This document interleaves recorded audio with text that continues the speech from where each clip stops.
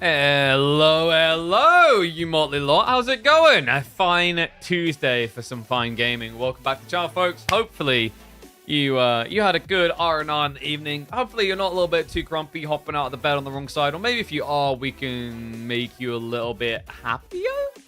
Wait, no, I shouldn't talk like that. That makes me sound like a masseuse parlor. Maybe we can make the day a little bit less sucky. Okay, that sounds more like, you know, general medium positivity without too much overload of expectations. And that's important because if there's anything I've learned in life, is to not set high expectations of oneself because I am only bound to disappoint all. Anyway, we have got some cool series today. So we've got VortiX series, Louis MT series. We also got B versus Myriad coming up live, GIF versus Wham possibility. So we've got a few other things that are like ready to smash out. First series of the day, actually, let me update that. It's cleaner if I just stay here until I bother to do it. I thought we'd tune in and check out the monster.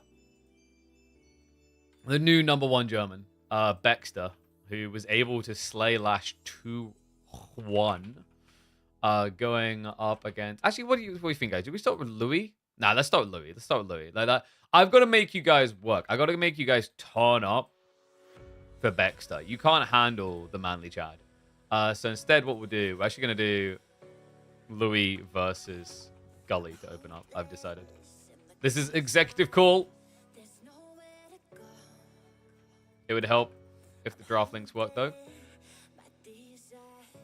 Why are the draft links not working? Game is drunk. Hello? Cow? Cow! This is Cow's fault. It's definitely Cow's fault. Why are they not working? They're just not working, like the draft links? Hello? Oh my god, Louis is drunk. He literally linked the wrong things. What a pleb. They literally don't exist. Alright, GG. You guys can't see the draft. You just have to imagine the draft. Alright, it's Louis and Gully. I think you guys can, like, you have some inklings by now of what those two would pick. Oh, dude, you're gonna make me do push-ups? My back is completely crooked. Like, why are you being mean? Like, why are you bully? Like, there's like racism against pigeons, man. I don't get, like, what the hell this is. Like, Dutch people just offended by pigeons? It doesn't make sense, okay? We fly in the air, and you people are so tall, you basically live in the air with your heads anyway, so... Mirrors. Oh, you're gonna make me drink stuff as well? Alright, I'll do the drink first. What happened to my back? I don't know. Like, 2 or 3 days ago, I woke up and I felt weak, so I must have slept in a weird way. And it makes no sense, because, like, when I sleep, I already sleep in the most extravagantly stupid ways possible. Like, we're talking, like, I contort my body. I always have. Like, anyone else like this, I find it weirdly comfortable to, like, just like, be on my side and shift twist over and then, like, cock my leg up and, like, twist even more. Like, you know, or, like, I don't know what it's about. Like, and then, like, laying on my back, I've tried to do that because it's technically meant to be the healthiest way to sleep. But, like, for me, I'm like, this is just weird. You know what's weird about just laying on your back? I hate the way that, like, your feet get disrupted by the duvet. Anyone else get this? Like, the duvet is just there to hate you. Like, the duvet is legitimately just there to screw with the position of your feet. You're like, you know, I feel like I'd like to lay with my feet like this. And then the duvet is, like, weighing down. It's like, and you go like this. It's like, dude, I'm not, like, trying to walk like a clown here. Let my feet be where my feet are going to be. Why am I being disrupted by the sheet that is meant to serve me for the purpose of enjoying sleep? But yeah, like, I don't know. I get like, all up in a lot of weird positions. I'm trying to think, like, if there's been a weirder one. Like, I don't know. Like, it's weird to me, the idea that I feel comfortable essentially contorting my body by, like, over a 90-degree turn from what would logically be the alignment. You know what I mean? It's like, it's really weird. Wait, what have you linked? What have you linked?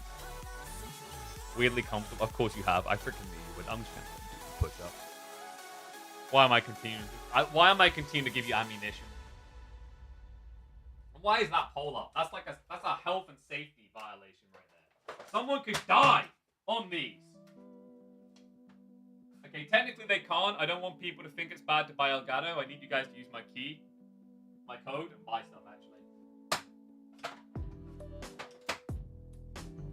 Let's get the mysterious black hole out of the way. I don't want people to think that I'm a stripper. Alright.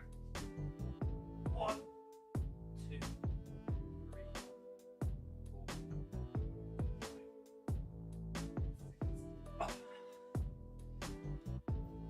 I gave some bonuses there. Hey, Arkag. Yo. You see the online payment card limit by 44 euros, so your bank is going to raise it. Wait, what? You don't what? So you're like, I'm a buy. And then you just like...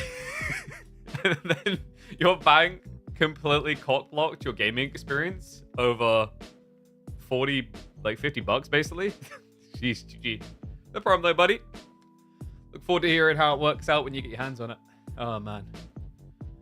Yeah. I just like I backstocked because I knew someone else was like statistically probable to like just press the same push-up button because they always freaking do. All right. Anyway, let's get ready to go with the first series of the day. So we are gonna be opening up with a Gully versus Louis. Oui. Très bien. The number one French player. Wait, that's not right. Honestly, like anyone else feel like Louis sounds more French than Marine Lord? At least on name. Like Marine Lord chose like this kind of like. Now outdated reference. It's a StarCraft reference. He's not a StarCraft player anymore. And then you just got Louis with a more French name. Bro, what's going on? My chat server's not showing correctly. That's weird. And I just realized I forgot to go live. 1 second. I like on one of the platforms I didn't hit the live in the end. Oops. I got too excited. Like, I literally just had to press the button and didn't press the button.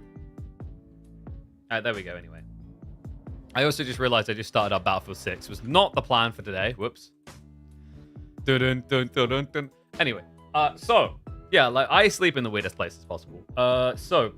Not weirdest ways, not the weirdest places. That's a lot odder, okay?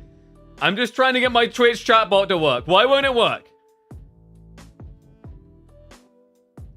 Dude, it's just failing. It's error 500ing me. I don't even remember what error 500 means. Like, how did we get through 499 errors to this? Go to 240 hertz OLED monitor for only 300 euros. Damn! That's pretty cheap. I still need to get a sponsor to send me an OLED. I'm bummed out, man. Like, back in September, I was in talks about it. I was like, yes! Let's do it! Let's go! We're finally going to do a Cyberpunk playthrough. And then they're like, I'm sorry, we couldn't do it right now. I'm like, God damn it! No! No! Why is, like, the chat, even the chat overlays, like, you guys see that? You've got, like, a connecting. Hold on a sec. What the... What? Like, why can't I just have a stream that starts without everything breaking? Like, is that really so much to ask for? Just once. Just maybe, just once. In, like, a blue moon. Instead, I have to go into my taskbar. I have to end tasks. I have to crush them. And then I have to say, what up? Thank you very much, boy. Appreciate the sub, mate. Should have gotten a better setup. What are you on about? Like, everything but my monitor now is GigaChat. My mouse and keyboard are better than your mouse and keyboard. My PC's better than your PC. I'm sorry, it's just a fact. I got Logitech. I've got PC Specialist. You can't beat it. You're inferior. My laptop is definitely better than your laptop. Change to Linux? I'd rather not. I like to play every single game possible in my arsenal, not just a limited number. Does Heroes of Might and Magic by default run with Linux? Answer me that. I actually don't know the answer to that. Bro, like, what? It's now saying that there's a version of the bot running already, but there's no version of the bot running. I don't know what happened to 10-4 Tim. I ate him. You don't know how I've been getting a little bit fat recently. I just started wolfing him down. I was like, you've always looked so delicious. Like 2 peaches? No, I'm not going to finish that statement. Anyway. Yeah, he's gone. He's part of my digestive tract. You can talk to him in my toilet in like 3 weeks. Jeez, okay, I'm sorry. I'm taking this too far.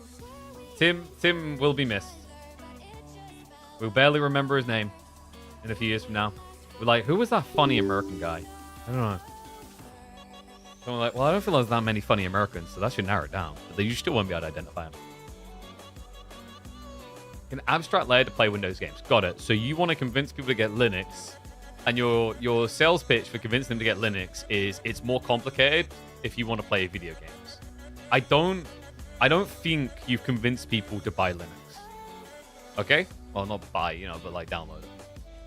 This is always the hilarity that I run through though. Like I appreciate the things that Linux can do, but quite often the sales points around them is like, so the system is more complicated than running Windows, and the answer is simply yes. Bro, what is going on with StreamerBot? Why won't you work? Work! Okay, I'm going through some things right now with StreamerBot. It won't work. It's like the chat is now just errored right now. Like you guys can see that, right? It's like it's showing you guys, but it's also showing connecting. So like if I go in game, like look at that stupid thing. Like what is it? Why? Why you do? Let me try purging it and then rewriting it.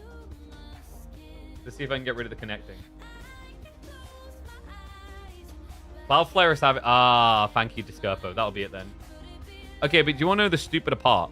Cloudflare might be having issues, but it's running fine on... So, like, the chat bot is open perfectly fine on my primary PC, but on my laptop's not. So now what? Like, chat is just broken? I guess I should have just left you guys as is. Now you're even worse. I didn't think it was possible, but I made you a worse person. Sorry. Okay, so that's cursed. Yo, you know what's not though? Screw that. We're changing gears here. GF versus Wham is apparently happening right now. I just got updated, so we're gonna prioritize that, and then we'll hop into Louis afterwards. All right, so let me get that draft. Boom, boom, boom, boom, boom. What we got? They drafted. Well, they just said that now. I guess he means in like 2 minutes. Like hold your horses. Yeah, I wondered when this series was going to be happening because GIF basically is available in the morning, and then Wham obviously is not in Europe, so good luck with that. But looks. Wait. StreamerBot, it's working. It's working. Wait, it's working. I think we're done. We're done. No! We were so close. Actually, wait. No, you guys might type something. Chat. Type loads of messages. Make my chat look like it's actually busy. You guys exist. Congratulations, you're a human being now. Well, I wouldn't go that far, but like you exist, so have fun with that. I still can't load the chat on top for me, and this is probably confusing for TikTok. Actually, I need to figure that out. I've been trying to figure a way of like for TikTok of like integrating them there. Also, I've said Twitch like 15 times, and apparently that's bad because apparently there's a rumor going around that you get shadow banned, not per stream if you just say other platforms names. Now, I don't know if that's entirely true, but like, you know, tinfoil hat on, I wouldn't be surprised with a lot of platforms.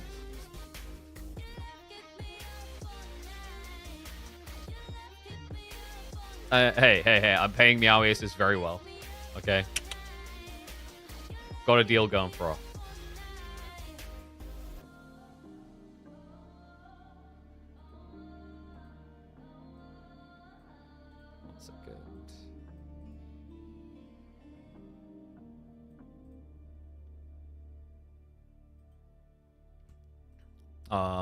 Okay, so they're drafting... Wait, I just realized I need to update their names. This is not now Louis. This is Wham and the infamous GIF. Wait, I just typed that into the map draft. I'm having a day, guys. I'm like typing everything in the wrong place. Like, it's hard being me, okay? You don't realize, okay? Waking up, looking in the mirror, seeing all this, like, it's difficult. Okay? It's a lot to live up to. That didn't go where you think it was going. All right, so I just need to... What cameras I got on my setup? So I've got the old one, haven't I?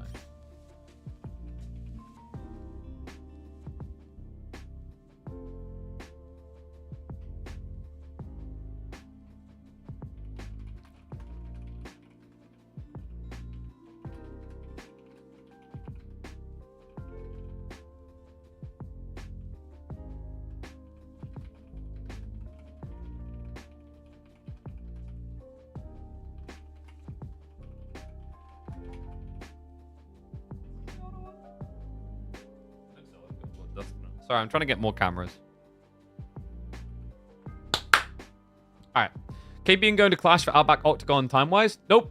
Because Drongo is only meant to do that on Wednesdays, right? Because it would be a complete and utter oversight of silliness to do it on the Thursday. So I'm just going to assume that Drongo has the foresight to only do it on Wednesdays. Am I right, chat? Am I right? I believe I'm right. There you go. Golf clappers. Nope, I'm not right. He decided to be a numpty and book it on the Thursdays. Fuck's sake. Why? Why? There's literally been a weekly tournament with finals on Thursdays for the last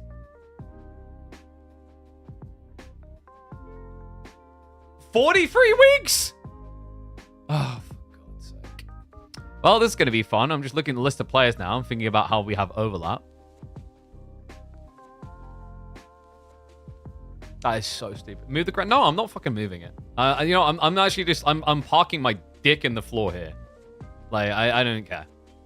It's like, if people start dropping out, then I'll just be like, screw it, middle fingers, and just won't do it. Like, dude, come on. Like, legit, why is it that people can't just talk to other people in this scene? This isn't like a shade at Drongo's, but it's just in general. We just all do our own thing, and we know we're going to screw each other over at some point, but like, let's at least try to minimize the screwing to the hotel room and not just be dogging each other in the car park. Jesus.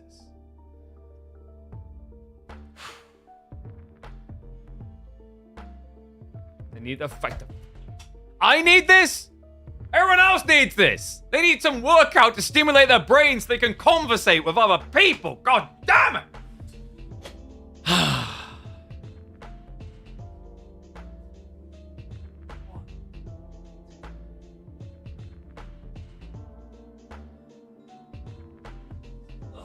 Screw up. I taxed myself more. I can just stare at my ass.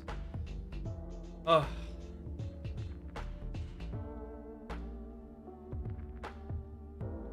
Just shy on the no casting one? Oh, free. I'll take like 15 of those to shut me down at this rate. Like, seriously, I don't get it, man.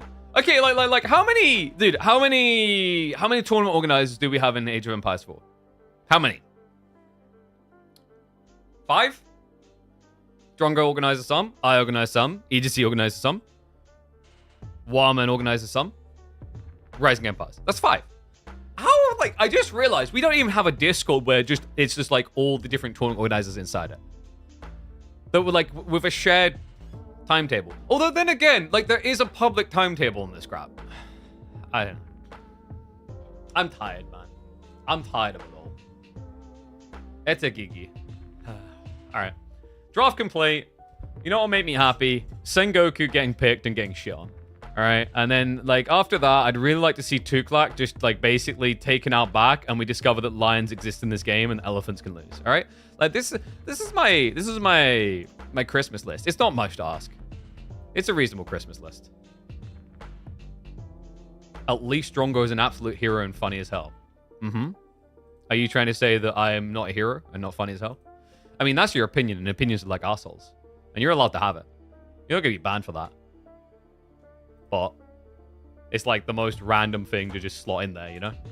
This is live? No, I'm just like, I'm a sentient recording from the past. This is indeed live. Wham and Jiff literally just drafted.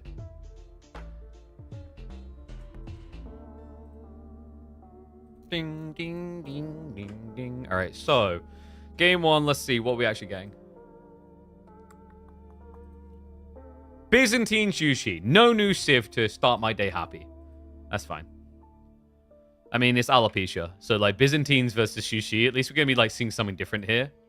Because, like, Byzantines is a little bit unusual on a map that has, like, a lot of deer.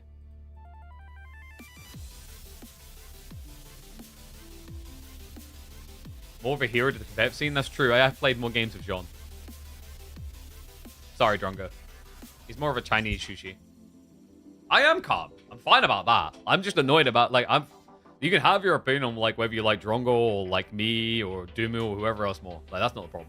The thing that I'm molding about is, like, how the hell is it? Like, we basically both do Microsoft tournaments, and now I'm just annoyed at the possibility. Like, I can already foresee the last second, oh, I can't play the grand finals.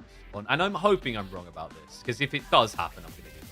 It may be that, like, Drongo has just been a G, and he's already anticipated, like, the matchups. And I hope that's the case.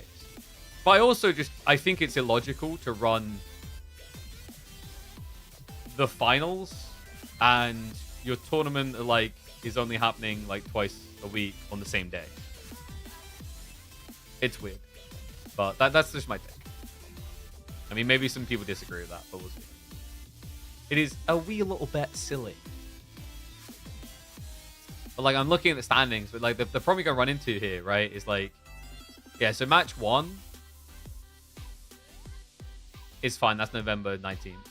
It's match 2 and match 3. And match 2 and match 3 include Killyardi, Lucifron, who both play the KPMM. And then like game 2 of match 3. Oh, sorry, no, game 4 rather includes like Myriad, VortiX, Wham. Like, you see, there's gonna be overlap here. I can already feel it. And I'm gonna headbutt a keyboard. All right. Anyway, Boyo should be loading in. Let's get ready for game number 1. Let's feng shui and take my mind off of bad things. What are you doing, mate? Trying to not have an aneurysm. All right, game 1. Let's go. Jif versus Wham. Let's go. Maybe. Sorry, I gotta hide that. Oh, by the way, because I think we've got a delay. We got a delay. All right. While we've got a delay, this is a perfect time to talk about... Wow, that was a lot of spam in chat. Guys, let me know if anyone knows how to get Nightbot to not be a douchebag about this. But the most recent link is the important one to talk about in this very moment. Because we have got coming back to talk to you guys about maybe something that's important. It's not the uppy pills. I know a lot of you are reaching that point in life where you have to worry about them. It's the hairy pills. You know? Like, now I've got like a hair cam here. So I can technically... Here, guys. Like, check my hairline. Check my hairline. Look how good it looks. Right? Like, look, you see the hair? Like, there's lots of hair. All that hair. A little bit too much hair, actually. I kind of need a haircut. But for some people out there, you can't get enough hair. Wait, no, that's the wrong one. We're talking about weight. All right, switching over. I'm having a real big day. I'm just basically upselling you. What we're talking about today is weight. Now, guys, look at... No, I'm not going to show you my belly. All right, let's just say I'm not in need of it. But, like, some people, you know, the trimmings just ain't going to get cut by themselves. Workout plan's not working for whatever reason. If you're one of those people, Hims can solve that for you. You already heard about the other things they provide, but they want me to talk about the weight loss. Because if you guys ever saw me a few years ago, I was a chubby pigeon. I was lucky enough to be able to do it organically. Some people struggle with that. So if you're one of the people that do struggle with that, go across the Hims website, go through this survey. It's going to ask you a bunch of questions, and then it will be able to recommend a course of treatment. And then, obviously, you'll pay for it because, you know, drugs usually aren't free. And hopefully, it'll be able to get you where you're looking to get on your journey. Whether it's fitting into a bridesmaid dress without telling your wife that you're trying to get into hers, or possibly it's the fact that you need to get a bride in the first place. Maybe Hims could be the solution for you. So check them out. !Hims. Thank you to them for sponsoring the stream. And let's get ready to hop into the action. Holy crap, I covered all 3 things straight away. There is not a bald spot. What are you on about? Supposed to name all of them? Dude, is there another one I'm not aware of? We basically covered uppy pills, freaking balding, and slimming down. I think we smashed all of them in there. And yeah, thank you, Finn. I appreciate that. Let's go with clappers. Like, can we, you've probably heard integrations done for Hims before, but can we just appreciate how smooth and engaging that whole experience was? Please, I need someone to ego chow me here right now. Pet my head. Pet my luscious hair full head. And then maybe you can rub my belly. Okay, now it's actually getting weird. I've crossed the line. It's weird because usually Twitch chat are the ones that do that. I'm just going to distract now by opening a can of apple and Fiji. So, that's me. That's what I do. What you gonna do? Oh, let's move that mic away. Because my loud-ass mouth is too high. Is there a pill to make you grow?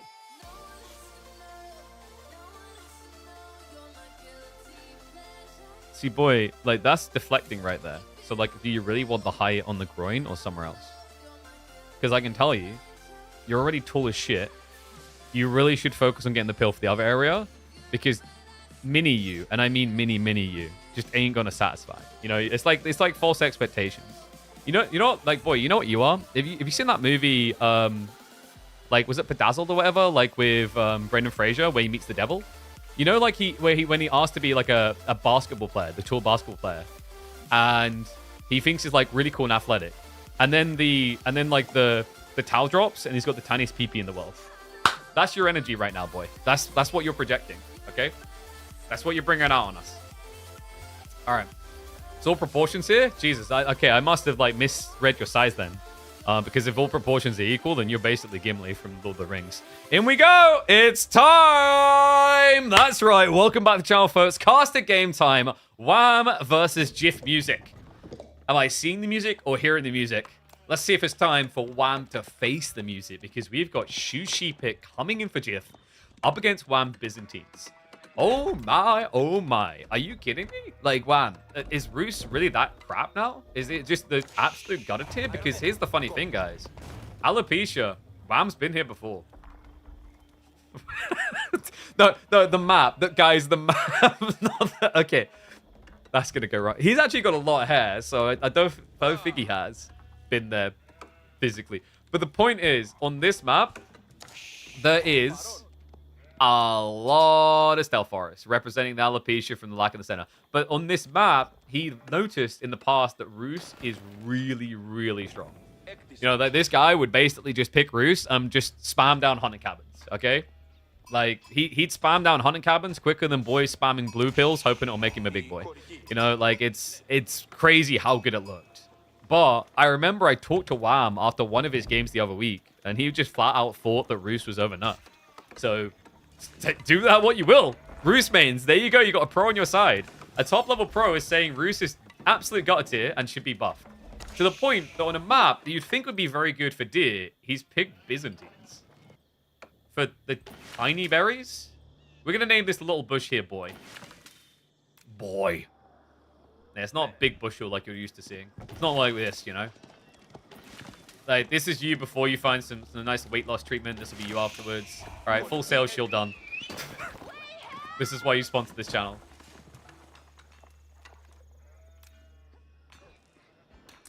GIF.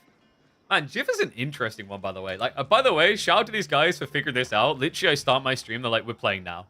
Because this should have been the impossible matchup of the week, yet these guys were more organized in their scheduling than other people in the week that are in the same time zone. I kid you not. GIF, his availability is typically in the morning in the UK time, and Wham is in Canada. So the only time he's available in UK time is when it's time to be a colony again. But like in real life time, it's quite the early risings. So shout out to both of those boys for turning up. Okay, and I wonder what the strat's going to be here. Because like Shushi have been looking pretty funky, you know? The weird part is like we've been seeing a return to 2 TC builds. But I don't think we're going to see that here. It's not to say GIF is unfamiliar with the way of 2 TCs. For those that don't remember, GIF started off in our eyes as an English main. As many people did. As much of the world did, really. Colonialism, Royal Britannia, you know, all those things, really, when you think about it. Most people are, you know, secretly deep down Brits. Willing or unwilling. And that is actually a pretty cool meditation garden. He smashes it straight in the stealth forest. Because GIF is secretly best friends with Wham, and they are full kawaii guys. So he wants to get rid of the stealth forest, because in case you guys didn't realize, Wham hates stealth forest. He's one of the players that has been very vocal about it. The irony is, he quite often picks Pigeon View when it's in rotation. I am curious to see if it got picked today. I will laugh. Okay, no, it didn't. We got Dry Ream and Frisian for the rest of the draft. Our boy can help. Our boy can help. Alright, so we are getting... Wait, Hippodrome? Huh. I'm used to seeing this with Macedonians, but this is not Macedonians, guys. This is OG Byzantines. So, something a little bit spicy and different, actually. It's been a while since we've seen Hippodrome. I feel like it was almost a fad. You know, it had its place and its counterplays, but it's almost like people just grew out of it. You know? Like a giant tower that started off small. I'm referring to the Golden Horn Tower build. Most people just don't bother with this because you're just trying to fast cast with this civ. But, you know what I'm thinking, guys? Like, this is a cool way of utilizing the deer.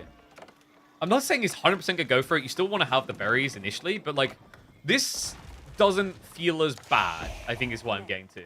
Like, this feels actually quite rewarding, is that you can now play out into the deer, inflate more horsemen, go cataphracts, and not feel terrible. You think we're getting pro scout Byzantines? Dude, I've been waiting for that for way too long. All right, only one player's tried it, Crackety, and do you want to know where he is in competitive play right now? He's not playing. So, like, sorry, Crackety. I wanted it. I dreamed of it. Because, like, technically, your scouts are Giga Chads. They would hit 5 times harder than a standard scout against a villager, for example. I need to see the mascot trap. Like, why are we doing this lame old crap of like, I'm going to build horsemen and lumber? The recent English buffs are relatively insignificant. I would disagree. We've seen some English picks, and they've looked okay. Better than they have in the past. Keep in mind, you might see them in the series. Jiff already picked them. Is AoE4 well down? Yes. Which is why you should come here instead.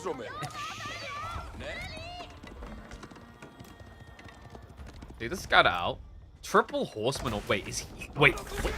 Is he ego-chowling horseman? I mean, technically, with Gully horses, it's not as insane as you'd think, guys. Because if he gets Gully horses, he gets 20% more attack speed, so that's like an extra 1.8 damage. Okay, it's pretty bad. I was like, it's not terrible, and then I say it out loud, like, oh, it's not the best. Did he go pro scouts, by the way? It would be nice if it was possible to select buildings with ease. No pro scouts. So he's just ham-fisting mass horsemen. Dude, Jiff is crazy.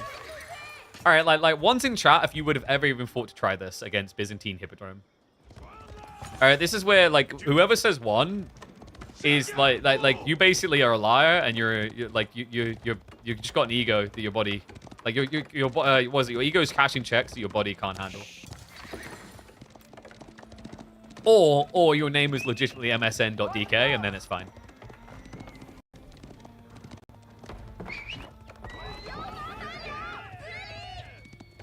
Norseman? I'm gonna have a poke at it.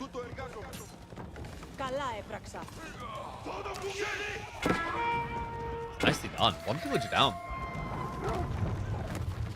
Okay, so this is looking pretty solid so far. I'm impressed. He's even griefing the attempt to set up the extra systems. We've got a sneak out, by the way. Yeah, he's going on berries on the Y flank. Yeah, because he's going Kekix.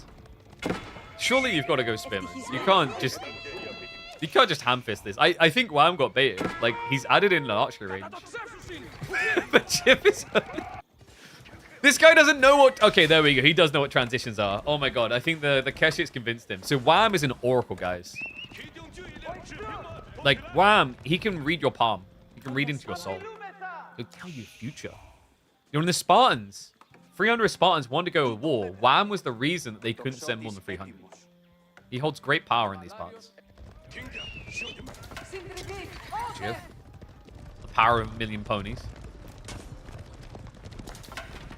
You ever feel like these guys should enter like a synchronized dancing competition? Like they always move in perfect sync. You know, turn north, turn south. No delay, no hesitation. These guys are very clearly connected by like 5G. You guys ever see that game? It's a strategy game where you were a messenger for the king, essentially. And like it was kind of an interesting idea because like you would give orders on what you want your kingdom to do, but they wouldn't do it straight away. It's conceptually really cool. But I think we can all agree universally, playing that game is a pain in the ballsack. I want to just click and you just go do something. If I have to jump through hoops, like, oh, there's going to be like a 20-day delay on that. You didn't get advanced shipping. Oh, you didn't use the giant cannon to shoot your messenger at the other castle. That's going to take an extra 5 days. I don't want that. But it is a cool idea. Can we just agree that the blue horsemen look much cooler as well? Like, actually, I never really realized this. Keshik's in there, but he's not even front lining with them. Who cares? Press one button, win the game. Spearman coming in behind. The Keshik are clubbing them down, though, and the horsemen are lasting longer than you expect. The archer has also contributed a lot of damage. I think this game might already be over. What? All right, guys. Can confirm the ego-chowling hippodrome does not work. I mean, why did he stand there? Like, that's the crazy part to me. Jiff, all he had to do was run away. That was the Lamau moment. He pressed the button. You leave. That's like when you're a robber and you're breaking and entering and you hear the cocking of a shotgun. You don't continue into the house. You climb back out the window and run. But no, for some reason, Jiff, he ego-chowed at full. He's going to continue to try to do so. I mean, the Triumph has now ran out, but he's ticking up extra charges with this type of dive. And there it is, activates it again. Jiff is a psychopath. So we've got a psychic versus a psychopath based on the palm readings. What? What? What am I watching?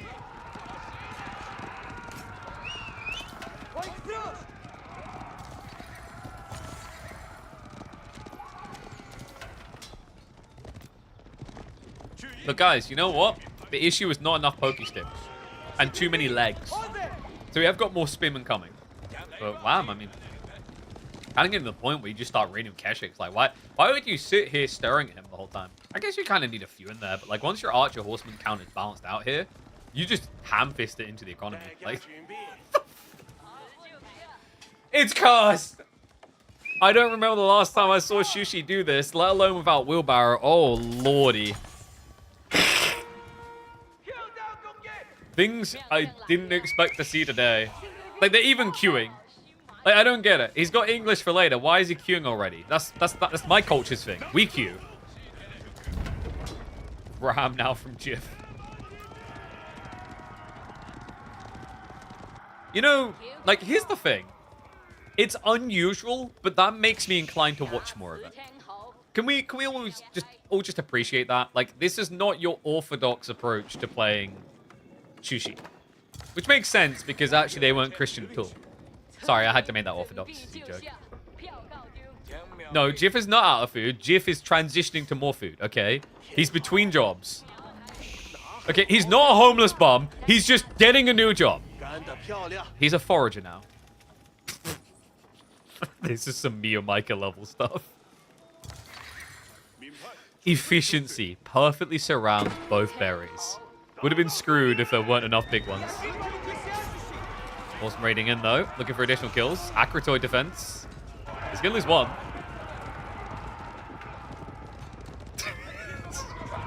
I can't help but feel this is, like, just ignoring the real problem, though. There's more Keshiks coming. He's going Palace Guard now. We do finally have Dally Horses, which, by the way, would have been the one way for him to win that first big fight. I'm kind of shocked it wasn't there, but, like, you know, it's expensive to slot in. Like, you are spending a pretty penny there, right? 250 resources is 2 horsemen. Did I see the Game Awards nominees? I have not glanced the full list. I know that there's, like, one in there, multiplayer, which is, like, Arc Raiders, and then, like, what, Battlefield? And I'll be honest with you, I don't think Battlefield's going to get it, because I think they kind of dropped the ball. The approach to the release of the BR was not ideal. It's okay, but I think, like, it just... As a person who enjoys the base game a lot, or did, there's a lot of things that don't seem to be fixed there, like around hit detection, that makes me feel that they kind of, like, have ignored me as a player. But I can't speak to Arc Raiders, because I haven't played it. I've heard good things. But, you know, like, I already don't have any life because of the amount of hours I spend talking to you guys on the interwebs. So, like, if you think I've now got time to go invest in an EFT-style game, sheesh. Only if you can start selling accounts. If it was like an EVE economy, I could at least justify it to myself. And oh my god. The whole army turns up for a wolf kill. What is this? 38! There isn't enough berries here! Wait, is that? No, they block you. Guys, this is hurting me. This is hurting. The more I watch, the more I paid. Those berries are being ravaged right now. Oh my god. It's not Jiv's fault. It's the map creator for putting the berries too close. And Jiv, he now sees the deer because he took the outpost, but he hasn't gone for it. But we have got a big divide push in here. Horseman leading the way. Really needs to let the spearman through, though. House Guard mixed in as well. Hold! Hold! He's got a cavalry line raiding right now, so he's a little bit thinner on the defense. And maybe not thin enough. It's looking bad. Wham! He loses the mass. The Keshiks are still alive. Hippodrome on cooldown right now. Ram is going in for the good time. Wham just trying to repair up. It's going to force the dive here, but it's only melee units making it hard to get the kills on the repairers. And Wham is such a god of these garrisons. Garrison Lord over here. Wham should rename himself from Daniel to Gary after that one. Woo-hoo-hoo! Perfectly optimized. Full elimination. And Exterminatus now on the way. GG called. A short game. Shorter than a hobbit, but a damn wacky one to be sure. Let me know what you thought about this, guys. When was the last time you saw someone shuffling around the map with sushi like that? he's a psychopath, man. I love this guy. He's a psychopath. That's one of the weirdest ways I've seen sushi played. I'm gonna upload that game. I don't care. Watch it get 200 views, and then I'm just like, I don't give a crap anymore. Like, that game deserves to be seen. That was so freaking wild the way he played that.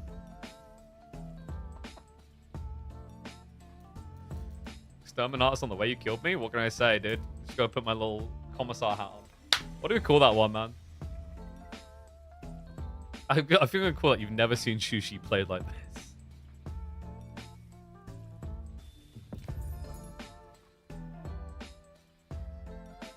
What's another word for arrogance that's less mean? I might call it, you've never seen sushi with such, like, not arrogant.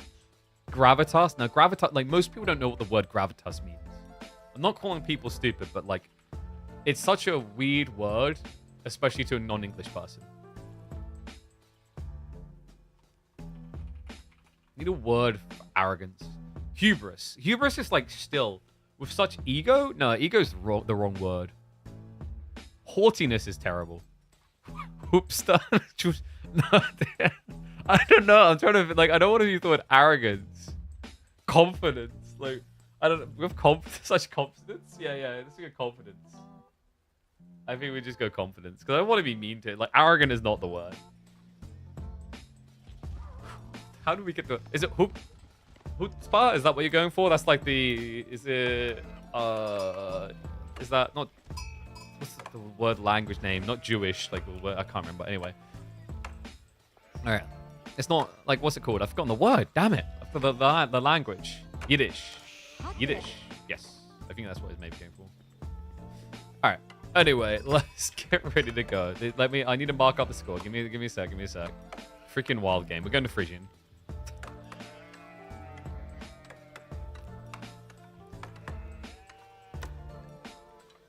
This man is absolutely crazy, and I need more of it. Jif just entertained us with one of the funniest sushi games I think I've seen this year.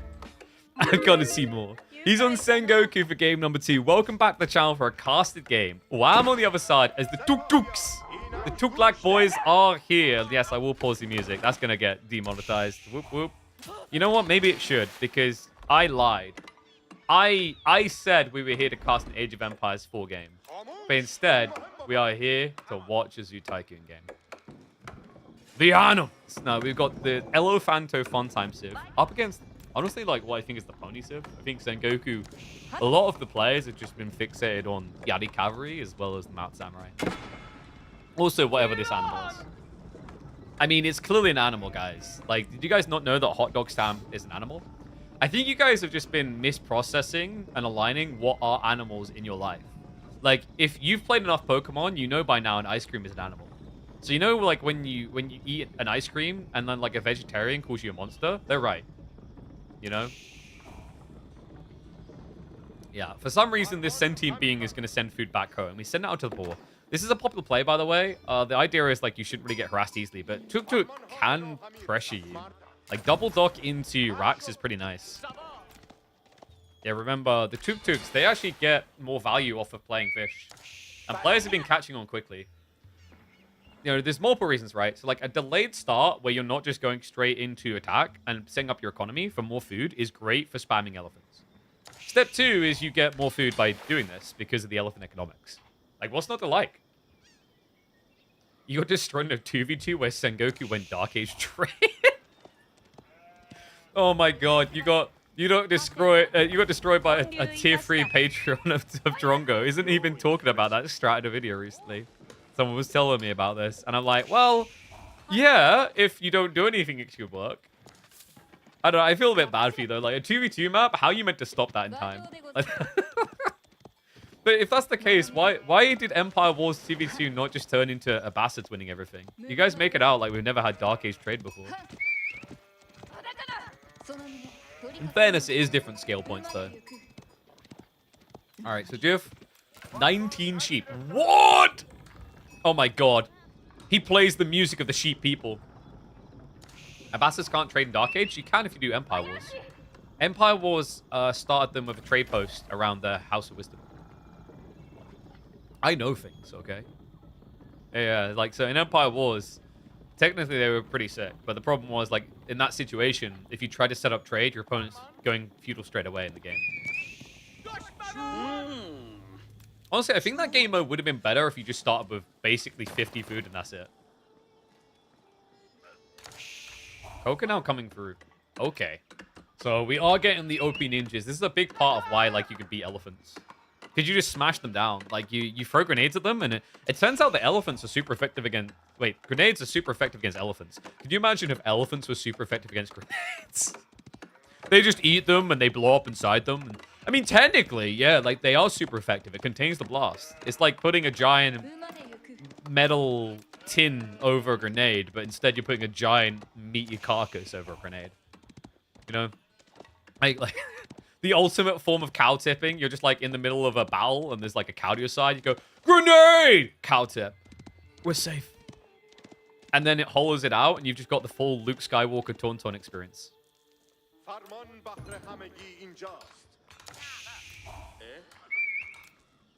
Alright, so Wham, he is going to scout and move out from Diff. Like, this is a very late time to be going fishing. You know, like, so late, it's now almost midnight, and you can't see what you're doing on the lake, and no one's got any lights, and all of a sudden you wonder why you just get jumped by the sea people, and no one finds your body. That's the trick, guys. The sea people always come out at night when there's no lights. That is why, if I was to ever go fishing, I would bring my nightlight. Problem is, I don't know where I plug it in, but it's the thought that counts. Food carts move as choppily as the Tower of the Sultan. Yeah, but like if you follow them, it's not as janky. You know, following your tie is a more peaceful experience, I think. See? No problem here. Ninja time! Wait, he's he goes for the sheep? Jiff, you monster!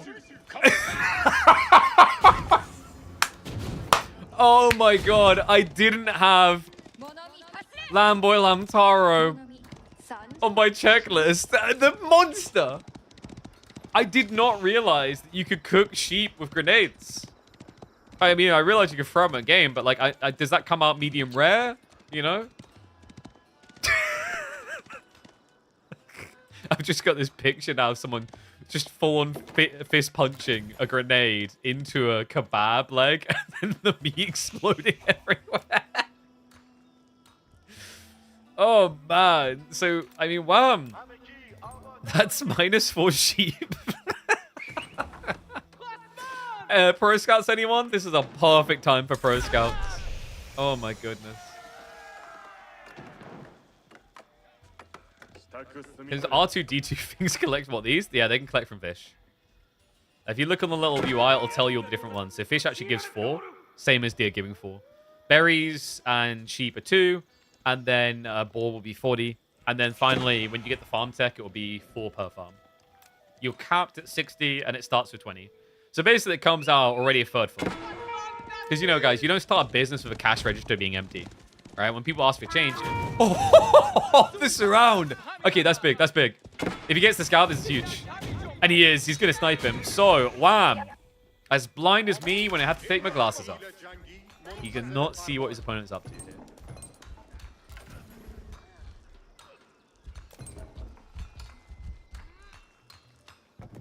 Yeah, like, actually, I do find it comical that we've essentially got two of the most broken things of the expansion up against each other. You've got the Elephants and the Ninja.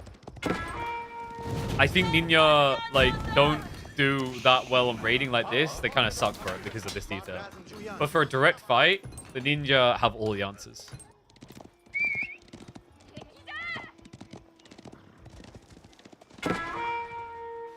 Bit of poke raiding, Jiff. Like, it doesn't feel great to raid Tuklak on fishing, as you're just seeing here. They attack back. Yeah, it turns out these boats have teeth. Oh my god, can you imagine a boat with teeth? It's like some sort of comic book villain's solution for fishing. You know, just the jaw opens on the front and just scoops up. Reminds me of that, what was it, Mortal Engines? That was a crazy concept. It's a shame that the story sucked So many. It lacked anything memorable. And I'm gutted by that, because I feel like if you have Hugo Weaving in your movie, it's almost immediately going to be a memorable affair. Like, that dude phoned in his Transformers performance, not liking doing it, and we still remember Transformers. I only just remembered the name Mortal Engines because I, like, was looking it up the other day because I got curious.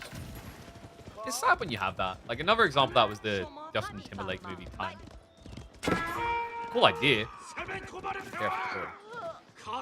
Like, apparently, Wham doesn't care for his workers. Nah, I'm kidding. This person was a sacrifice, okay?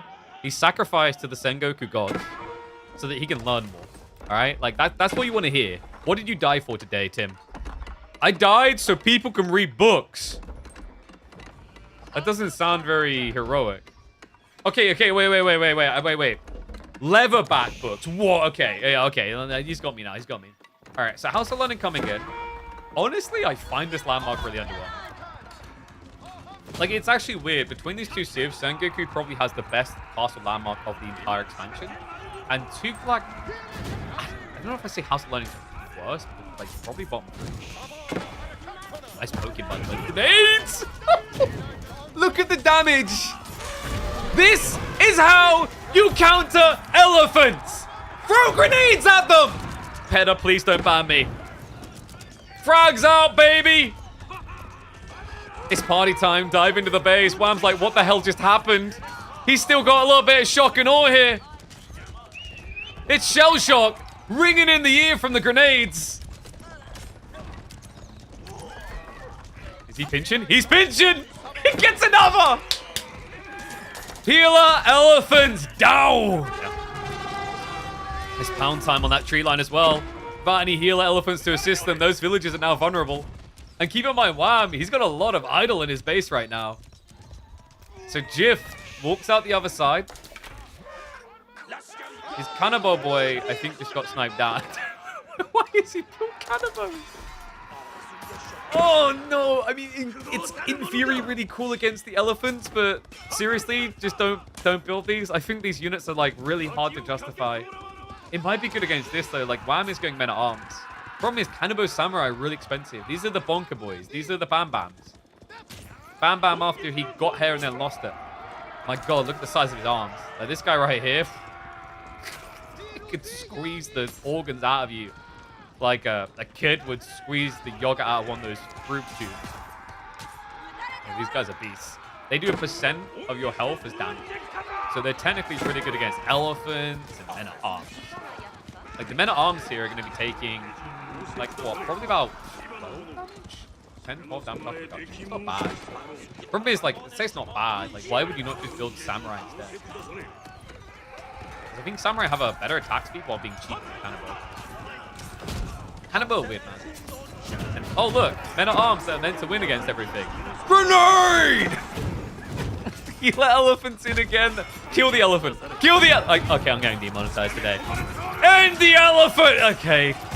He doesn't care. He's just trying to burst down the MAA. What? Jif. Okay, he gets one. Going for the second. Turns on the elephant now. Why was this not the primary target to begin with? Guess in the panic, Jif thought he had the burst. All right, guys. If he can survive for another 60 seconds. I don't know if Jif's got 60 seconds. He might be gone in 60 seconds. Nick caged out of this. Retreats away. Goal gathering underway still. Hater. Okay, no. Down he has got Hojo. Alright, guys, we need... hear me out. Level 2. Feudal Yuppie pose on the Samurai. Nah, it's... I don't think that's going to change much about the fight. I mean, it would be funny. Like, I feel like we should probably start passing out points for entertainment. Because, like, Jif is winning. By far the more entertaining part. No offense to Wham. It's just this boyo got away, man. Wham's just going to go home. He's like, my healer elephant. No. Where art thou, healer elephant? Don't worry, son. A new one's coming. No relics, though. Wham did just build his first monk. And we do have the Daimyo, which, yeah, Jif missed that the whole time, didn't he? I feel like people always do this. It's so hard for the keybinders to remember to build daimios. Like, you walk into battle, you're like, where's the general? Wake him up!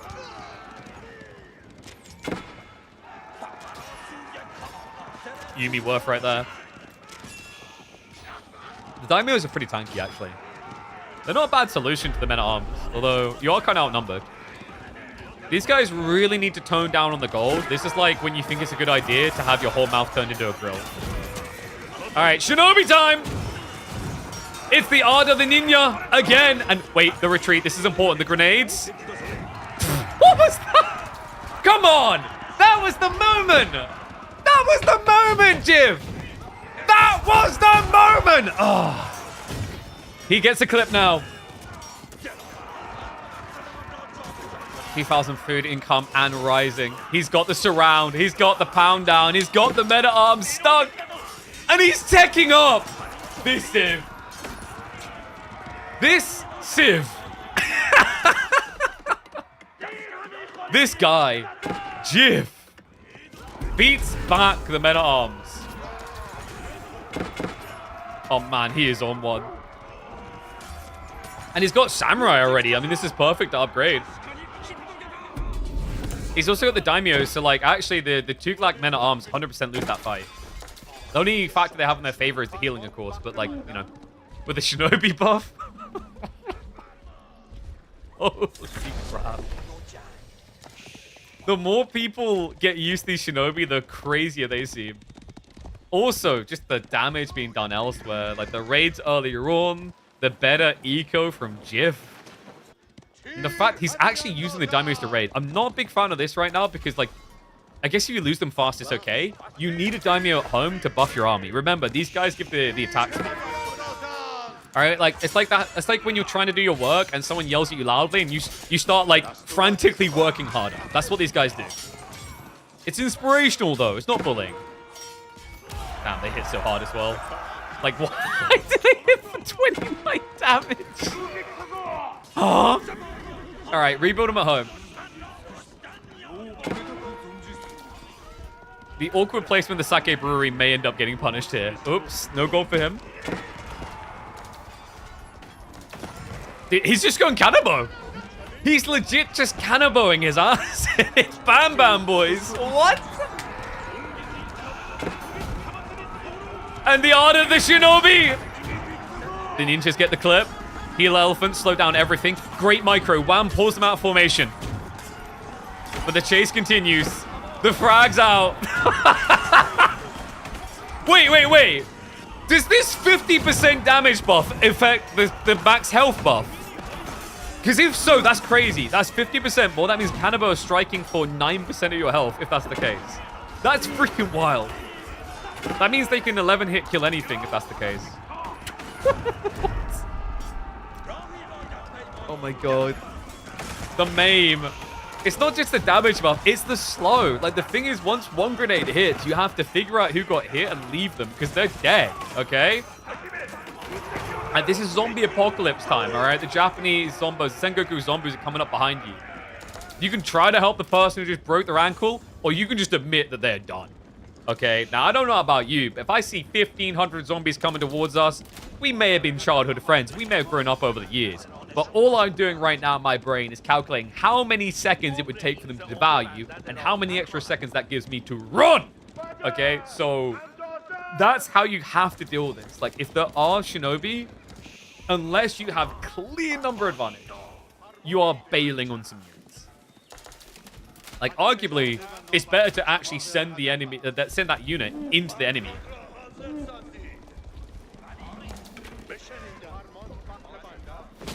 Man, what a cool comp from Jiff. This is the... Chat, is this the first time we've seen Bonker Boys look good? Is this the first time we've seen Bonker Boys look bonkers?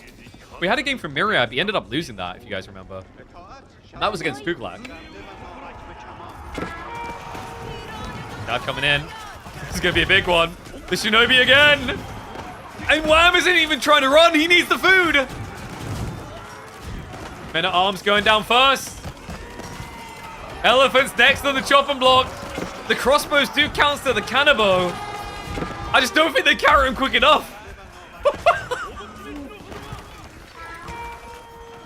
What a god.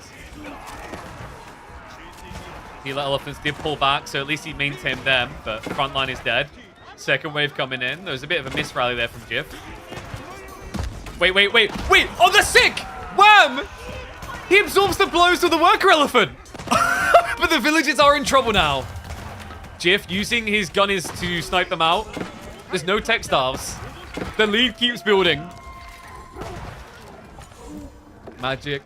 Missed the music, rather. Looking like magic here. He has been pushed away, but guys, keep in mind now, like you've seen a hard commitment to crossbows. His VortiX is still good for now, and he's switching comp now into Ashigaru and Yari Cavalry.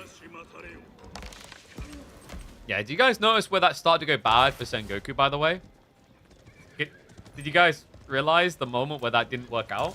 Turns out when you're in medieval times, you have frag grenades are quite favored in battles. But when you run out of frag grenades, you should probably run. Yeah. Like, I almost feel as if he could have easily ran at that point as well. Maybe it's deceptive, though, because the Kanabo is just so slow. I still don't know what to make of this unit. Like, I don't think it's these guys looking good. I think it's the fact they've got frag grenades coming in behind them that's looking good.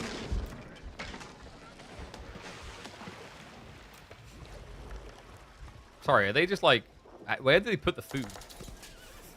Are they like just like gathering the food and then sticking it to the underside of the elephant? Like, I think this worker elephant has been confused into thinking that these are their children.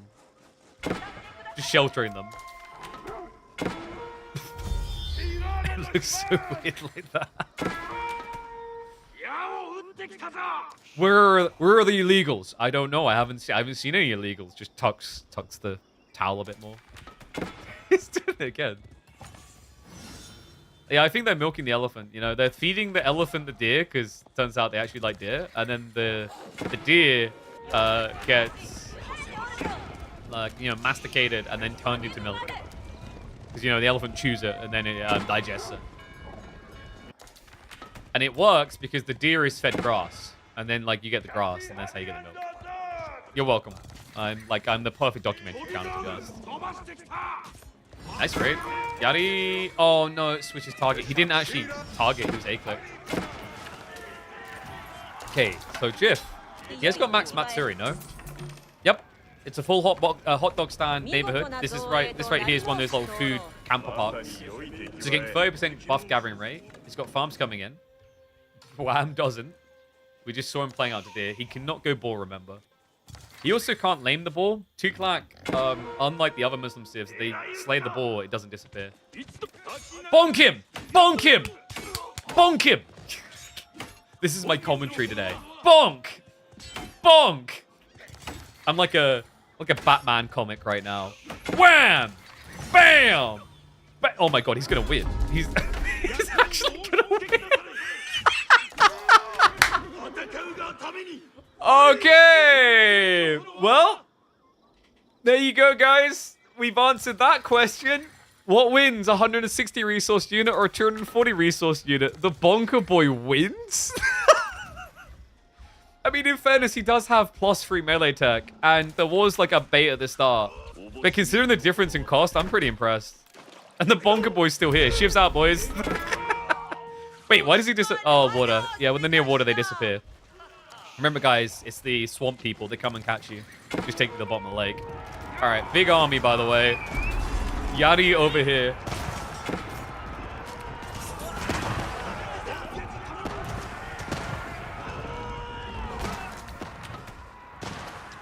Knock at the wall. As we know, guys, bullets are super effective against wood. If you just shoot wood until you overwhelm it, like, 1,500 times you shoot wood, then you reach tranquility. You reach the land of the chosen. Instead, though, he trusted the ponies. This is a stupidly large army. But you know what's going to make him feel a bit dopey? Guys, what did we forget to do? We didn't wake the general up again. There's no daimyo. Oh, man, I feel so bad for him. It's so easy for this to happen. Seriously, like, anyone who's played some Sengoku knows what I'm talking about. You almost just wish that the daimyos were in your standard production buildings after you get to the States. Just missing a 15% attack speed buff on the entire army right now. But he does have grenades. Yeah, down 15% attack speed, up 50% damage temporarily. Wallow's going to come out. Gunners, they go for the dive. They go for the dive. They get the kills. Relics on the ground. Wham. He's got a real elephant. But we've got real sticks. Big sticks. Cannibal are super effective. Clonk, donk, slam, dunked. It's a strike back. Meet Sengoku, the most epic period in Japanese history. An epic if you're the one picking it. Bam Bam's here. What? Dude. Bonker boys are bonkers. No, like, that's the name of the video, isn't it? Bonker boys are bonkers. Like, nothing about, like, I'm still, even though I said that as the Shinobi, bonker boys are bonkers.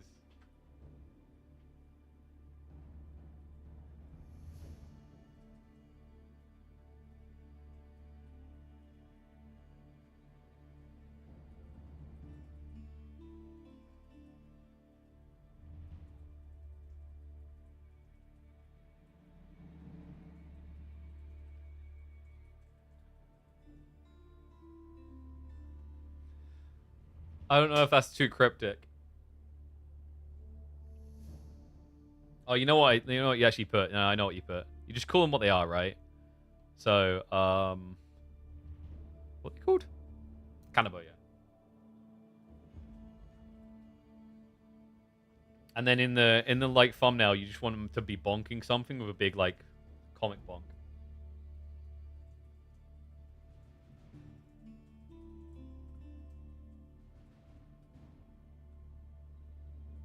I like that. I'm cooking. I'm cooking, man. I need to have a chef hat on right now. That's crazy, man. I'm pretty unhinged today. Nah, dude. I just feel like I'm letting loose. I'm letting loose the goose. I've transcended and changed it. I've steered into a different course. All right. The ship is no longer crashing into the iceberg. We're going to the new land of the chosen and opportunities and all that crap. Whatever America says they're about, we'll do those things. Guns, hookers, and drugs. Oh wait, no, that's definitely going to be demonetized. Luckily, that's not a YouTube video, but that isn't everything else. What's up, Romox? Thank you very much to Prime Sub, man. Welcome back to the Swarm. Can I get a tuki kaka? If you actually done a tuki kaka, you're a legend. You should, because that is a goated movie that should always be referenced in life. All right, final game. Dry Arabia. Normie crap, but maybe not Normie Sivs. English time? Mali! Ah, it's Mali. He wants to lose. It's Delhi Mali. Actually, in fairness, English definitely loses that too. All right, so Dry Arabia upcoming. Man, they took a while, like, prepping that though. Compared to the shift from game 1 to game 2, like there was some thought that had to come out there. I wonder if Wham was like, whoa, I kind of didn't expect us to be in G3. Or maybe he knew. Like, I do think that Sengoku is a good answer to Tuklak on that map. Is B going to play today? B is going to play in T-minus 2 hours! Can you believe it? 2 whole hours you have to wait. What could you possibly do for 2 hours? I'm gonna throw out an idea here, but you could watch the stream for 2 hours. Figured it out. And then you could watch him go up against Myriad. I've spoiled that. I mean, maybe Myriad, maybe XLav, XD. I hope we got enough games now.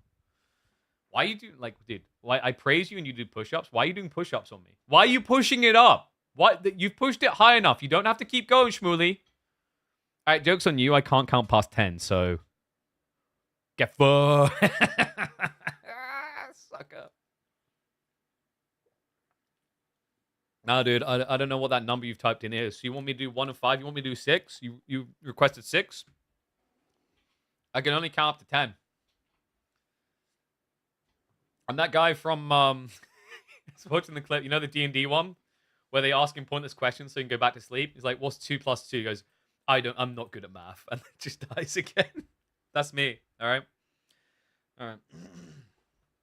Here we go. I'm dipping low like Christina Milan. 1, 2, 3, 4,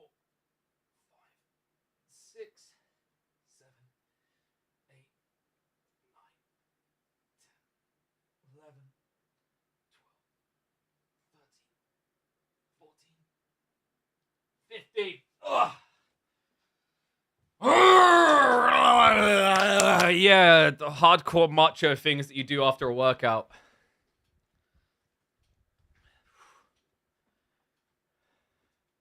You do the down bit of a push-up pretty well. Me too, man. Me too. I also really look forward to the up piece, where I get the fudge up off the ground and don't do them again.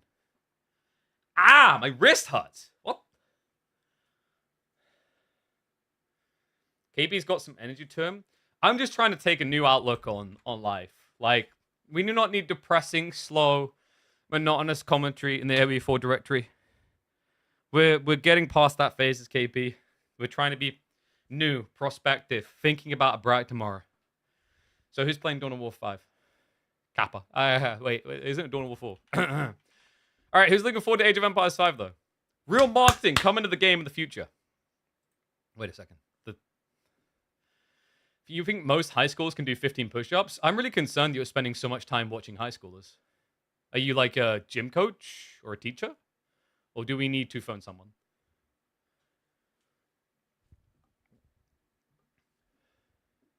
Think carefully about your next response. Will Numudan play today? Numudan is going to be playing against Killyardi. They're figuring out when. But that should be happening, yes.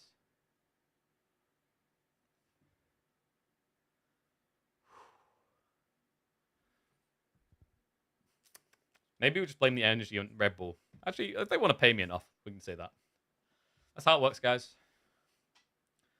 If Duracell came to me with enough money, I'd be like, I blame this energy on Duracell. Full sellout. Do you have a new mic? No, I've just moved it further away. Does it sound much worse?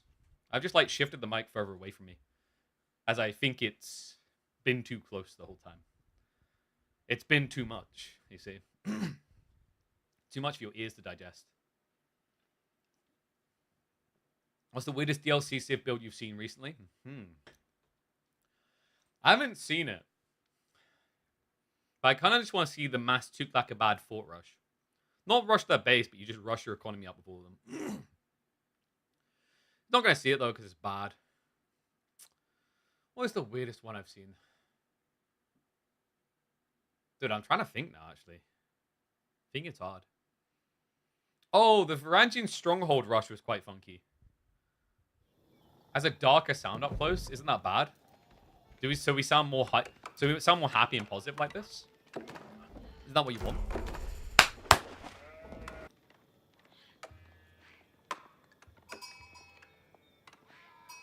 Wait.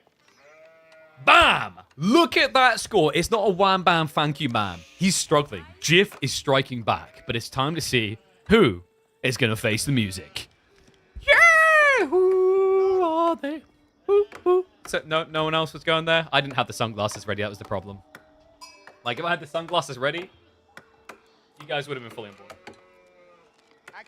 This is going to be a fun one. I say it's going to be a fun one because now, if it turns up on the YouTube side, it was a fun one, because otherwise it's just going to get ignored. But on a very delayed who are they? Yeah. Let's go ahead and...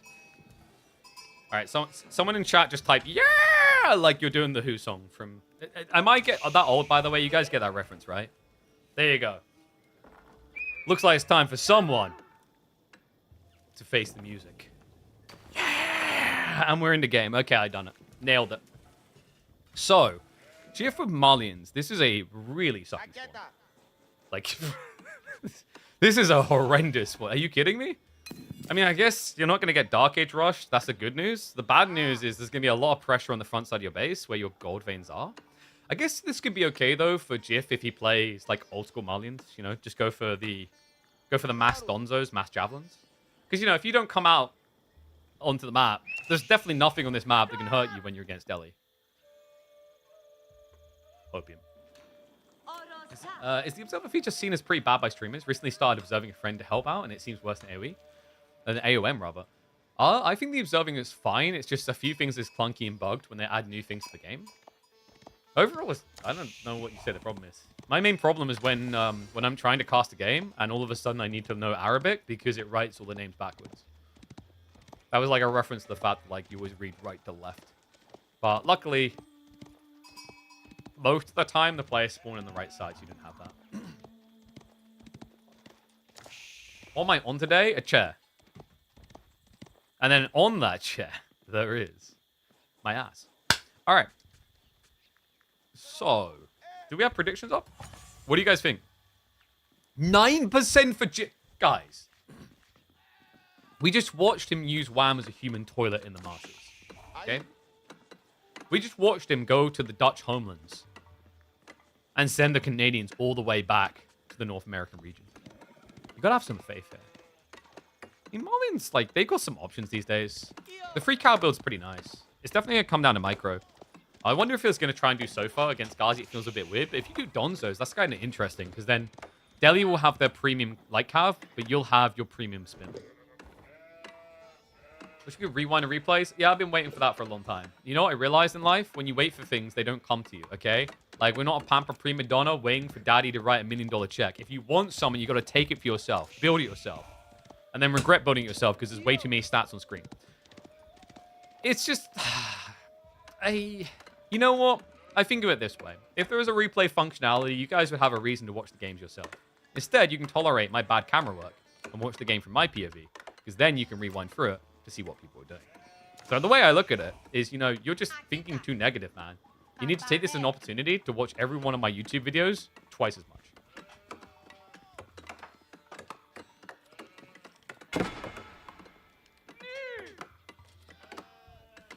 Is this Minecraft? Last time I checked, we don't have petards, so we can't be Minecraft. Nothing blows up to take out of a piece. Wait, there's demos. Yeah, but that's water. That's different. Everyone knows water doesn't count. Yeah. Like, water is... It's like people who main Fortnite. You don't have a soul, really. Jeez. Well, there goes me alienating the phone. I had to choose a community. I didn't know what community to choose. I was in a rush, okay? I didn't cast your ladder games? Well, I could. If you lose a bit more elo, you could be part of the low elo legend series. Da-da-da-da! It's just a matter of framing.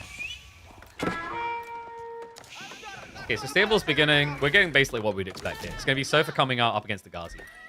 Someone get one of those little party, like, blow things and to celebrate that. As if we haven't seen these two opening strats all the time.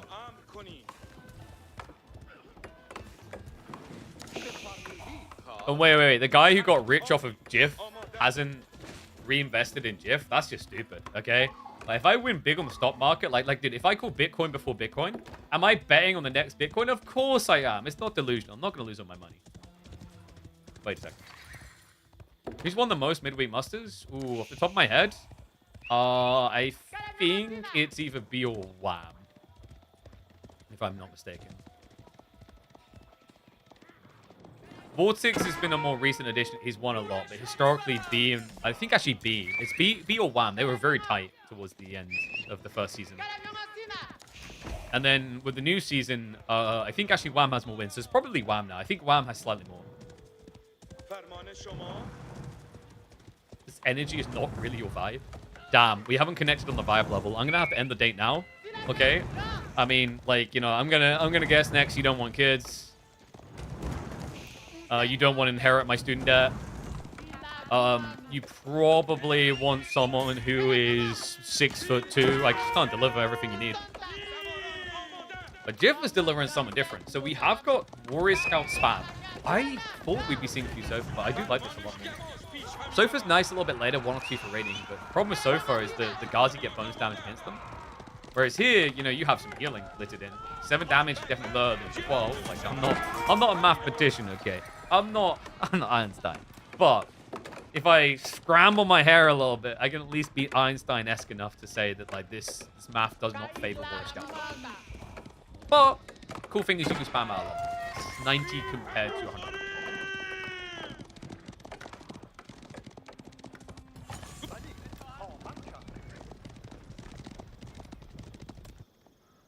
Should be a move for a Sacred Site soon, right? And I think that's what the Warrior Scout plan is about. Because he's got Donzos now to defend the base. That's right, hold javelins to their faces. Imagine bringing a shield that small and realizing that people have giant-ass javelins. Like, what? Dude, even if you catch it, it's going through your arm. Like, you're like the medieval version of Edward Scissorhands at that point, swinging around a pointy stick stuck to you. like the sound of the horse hooves. That's like a weird form of things to be crushed by that I'd ASMR enjoy. Oh. You know, like you go into an ASMR channel, normally you just hear like... Instead, you tune into this one, it's legitimately just the sound of a horse trampling over a body. This got dark. Alright, pound town time. Give it to him. What even is this sword? It's a timbre. Isn't a timbre more of a spear? It's basically a spear. He's basically clubbing you at the end of a spear. Like, how bad must you be at war for someone to club you at the end of the spear and just bleed? Oh yeah, I've got like a mace and a shield, and you know, like I also brought this horse 2 for 1 at my local Walmart, but damn, it was a steal of a steed, top end. What are you fighting with, buddy? I found a mule out back, and I got a broken spear here. Let me just give you the tip. T-push for the Donzo. Dabs on the way out, re-entrance with nice micro wham straight away. Tambers his ass out. Don says, whoa, Jiff, overextension.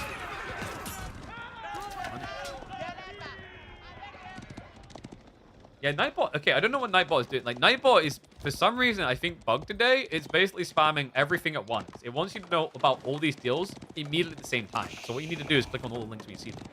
It's meant to be staggered. I've got one on 60, one on 30. Oh, yeah, the 31 will be together. But I've got one on 50 and one on 45. This shouldn't be that much.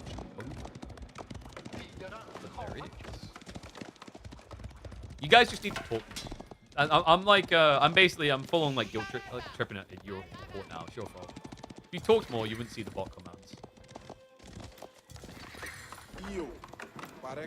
Yeah, just like that. Quick, 2 people in chat start having like a regular conversation. Like, hello, Tim. Hello, Margaret. How was your day, Tim? Oh, my day was great, Margaret. And then on a separate line, how was yours? Because, you know, like that, seeing conversation like that is going to convince more people that bots don't exist on Twitch. I'm pretty sure that's the type of conversation bots would have on Twitch. You know what's more human is when you guys just spam hog and K-Big hype. Like, that stuff is believable. Okay, so we have got Sofa now added in.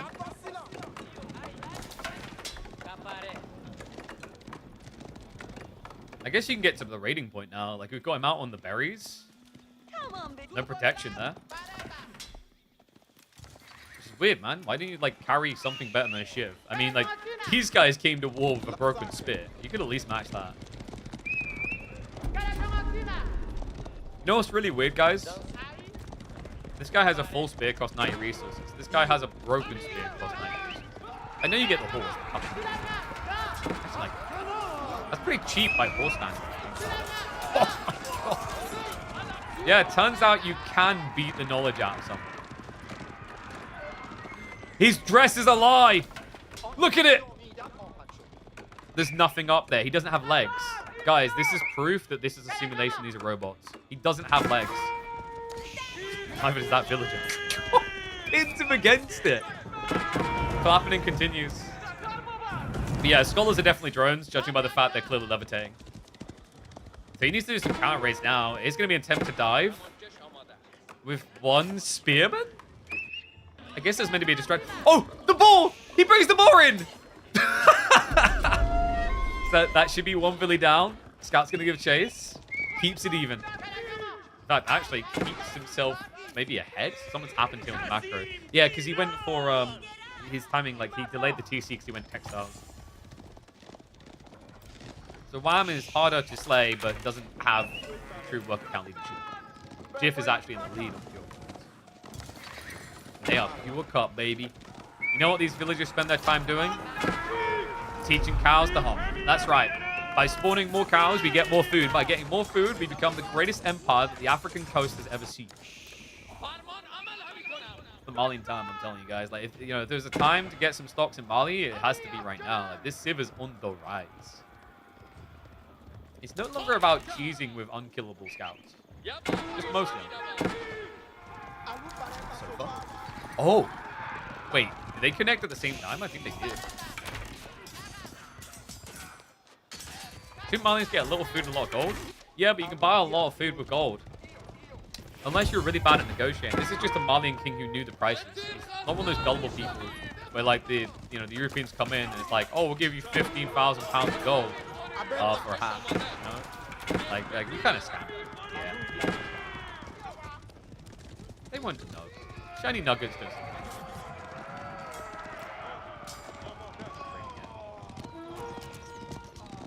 This is pretty bad guy. Textiles makes him hard to get more to kills. And on top of that, the arrow fire hurts. And Ghazi again! Wham's Raiders!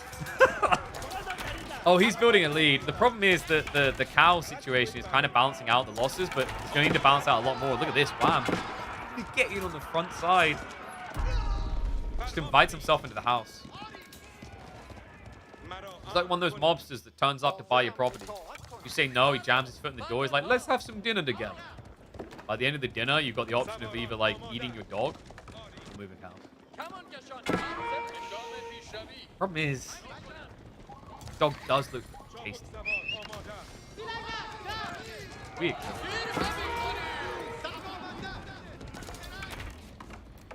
Alright, let's figure out what type of person you are in chat. What breed of dog would look delicious?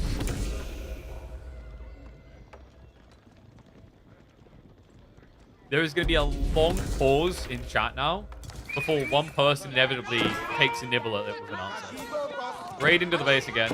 Triple sofa is pretty nice for raiding here. Let's shut him down on the tree line temporarily. Archer mass is pretty big, by the way. Like, music, kind of catching while I'm not looking here.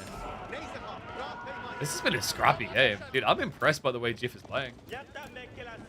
This guy has been hard on the grind. So hard on the grind, he could be a blacksmith's. That was like a you know, on the grinder bell jokes. Laugh at it, please. See, this is the problem. If you try to come up with intelligent dialect, it just doesn't work. The best thing to do is just say haha boobies every once in a while. The hot dog, boom, there we go. Cass got the correct answer. The hot dog is the one that's okay to answer. Still technically disgusting and terrible for your digestive system, but why would you even consider eating your real dog, you psychos?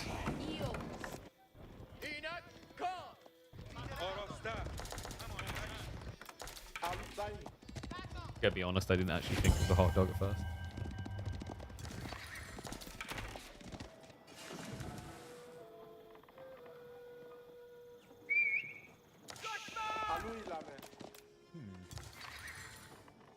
Who's winning this right now? I mean, Wham does have 2 sacred sites now, but you know what's coming. Like, your opponent's getting the Sofa Archers, which is perfect for him to age up. So Wham's going to try to keep the pressure on. If he gets the heal elephants, war elephants, then Jiff is screwed. It's like, you kind of want to find your tech up, you don't want to let Wham do it for free. People be eating dogs. You ever been to like one of those like kebab shops that's called like Aces Kebabs or Best Kebab? Or like #1 kebab? You're probably eating dog. Like you go to a Chinese restaurant, it's like #1 Chinese food. You know, you go to like an Italian place, it's called Best Pizzas. They're like these are basically all these are all probably serving cows. Wait, he cancels the output. Oh, that is so much worse. He cancelled it to try and get away. Too late.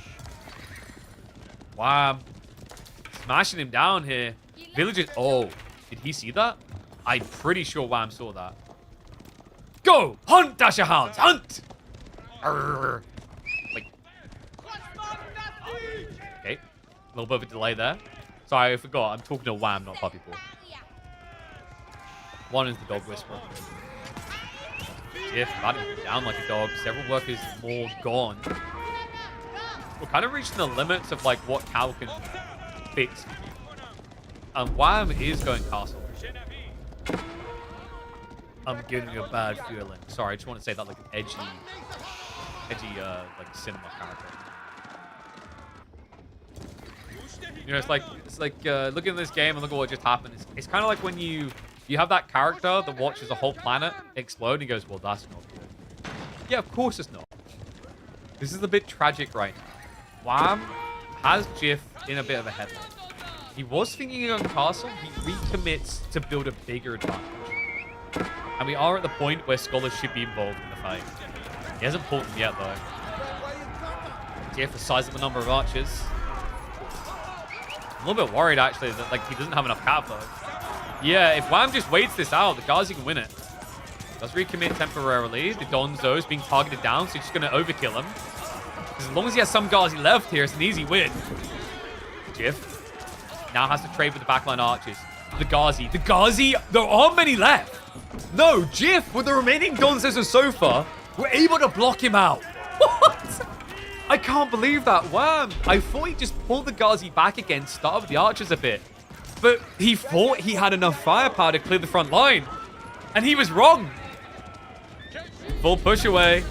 Defender's advantage plus the deception of the Scholars. I think Wham really underestimated the power of Donzos there with the extra armor they have. They don't die that quickly to just melee.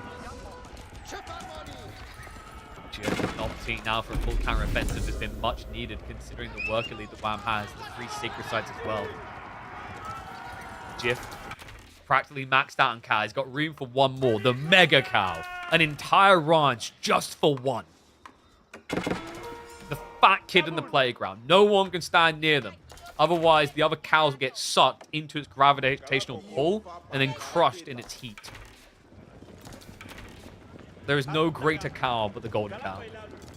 Why don't they give Malians a ram that is just a giant cow that spits fire? I actually kind of want that for the game. I don't care about historical accuracy. I want Curious Siphon skinned like a cow. Wham. This is not a lot of guys. This is like when you stick your fists up to start the fight, the other guy's hesitant, and then he realizes you've got no forearm strength. Or biceps. Or just in general muscle. 37 archers, 29. There is healing here. Jiff can technically slay him. But he's going to wait. I like this. Just wait until you got a few Sofa.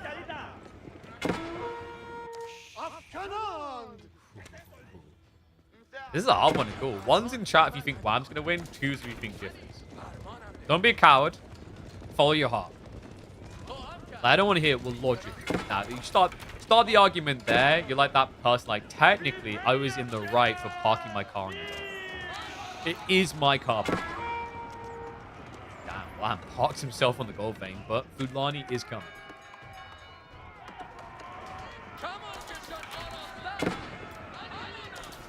Wham, not teching up either. He's committed. It's like he's thinking about a switch now, but his tech is going to be much later. And this is scary, guys. Malians is one of the quickest teching serves when it comes to this play. Veterancy in 30 seconds. Ay. I don't know if Wham's close enough to push this. And he feels it as well. There, he's just going to attack. Okay, so what can Jiff do? He's going to get Veterancy and Archers. You kind of want to push fast here. Your Sofa count is underwhelming, but if you slow play this, it's going to be elephants.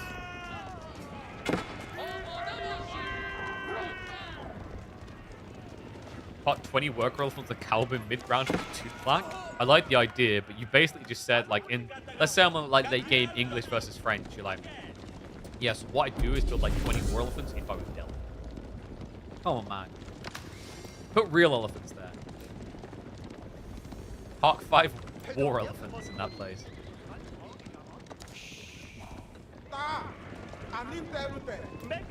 War is coming to the Delhi hood. And okay, well, it's not going to be spotted on the landmark. That much is for sure. Jiff now diving into the main. Sofa with the upgraded health. A lot harder to slay now. Jiff is overkilling one archer at a time. There we go. Now he spreads the damage. It's looking a lot better. Scholars are just trying to heal. Ghazi have the front line, but there's not many of them. Slight retreat from Jiff. In the tech up, he has actually backed away, despite the fact like he has the number. Yeah, he's ahead by over 10 archers, and his archers are better. And veterancy, oh my, please be faster. Yeah, Garrison, you're not healers anymore. You're book readers. The problem with Delhi Scholars, they want to be everything. Oh, I want to be the doctor. Oh, I want to be the Einstein. I want to be the fun. I also want to be Sparker. Gotta choose. He chooses to split it. Actually, no, he pulls them. He pulls them for the heal. All right, there's no veterancy coming. There's going to be no vets left after this war. Wham gets ham-fisted by the Archer Mass. He has got 2 relics on the way home. But he's barely got any scholars. Oh my god. Guys, I don't know if War Elephants can save you from this. I don't think Zoo Tycoon is the answer you think it is. Scholars aren't able to get the heal going. He can pick up a relic again, though. Goes for another Wololo. Jiff is going to cower away from it. But Wham doesn't have much of an army here, folks, and he has no food. Like, he's screwed. He's more screwed than, like, the headed screws that I put into, like, a latch for the side of my door. I don't know where you want me to go with that analogy. I was not going to get dirty about it. He's more screwed than a corkscrew. There you go. That's a lot cleaner. And wow. Are you kidding me? Jiff with the 2-1 upset. And that means we get to say it. And we get to say it loud and proud. He's gonna make Wham face the music. One War Elephant ain't gonna be able to do it on his own. He says, Jiff the win, please. Flank raise just to shut down any food gathering. I mean, this is done. Also, I'm calling out the coward that gambled on Jiff in Game 2 but not Game 3. Think about how rich you could have been. Infinite money. You could have taken everyone's money. You could have set up your own bank of pigeon. You could have called it the bank of Tuki Kakars and bankrupted me. But you didn't believe. Let this be a lesson, folks. Rising stars of 2026? Add Jiff to that list. Musician. Manless man on the island of Man. And now, accomplished professional Age of Empires 4 player.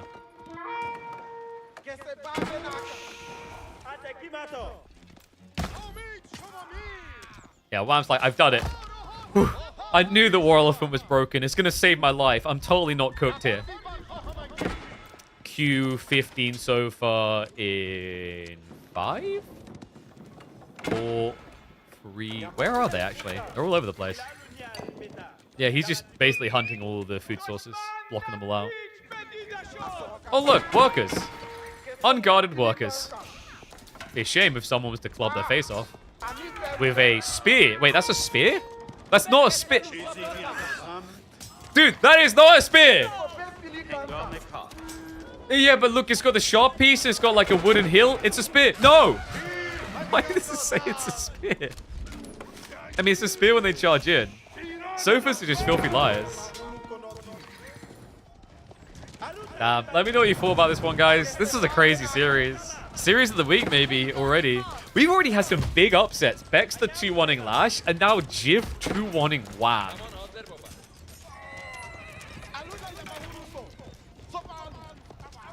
Because this looks cooked. I mean, it's 18 so for now. You can just surround a War Elephant and kill him. And he admits defeat. Canadians facing the music. Comeback time for Wham. Yeah, as in come back next week and try again. Because Jiff is a brute to be reckoned with. A 2-1 victory. Holy crap.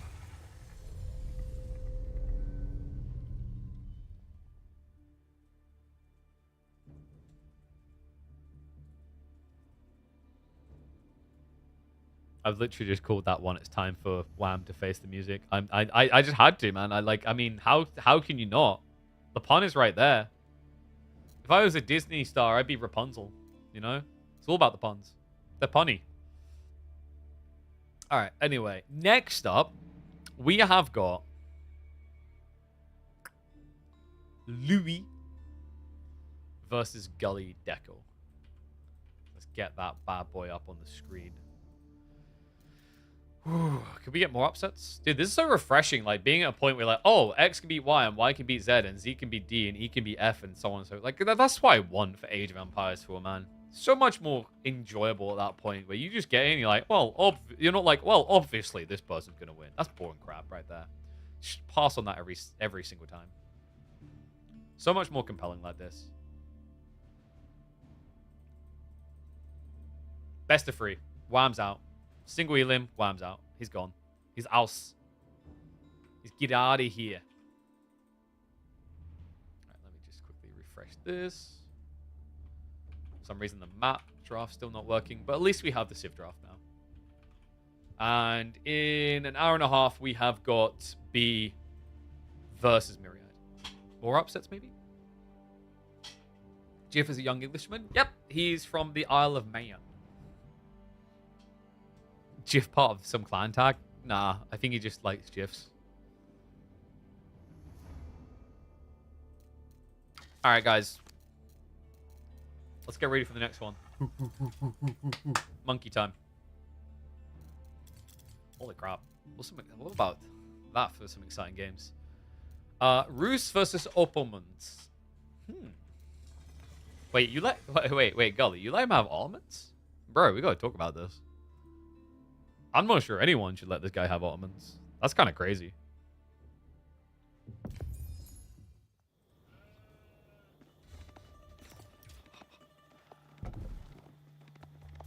I'm going to be real with you. I don't think anyone should let this guy have Ottomans. Welcome back to the channel, folks. It's time for a casted game. Gully Deckle is trying to prove that Rus is still good.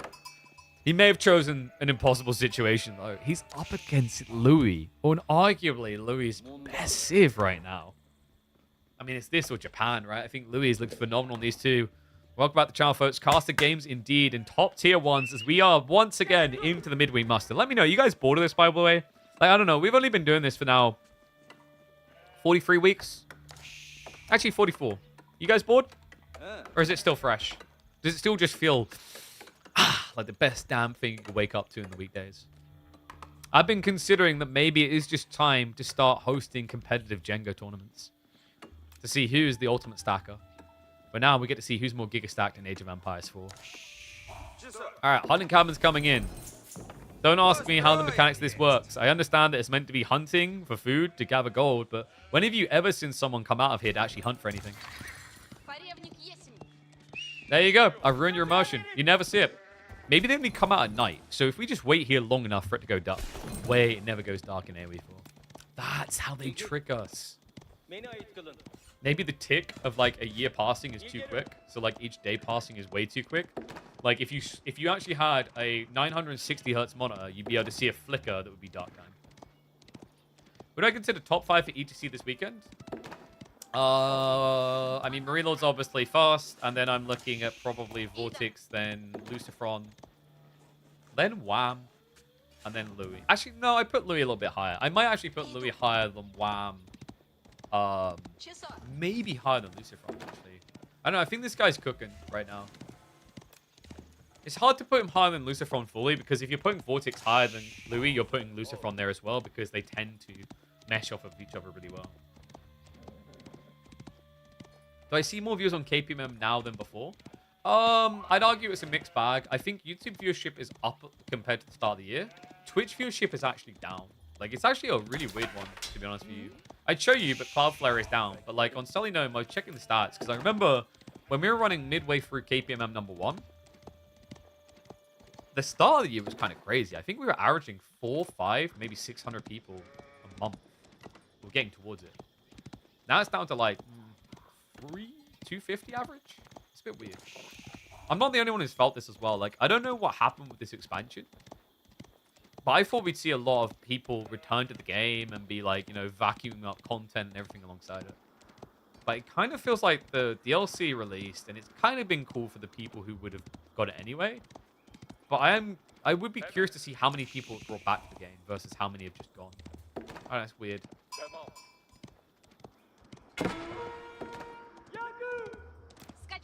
Oh yeah, I've got Beasties in this tournament. We'll have to see how Beastie does, because obviously he took the break.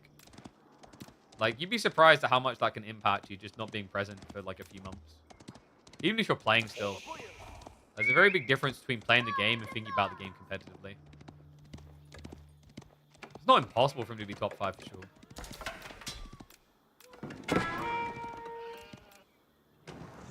So Louis, he did go for the Spinman opening, by the way, and it was a military school one.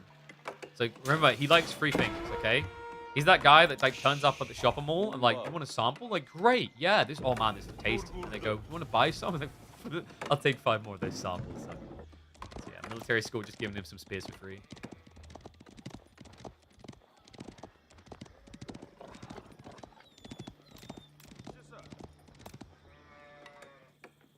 Golden Gate. Wow, look at that. Rusev just evolved so much. Like a beautiful butterfly that didn't get to turn into a butterfly because it got smooshed into cocoon. The Civ doesn't really ever do anything different. It just goes through the same motion. Drissa on the other side. Ottoman's like they're kind of in the same pool, right? They're just doing the same thing again and again, but at least it's somewhat different, you know? Like we're seeing different strategies coming out. Literally, the whole internet runs on Cloudflare. It feels like it, right? like how many things are just down? I'm surprised Twitch is up.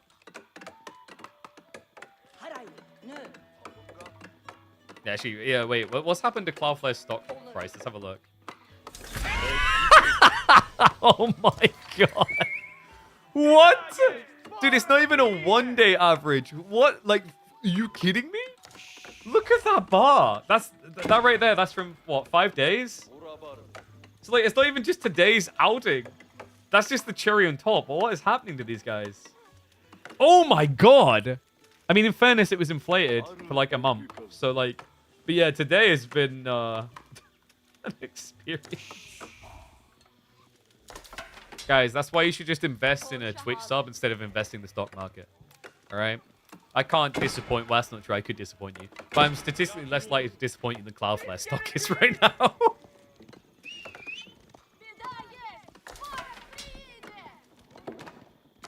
And yes, Jiff did indeed beat Wham.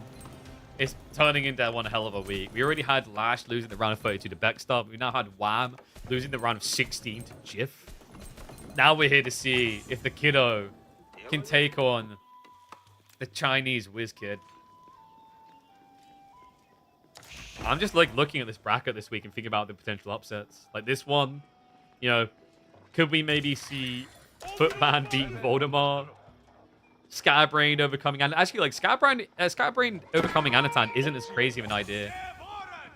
We've seen Scatterbrain take B to the 5th game regularly, actually. So, Archer's now coming out to contest the spear plate. Why is Gully gone spears first? I guess because he's pro scouting, so he needed to be lean. But this doesn't feel great. Like, building spears when you know your opponent's going to be opening archers plus the spy. I mean, yes, he is great against Sipahi, but technically so too would have been Knights. And on a map like this, like, technically Knights is pretty nice because you just build more hunting cabins. The weird part to me is that Gully didn't bother. I say weird part, not crazy weird. Like, it's the opening spears. I think his game got weird because Louis opened military school. Because there's spearmen, you can't just walk out and stop plopping these down. Technically, you could. We've seen players like Wham just walk around the outskirt of the map, building them the entire game. But there was no attempt here by Gully. So he doesn't have lots of gold passively to build Knights. Which means he'd have to actively gather. And when you're going pro scouts as well, that's very difficult to do. I do like this wooden fortress though. This is the stay off my lawn wooden fortress. Protects his tree line, his gold. Maybe lets him sneak in a few more hunter. This is mountain clearing? No, this is like 20 times better than mountain clearing. This is the thing that you hope you don't wake up with. You know, this is the thing that if you do, you're going to need some sort of solution for it. It's alopecia. Just realized actually, never typed alopecia in, so understandable confusion. I like how Cal was so resistant to trying to like add this to the... I had to ask him to. Thank you, Cal. I think this is a good map though. Like overall, I do like this map. Not just because I made it. Well, Car, you made it. I gave him the details. We worked together on it. Shout out to him for that. But I think it has some interesting mechanics around the flank resources. Especially the Stealth Forest, as well as the point of interest to see into them. And also, it just looks like someone who's got a full pattern.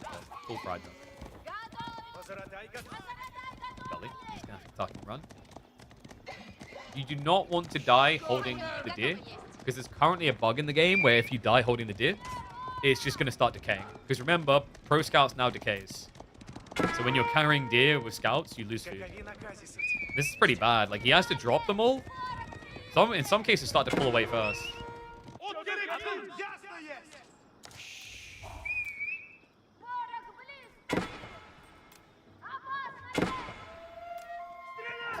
Who's winning this right now? Gully is going castle. And I don't know if Louis really realized. He's doing a good job of just splitting up to block the pro scouts, but he isn't stopping the tech at all. And yeah, more courageous, more courageous. Yeah! Yeah, that's the one we're looking for. Oh, that's the big double-decker sandwich. All right, get the numbers in on the high trade house. This is like high elf levels of high trade house. Woo-hoo-hoo. Is it a bad idea, though, if a deer has been touched by a scout, it just keeps on decaying? It's a really bad idea. Because then, like, deer laming takes on a new identity. If that's how the mechanic works, then it's worth pro scouting to just build one scout, and then if you know your opponent needs deer, you walk over to their side, shoot their deer, pick them up, drop them, drop, and now you're not going to have food. It will be like the most abusive, cheesy mechanic. So that's why it should only decay when you carry it. You know, technically, he could do that in the current bug, but he'd have to pick up a deer and delete his scout. So he'd be spending 65 food to deny one deer, and then it's not a good thing.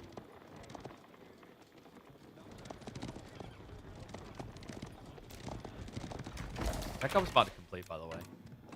Louis has got quite a lot of supply. He might consider diving as soon as he hears it. The problem is he doesn't have the meta. The meta's been pretty slow to come out. Apparently rushing meta, not meta. In a fight, waste. It'd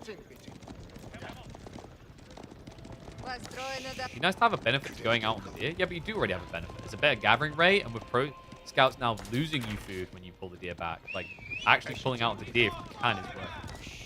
So I think they cooked well with the change. I think it was necessary, and I think they've taken it in the right direction. The next step for the devs is just logistically, let's add new food types. High trade house, by the way. You know that's 206 or 7. Yeah, no way is 103. It hasn't ticked twice, guys. That is a beefy high trade house. It's only going to get better. He just, like, what? Just unlocked tier 2? Still got tier 3 afterwards. Horse Arch is worth building here. He's going to build them anyway. A little bit tricky up against Sipahi, but Horse Archers do actually trade better against standard archers now.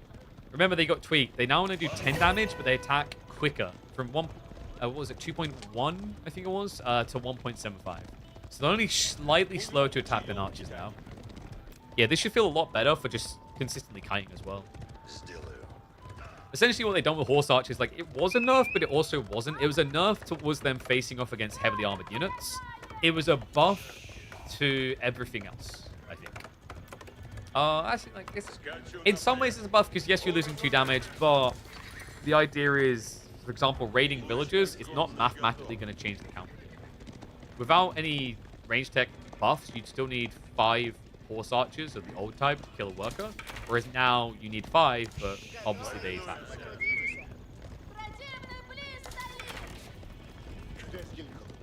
My concern right now is I think Gully's a bit too reliant on it. Like, he has nothing else. I'm going to blow your mind here, folks, but when you play Rouge, you can build other units. It's crazy, I know. You wouldn't believe it if you had, like, clocked into Age of Empires 4 once every few months to watch Rouge. But they do have other units. I finally nerfed everything with... well, I think it's... like, no, to my point, I think it's a buff towards raiding villages, though. So, like, in the role of eliminating villages, I think it's better, no?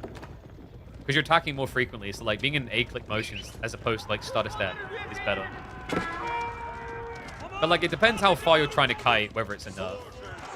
If you're really just rapidly attacking, I don't think it's a nerf there. But, like, for the purpose of raiding, I think these... I don't want to say they got buffed. Yeah, buff is probably strong. They got side change. But yeah, against most other things, it's rough. They are better against archers, though. Archer v Horse Archer mass. Like, your Horse Archer is now attacking more regularly. Yeah, like, it means even if you overkill, you're going to be shooting more regularly. I love this change. I think they feel a bit smoother. Is this tournament? Yep. We run tournaments. Whoop, whoop. Believe it or not, we do it every week. I know, it's crazy. How have I not gone crazy? I don't know! You know what keeps me sane? Is seeing a giant bird tackle a bunch of pedestrians up on my screen every once in a while. That keeps me sane. The giant birds are what keep me going.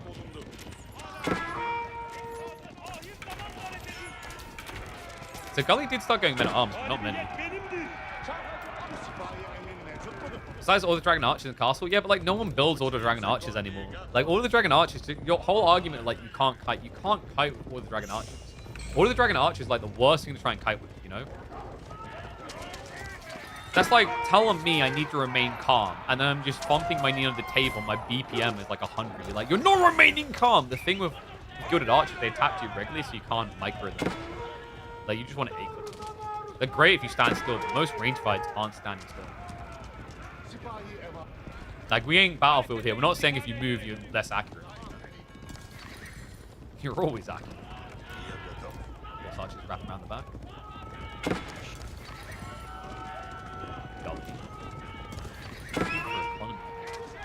If Louis was on the back here, yeah, which he would have seen through the... If he's paying that much attention, yeah, he would have seen one deer go down. I don't think that's why he came here originally. I think it was to the woods. If he was coming in for the deer, he's a brainiac. Relic's coming home, though, and how is he got 4 relics? 4 relics? And not many horse archers. He runs himself into a trap. It's a full top. He got Admiral Akbard. Alright, this looks pretty bad. Like, I'm not a doctor, but if I had to diagnose this is pretty... Like, you should probably go see a doctor.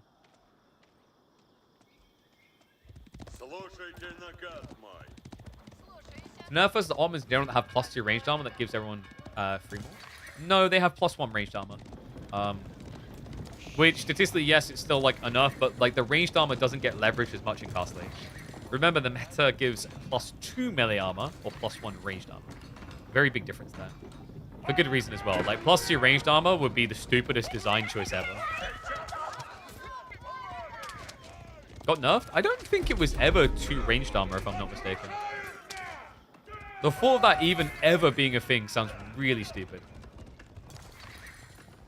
Like, I can't imagine that would have got through the first round of design. Yeah, double checking, I don't think it's ever been that. Because, like, 2 ranged armor statistically is ridiculous. Considering, like, in feudal, range is, like, a very key part, and you only have 5 damage. Like, if you have a meta 1 ranged armor, that's already 20% damage reduction. If you make it 40%, it's just, like, you literally wouldn't be able to beat almonds. Almonds would just all-in you every feudal game. Can you imagine how crazy that would be?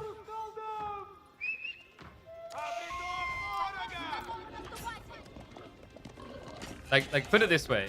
There's a reason why the Mongol defense arrow is a castle unlock, not a feudal unlock. It's funny because, like, when you're a casual player, you don't really think much of armor. You're like, who needs armor? I just need a bigger shotgun. It's like the classic brain feeling of, like, if I eliminate you faster, I don't need armor. But armor often wins both games.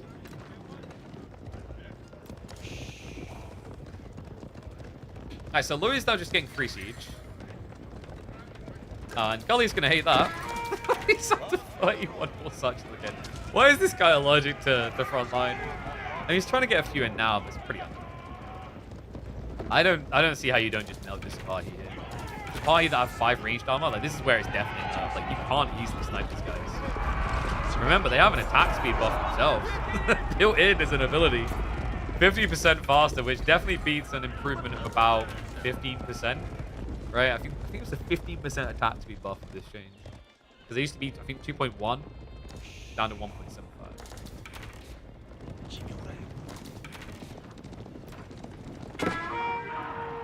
Smooth smash time? Might be. Man goes plus the car, he can burn through this. He's got screen replacement, but too many bodies, man. Good luck, don't have fun. That's the motto when playing against Hot. Men at Arms, I don't even know what they're doing here. Like, do you have a permit? No permit? No entry. Okay, so, villagers go down. Louis now ahead by 7 workers.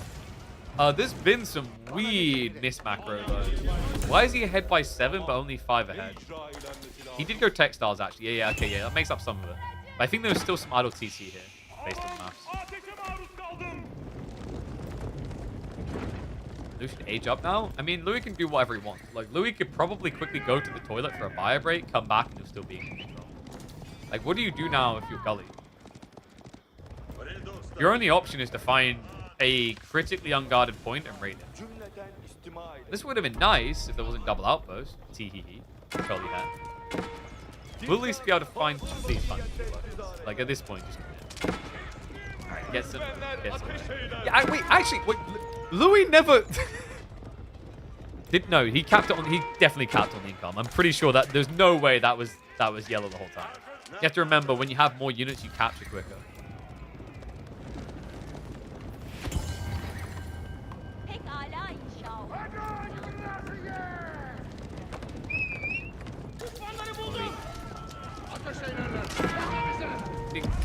Gully must be set.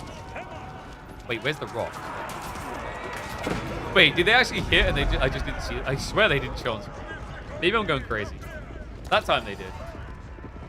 Invisible, good, stealth rocks. The ultimate technology. We didn't make rockets first. We decided to create stealth tech for the rocks. This is some, what's that Mars versus Earth TV series? We're going there, like we're full on that tech. Oh my god, I forgot his name. The Expanse. This is some of the Expanse technology. Istanbul Observatory now on the way. Do not be intimidated by the size of this structure. It's actually proof that nerds win, because basically this is a university. Wall off this objective? That's a lot of wood wasted. It's not worth it. Is Louis making passive Sipahi or archers? Definitely Sipahi. Like, archers, yeah, you just build them. They're cheap. Sipahi are the thing, like, you want to save them because it's food. And remember, he hasn't done much in the way of a farm transition. He's only got the first few coming on the back. So you can't afford to spam Sipahi. Like, it's 23 Sipahi, man. I don't know if you know, but feeding a horse to be that swole is not easy. You have to give them so many oats. Like, we're at the point where this horse, if it got in the ring with a boxer, it would knock them out with his fist. That's right. These horses have fists. That's how much oats and bench press they've done. Oh, what's up, Fail Game? Appreciate the prime sub. Sorry about that. I didn't just saw that. You're a legend. Appreciate ya. Keep those subs bumping.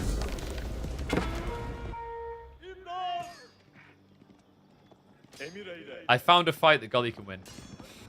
I'm sorry, Gully. Soon. Just 40 more strikes, brother.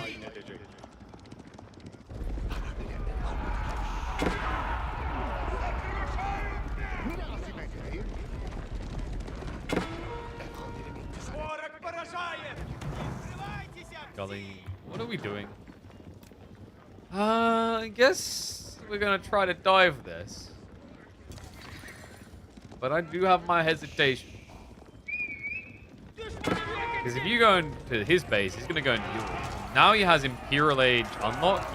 He gets units for free really fast. Whereas you still need units. Oh, I think he's got the dive point in mind here. Gully's getting ready for an age up. What? He goes high armory. You greedy son of a... No Spaskaya? So he has 0 defense if he gets dove now. And Louis' army is 50% high.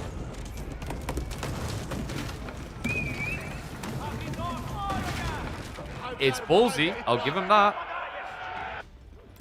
I mean, you gotta gamble big if you want to win big, you know? You know how you become a millionaire? Remortgage the house and go to Vegas? Blackjack. Whoop, whoop. That's what we're doing. Louis. Is he waiting on Janissaries? Yeah, for Janissaries. So he's just going to build them for free. Yeah, because his gold is kind of limited in his base. I like that idea. Especially now that he's setting up farms in the back. Like, food was his problem before, so Sipahi, now his problem is gold. Like, yeah, he has 4 relics, like, actively gathering is important because Janissaries are over 50% gold. I know, I can't believe it. I can't tell if guns are expensive or these guys just wear a lot of gold. So, the men-at-arms raid happened. That's pretty... It happened. I don't know what else you're expecting me to say. It didn't really do it. But it's the effort that counts. Wait, no, that's what like teachers say to you when you're actually lame. They don't want to tell you lame. He tried. Yeah, that's what they write on the tombstone, but they can't do anything nice to write. Let's just say Gully has a really, really hard time trying to get back. If it's even. I do like that he's adding in knights. I just don't like the fact that he's just seen Janissaries and has added in knights. So I guess I'm being polite and saying I'd not like them. Maybe even the men-at-arms felt better, but the problem is like the men-at-arms are too slow to do anything. I mean, Gully just went Imperial Age. Like, do we not siege ourselves? He's probably worried about Great Bombards. Great Bombards can just slay you. I mean, High Armory does give you some unique techs though. Like fine-tuned guns could buff you up on sniping out infantry at least. Go your own Bombards maybe.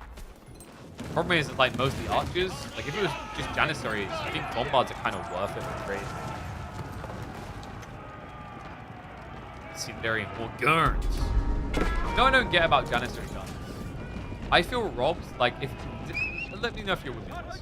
If I was researching this tech in the top right, I would expect my Janissaries to suddenly become cowboys with 2 guns. They don't.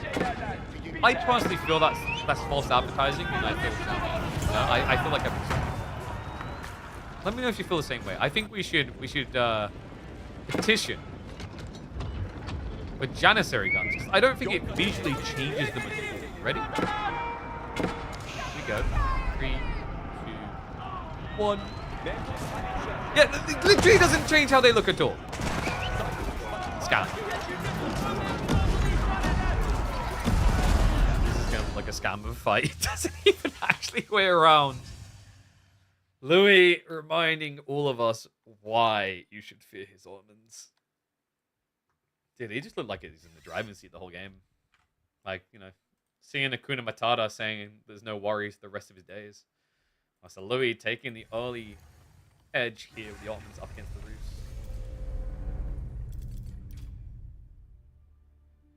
Gully's potential to improve is immense. There you go. That beats saying participation ribbon.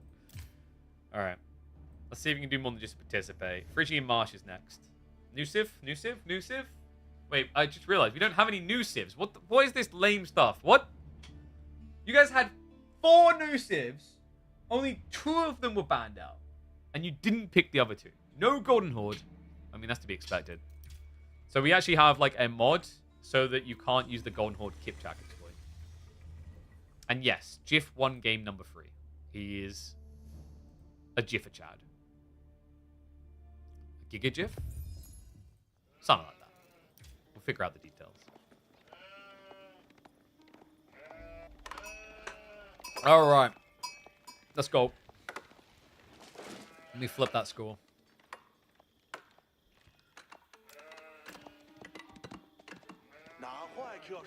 Asians, you have been summoned to war. China versus Japan. Uh-oh, this might be a controversial subject.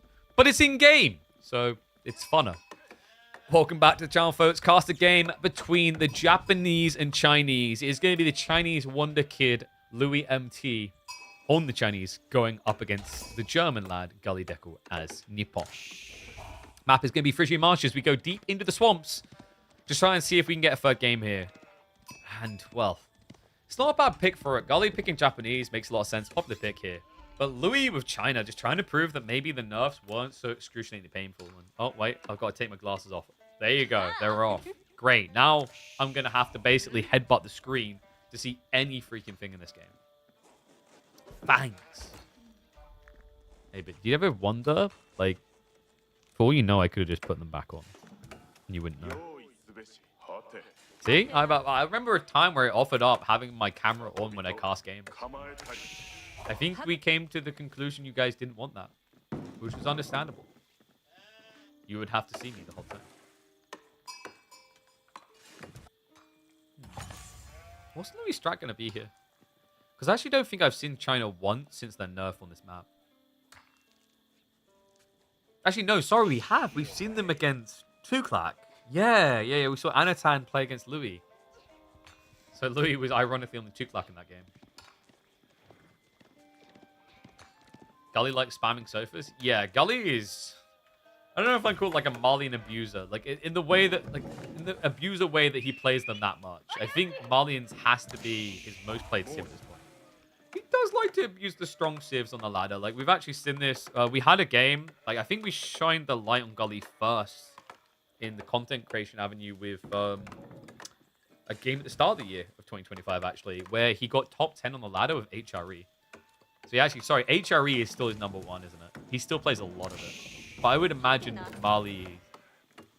Actually, I'm looking at his recent history. Like, look at this. His recent history. It's really not much Malian. No, it's kind of a weird one, right? Like, so I guess in pro play, I definitely rank his Malians as, like, a high priority pick for him. But on the ladder, not so much.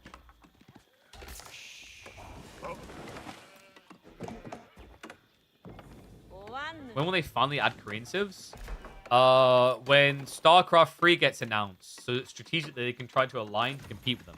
Same thing happened with Age of Empires 2, remember? They want Korea added to one of the DLCs because StarCraft was really popular in Korea.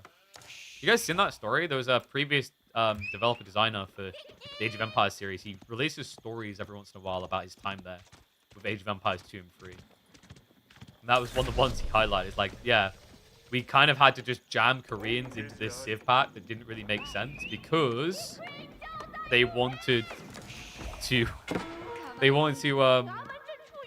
try and compete for the StarCraft audience, the Korean audience. Yeah, it was the Conquerors DLC. Oh, that's right. Cause So because he said like it doesn't make sense that they were added to the Conquerors DLC because the Conquerors DLC, in terms of civs, I'm just double checking. It was Spanish, Huns, Aztecs, Mayans, and then finally Koreans. But Koreans weren't historically conquerors. They were more like stalwart defenders, right?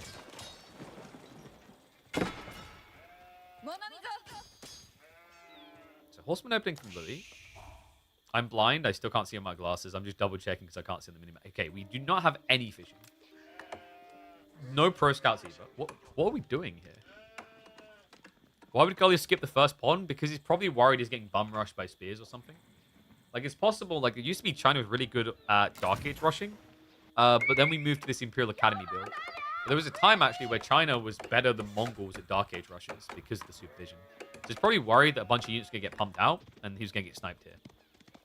So he tried to sneak his docks deeper, where they're less likely to be seen. But unfortunately for him, Louis did go Horseman, and revealed it pretty much straight away. Still... it's going to buy him enough time with this. He can get to Field Age without losing any of the docks, which is really important. What the hell's Louis' strat now?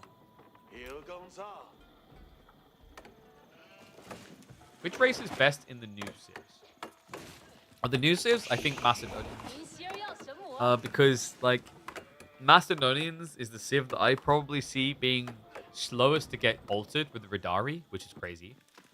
I am assuming that Sengoku will get the Shinobi nerfed. I'm assuming that Healer Elephants will get nerfed. And we definitely have had confirmation from devs that the Kipchak arrow bug is not intended. So, like, when the dust settles, I think either Macedonians or Golden Horde. Because Golden Horde, in theory, should still have the fast Imperial builds. But obviously, that's going to work out at casual level. At high level, I think Macedonian is going to be the beast. Even if Radari gets nerfed, actually, I think that Civ has multiple strats that are really good. Gully, Career Style's now coming in. Double Outpost tells you everything you need to know. This is a fast castle build. Louis, is he going Ponza now? Like, what are we saving wood up for? He's saving a lot of wood, actually. What?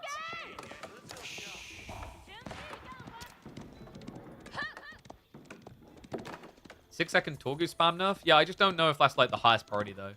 I think Golden Horde, like, that looks broken, but you start off with, like, usually you start off with the cause of the ailment, not the symptom, right? It's like, getting to that point is going to get busted for Golden Horde. They get to that point because of how strong Kipchak are. Because, like, you're not a very good doctor if you solve the symptom instead of the cause, you know?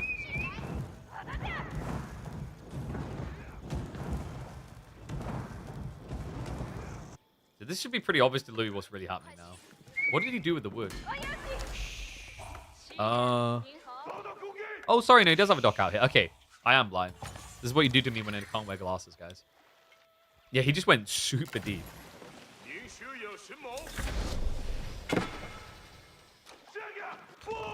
Kind of a peaceful game. I think we might fast forward a bit.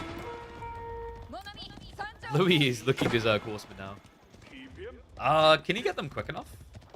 How much food has he got at home? He just moved out towards the deer. He's only got 7 sheep at home. So yeah, if he shifts out towards deer, I can see this working. You kind of want to do it now rather than later, because if Gully gets the tech up, it's going to be mounted samurai, and then you can't touch deer. Alright, burn coming in. This is a good time, actually. You already got the undermesh, and the fortification hasn't come in. He's going to need some repair.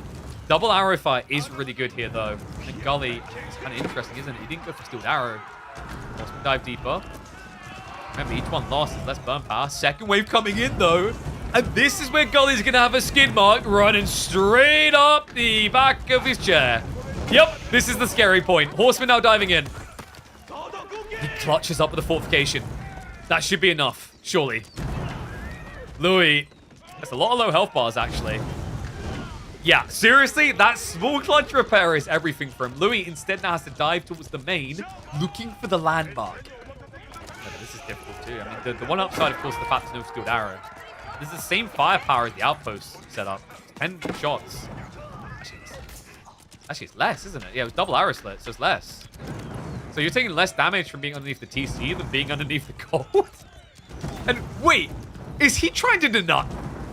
You are mad, man. He's legitimately trying to burn down the landmark. Oh my god, he's going to force him to build it. This is some unhinged gaming. Is he able to get enough little ponytails out here? I mean, he's getting a low. I don't think this is enough. I think Louis, like, it's idle time for sure. I think there's a gap in his horseman production wave, actually. Because he shifted to berries. Yeah, he missed out on a lot there. I'm out soon, but just look at the body. Can we eat this horse? Sends one villager out. I love that. Just like, please stop hitting my building. Although he did pull one from the TC, which is interesting. Yeah, because after ungarrison all, which gets a bit weird. More villagers being pulled apart. Across, rather. They are being pulled apart as well, though. Good micro there, Gully. He stops it. Louis MT can't do it. Yeah, this is not work. I mean, it's a lot of idle time, but now he can get back to work. He's still got 5 on the gold. He shifted the other 5 across to the TC. And he will secure himself. What was this? What was this unusualness? I swear, Frisian Marshes brings this out in people. You guys haven't noticed that? I feel like we've had so many games where when the person's trying to castle, you do this. And it does look kind of insane. And every time, it's like, okay, well, he's not teching, he's not getting units out. Man, he's screwed. But then you just realize that at some point, this pump is going to run out of food. Because it doesn't feel possible for many civs to have food economy set up well enough to keep doing it non-stop. Yeah, and I just think the problem here is, like, because he didn't play onto the deer earlier, he started on the sheep, then went to a worse gathering rate on the berries, and then now is trying to go to a better gathering rate when your opponent has mounted samurai. Like, this just feels bad in many ways for Louis right now.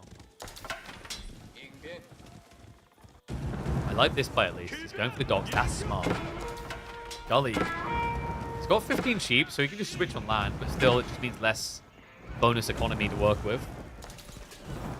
Yeah, that's a sick read, actually. And you may notice that, like, Gully's not even bothering to address this due to the lack of resources to begin with. The Mount Samurai are going to come through now, but that is dock denied. And not just that, Louis been creeping across. Oh, this is infuriating if you're Gully. So you're losing food from your side of the map now. Guys, is Louis cooked? I think Louis is cooked. As in, he's not cooked, but he's cooking.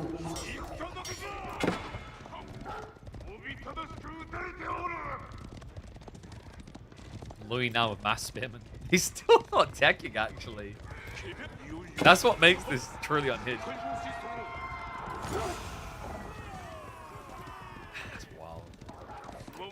Technically, Gully does have Mount Samurai, but he doesn't know about the spears. Like, that's the tricky thing. You see this many ponies?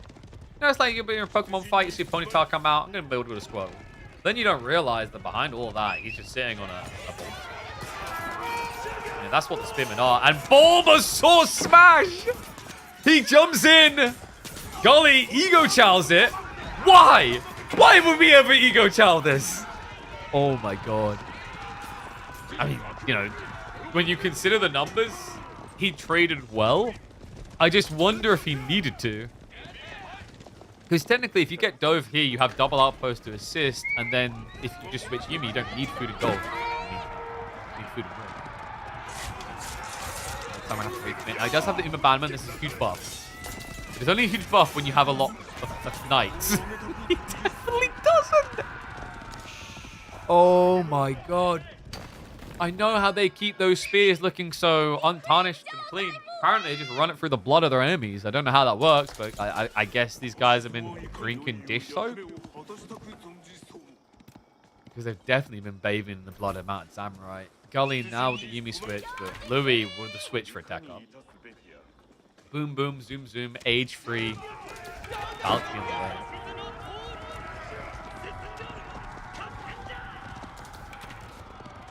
Bannerman changed the amount of hits per spear. So normally you hit for 24 hit. That means in 4 hits, you can be doing 96 damage.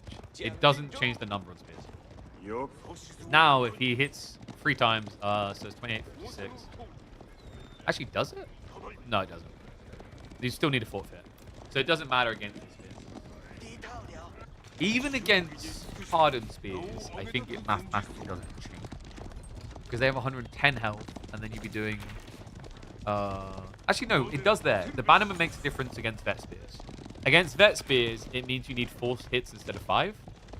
But against hardened spears, the Bannerman does not. I think it might equal 1 less hit against them. But someone else can do that. I've already done that today. You guys made me do maths again. Why do you do this to me? Just give me dumb things to do. You don't know how like streamers work? We just want we want brain cell induced loss inducing things. Our job is to make you laugh. Not to turn it into a classroom. You guys want me to hit you with a ruler? Is that what you want? Okay, actually, there's probably legitimately one degen in chat that's about to say yes.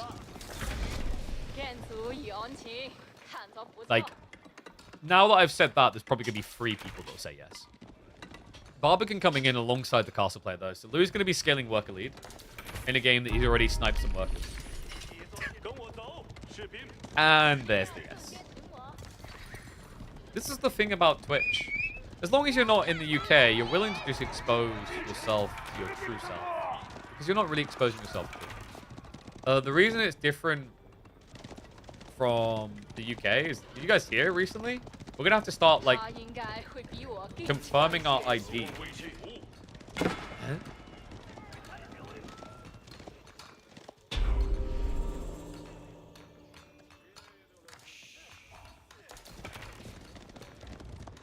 Yeah, I'm not looking forward to that. UK's just kind of getting even stupider. I don't know how we do it. Those that don't know, like, in the meme was around corn. And, like, you know, that was the whole idea, to have to confirm to view corn. But the problem is, it's now just leaking into anything. Does the spy ability reveal fishing ships? That's a good question, actually. I believe it's villagers that it specifically says. Oh, enemy workers. Oh, yeah, workers is a weird way. Yeah. So it might. I haven't checked that before, because it never really comes up. I would assume it does, because they're tagged workers. If it doesn't, then I would call that a bug. Alright, so Gully moves into the base. Yuumi looking to raid. Taxman dying first is good, guys. It means that I can actually afford to pay my bills this year. But more importantly, you can rebuild them out of the academy.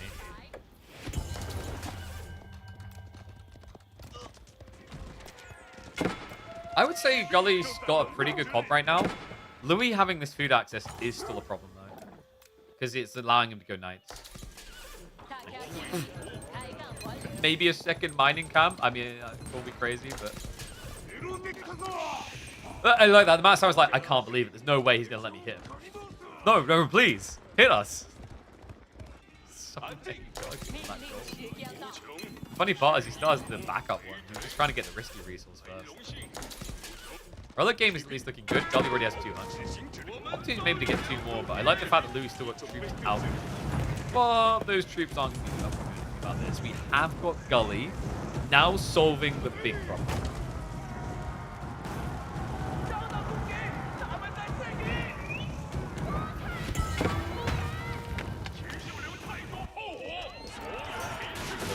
Oh, this is a good fight, actually. Yeah, the Mad Samurai on here. Oh, Gully! He greeted! He tried to take control of the sacred sites. He bailed on his base in the process. Ugly look now. Louis just going to be able to charge in here. Next for another worker kill. Continues to build that lead. Remember, he's got Song. He's getting more workers. Like, Song Dynasty is the equivalent of just playing really good Marvin Gaye songs throughout the kingdom. It convinces people to get it on. Remember, when you have Song Dynasty, you produce quicker out your PC. Is that the best way you've ever heard Song Dynasty explained? Oh. Who cares about specific image? Mad Samurai, not ready to fight yet. They have now arrived. Lancers are going to get the commitment. The spears are adding in as well. The numbers do not look good here for Gully. He's trying to snipe through the remaining spearmen. 6 of them left over. That's more than enough. Warlock's going to come through to buy some time. Much needed time, in fact. Louis tries to min-max it, staying around on the Yuumi as long as possible. But that is going to be a clutch-up save there. Saved by the bell. That relic play buys him stage. Louis will retreat. He's lancering up real fast. Gully is in a panic. He's setting up the farms. Yeah, his food income looks great, man. Double Sacred Site might be unlocked. The difference here is, like, Louis, he's just shoreline fishing with villagers now. So, you know, it's not fishing, sure, but he can just rush these. This is unfortunate. Like, this is the point where Gully actually wants to be flank raiding. Because that could just win the game. Like, you find those workers out there, thumbs down moment. Emperor just slayed Louis. Louis is the one finding his groove. Almost doubling the night count of Gully now. Hasn't got them all here, though, so it's going to retreat again.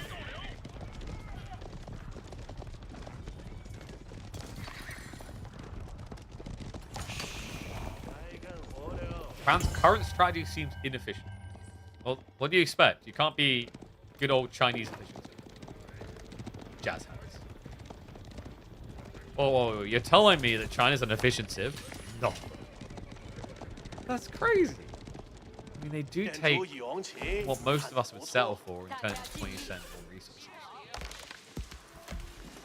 Then crafty Chinese citizens. Especially here, like 1,800 food becoming over 2,000 food is a big deal. Like 4 extra months. 3 extra months. Fam might slay China if it goes long enough. Well, yeah, China still has to do a farm transition, but... Oh! Well, you could have sent me a notification. It's already underway. Okay, so China might not be dead if this goes too long. He also somehow managed to get 2 relics. I don't even know how. Like, with the map control that Gully had, I was expecting to get 4 relics. Sacred Site in the North hasn't been involved with it, by the way. I can't believe he just straight up ego challenged Mad Samurai with knights. Like, if it was Shushi, because he has the attack speed buff, it makes sense. But China doesn't have any sort of buff.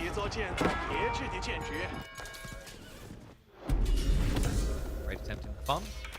Yeah, just take the workers. Like, you're not going to win that Lancer fight now, so you might as well just snipe workers. Has he got the Yorishir in the TC? He has not. So he's just falling behind in workers anyway. So these kills are kind of irrelevant. Like, sure, it adds up, but you're not closing the gap. Now, well, because you leaked in a few knights, no one's guarding the Yuumi! Louis! It's Mega Mosh Pit time! He's ready to bathe in it! You, me, myself, and Irene is not going to be enough to hold back this many Lancers. The Chinese flood is real. Woo-hoo-hoo-hoo! Spreads out the line, but there's not enough to hold it back. Louis MT about to break through. I mean, you can't really afford to back off here. There's nowhere to back off to. Your goal to be exposed. Just hold here or fall. And with the difference in cav size, I think we know the outcome, guys. It's going to be a 2-0. Louis with his unhinged cav strat. It was always going to work. It was just a matter us trading out the light car for the heavy. Yeah, the fatties are worth it here, is what we're learning. Louis MT, always looking to make fat stats of cash. He's going to make it deeper into KPMM, facing off against either Numudan or Killyardi. Gully's journey into the round of 16. 07's in chat for Gully. A week filled with some upsets, but this one won't be added to the list. You mean a fast good for them? I like how you say that as if like you know, someone's telling you how good they are at jogging and you're just sitting there eating like yogurt but you're eating like a Snickers that's being dipped in the yogurt.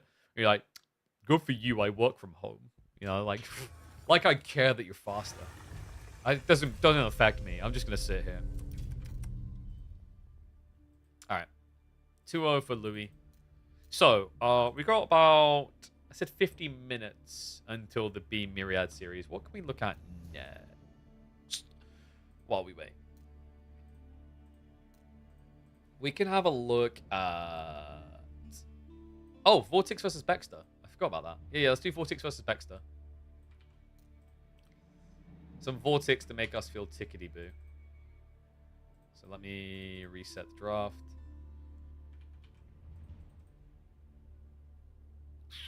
Golden Heights got banned. So did Relic River. That's sad. Where's my map variety, man? Who Beexter is? Beexter beat Lash. Beexter is the German god. He's the highest ranking German in KPMM now. Because Lash got eliminated. So there you go. You can't argue that. It's statistically accurate. So be a free between them. He picked Golden Horde. Please tell me he knows about the mod so that you can't do that thing. The Kip chat bug doesn't work, guys. In fact, give me a sec. What I'll quickly do, I'm going to update our bracket now as we get ready to hop into the first game. I'll tell you what the first game is going to be between the two, by the way. So, remember, we're going to be opening with Alopecia. Right, let me just list that in. And we are going to be getting, I imagine... Okay, Marlian versus Biz for game 1. Interesting. Like, this is a really chill opening, by the way. Like, these two Siths don't tend to fight in the Dark Age. They just sit there staring at each other, being like, wow, your economy is so good. I wish my economy is that good. But and it's like, I'll stop. But your economy is so good, too.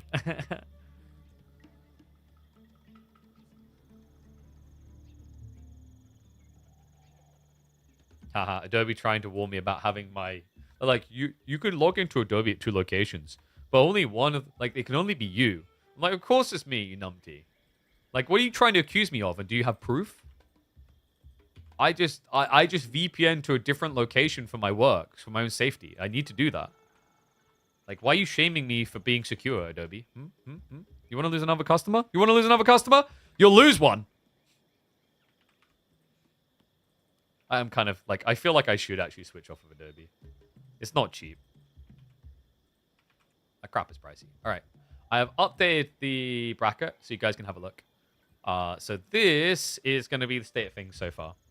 So we've got the monster Jiff through to the quarterfinals. He beat Wham. And then Lucifron's already into the quarterfinals because Scarlet had to FF. And then we've got B versus Myriad in an hour. Numudan versus Killyardi is happening today. They need to figure out when, they've told me. So that we're working on that still. But hopefully we'll know soon. And then I still haven't heard from Anatand and Scatterbrained. Like, if no one responds at this rate, like, someone or both are going to get DQ'd. Isn't VortiX #1 ladder? Well, this isn't ladder. This is tournament, baby. What about it? I think Sengoku FC or Japan Fast Castles are better, and why? I think maybe Japanese Fast Castle might be better. The deflective armor makes their initial mount samurai better, and I think they can get there quicker. And also the way that Yorishiro drops work, like for the food, it's really handy early on. How does Civ flags work? Ban and picks. So the small ones are bans, and the big ones are picks. Jazz hands. All right, let's go, guys. let's hop into it. One and all, welcome back to this wonderful documentary about the existence of Malian kingdoms inside the Byzantine affairs. Okay, I don't know why I done that. It's a cast of game, folks. Beexter with the Byzantines, the German Slayer. He took down Lash. This man is a monster. VortiX on the other side is looking to be rebellious. He's going to be taking them on as the Malians on our opening game of Alopecia. Yeah, what's wrong with going Scottish? I thought, like, it'd be a bit different. When do you, like, okay, like, how many Scottish content creators do you even know? I'm just thinking about this. Like, are there any? I'm trying to think. There's Irish ones, like Jacksepticeye. There aren't actually many Scottish content creators. Like, is there any big Scottish content creator? I just realized this. I don't think there is. The biggest thing I think about is Sko from Method, but like he doesn't really create much content anymore. I mean, he used to be bigger. Maybe I'm just in the wrong circle. Actually, no. You know who there is? This Johnny Boy. I love Johnny Boy. Anyone who knows Rocket League is familiar with Johnny Boy. Johnny Boy is pretty big. He's one of the Twitch. One of the Rocket League rather commentators. But he also does watch parties that have really been successful. DSN, arrows, and javelin. I've never heard of those. You're just in the wrong circles. They say I'll crush you like a... Whoa, no, dude. No. Like, you don't have to pay for that. That's an OnlyFans request right there.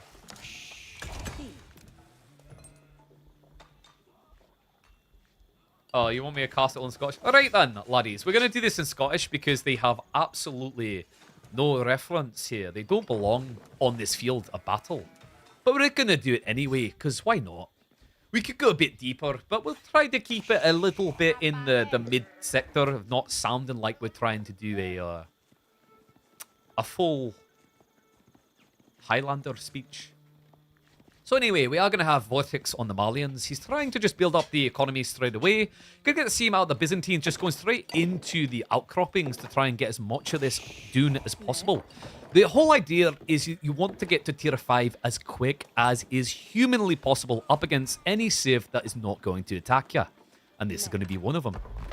Yeah, these fools, they don't come out of the base, you see. With the Malians, they simply want to get their greed.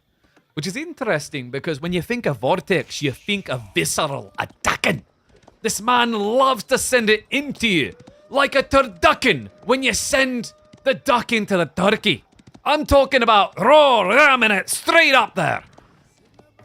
But VortiX in more recent times has become a bit more of a defensive player.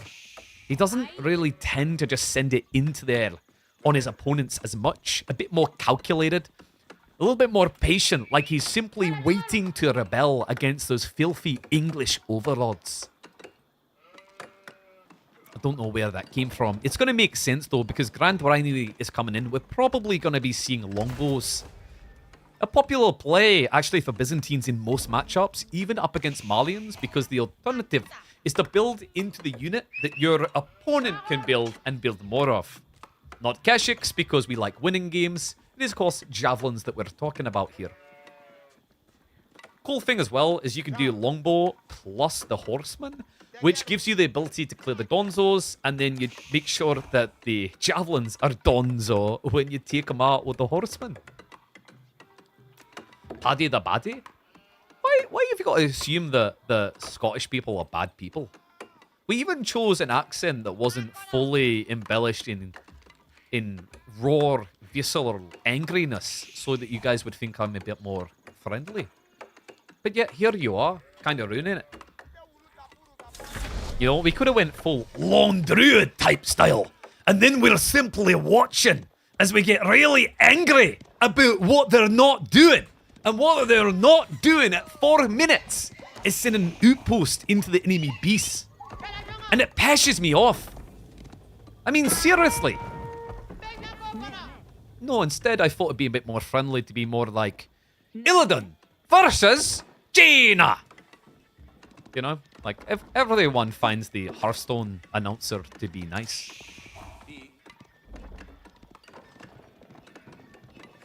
So Grand Rhinery almost done. My tongue's a bit weird today, so some of my words are a little bit oof.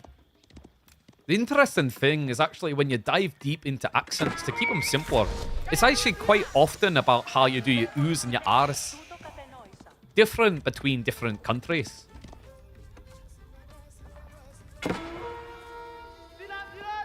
Oh, that makes more sense to the whole rent boy comment, because that was kind of, without context, a bit weird. Like, it kind of seemed like you were projecting what you want me to be. I'm a Twitch streamer. I'm not an OnlyFanser. I wear trousers, not a kilt. Alright, so we have got the double scoot, and it has been upgraded, so it's going to provide a little bit more aggression across to the other side of the map. Great lead there, just pulling away by VortiX. He doesn't want to allow the surround! Oh, he's not going to get him that easily, though. A little bit tosh on the pole. Beexter with the little sandals on his Greeks, simply not fast enough to match up against the momentum and horsepower of a full pony from the Mali I spoke to soon. Wait, no, I didn't. I believe in VortiX. Vamos! What a legend. What accent is this supposed to be? You don't know what accent this is supposed to be, because to the German ear, you just hear English. And that disgusts me. You guys realise, I don't think we have a single Scottish caster even attempting this cast in the entirety of the Age of Empires community. I think that's a loss. Especially for AoE 2, considering William Wallace. It's just right there. Alright, so we do have horsemen being beaten by Scoot. Makes sense, they've got spears too. That's just Tamba, which is basically a broken spear. Looks like he's going to push him away to Timbuktu with the two horsemen, but soon to be one. He'll hang around, and we do have Sofa following this up. At this point, a lot of people are probably hoping that this game is not too long.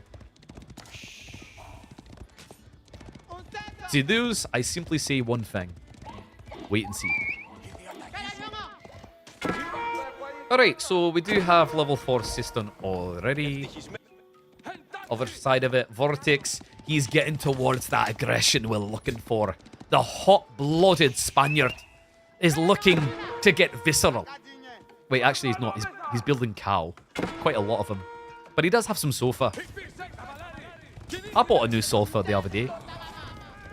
I got it pre-owned off of Facebook. Can't afford new. You had to mute? This is too much? Did no one tell you? If you actually subscribe, you can request a different accent. That's what we're doing now. Yeah? It's a whole thing. You can even choose the most racially charged accent possible to try and get me banned, I guess.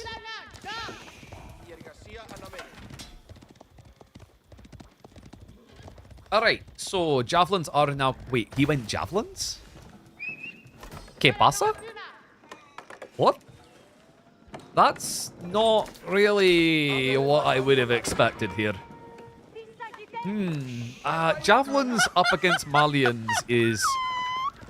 It's like flexing Dwayne The Rock Johnson and expecting your guns to look bigger. You're going to be pretty buggered. Alright, so far, they are... I mean, it's 5 kills already. Do we need to keep going?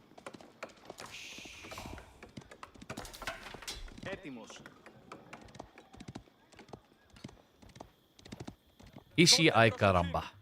There we go. We're just finding cute things to say in an accent. Oh, there we go. What's up, Joe? Appreciate the sub, mate. Did you want me to change accent, or are we sticking to this? Maybe more people should prime sub. I'm just holding you guys hostage at this point. The problem is, all you people that put this up on your TV, it's a little bit harder to get it off. At this point, I'm just going to say words in weird ways that would embarrass you in front of anyone in audible range. Moist. Kaboobles. Kabobblin. Shishi ay carambas. Alright, I think I'm done. Do I think that Beexter is done too? It looks a bit torn in the hole. Yeah, I think he might be boogered. I don't know how 8 javelins is meant to win. Oh no, I haven't practiced a Canadian accent. Just say A lot. A. A. That's pretty good, eh? Gotta work on. I don't know. I never needed to impersonate a Canadian in my life. It's always Americans. So like I can do American, but I don't know how to get that to Canadian, eh? Oh, you kind of do that. Who knows a boot? Kind of looks like Beexter's about to lick the boots, though. It's not a very good Canadian accent. Guys, I kind of feel like VortiX has this in the bag.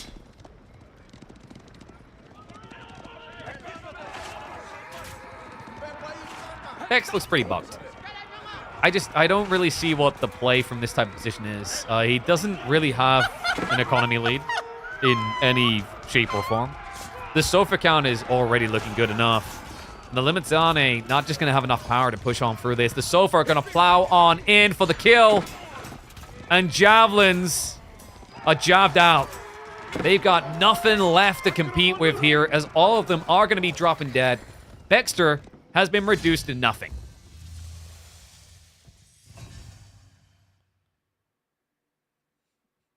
Well, that was an experience.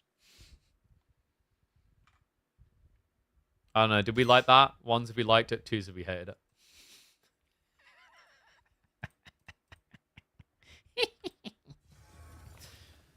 All right.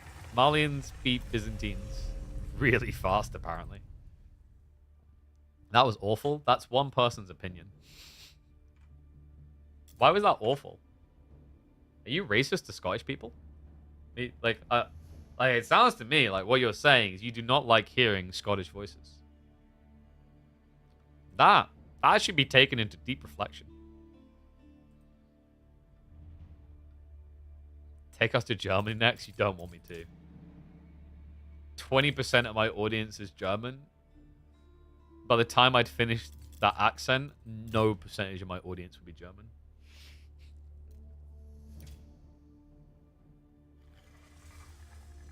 Oh, dear. But thank you, Cargo. Appreciate the sub. Yeah, so if you're going to do a German, it would kind of be like this. So, you know, it's a little bit campy, but it's kind of understandable, you know? You're kind of going for that almost like they definitely can speak it, but then every once in a while you hear Z. You know, that is good. Green line to use an Asian accent. Jesus Christ, I'm going to stop. You've gone too far. Oh, do I have to do push-ups? Why are you making me do push-ups? Maybe do push-ups. I'm going to break out in a full German camp. Actually, no, I'd break out in a drill sergeant. All right. Push-up cam.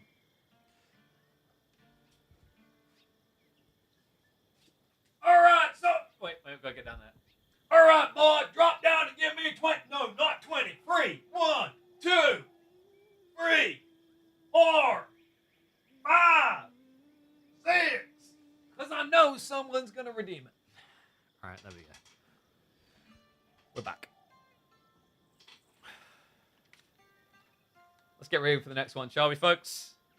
Vamos into game. It's Macedonian time. That's right. Macedonian nuts are coming out to see if Beexter can maybe go nuts against them. He's got the Rus. Not really great civ in this matchup.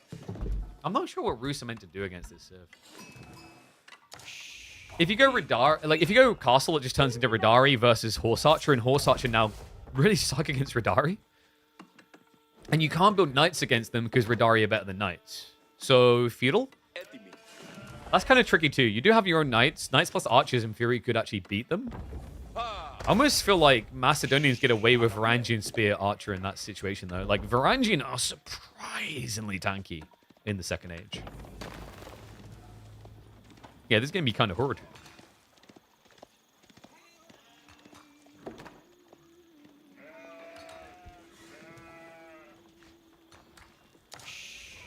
Most English people talk like that. I thought it's KPUs and wait, like what? What do I talk like? What have I been accused of? What, you thought I was going to speak like this? Alright guys, welcome to the cast today. I'm just here to talk to you through a few things. So anyway, I'm a big fan of not sounding too British. I don't know why. It's something about my heritage that just needs to be hidden. Yeah, we're not like spiffing Brit Star Wars. Good evening, ladies and gentlemen. Welcome back to the channel for another casted game. Actually, maybe that's where I'm going wrong. I've been told before I should leverage my British accent more.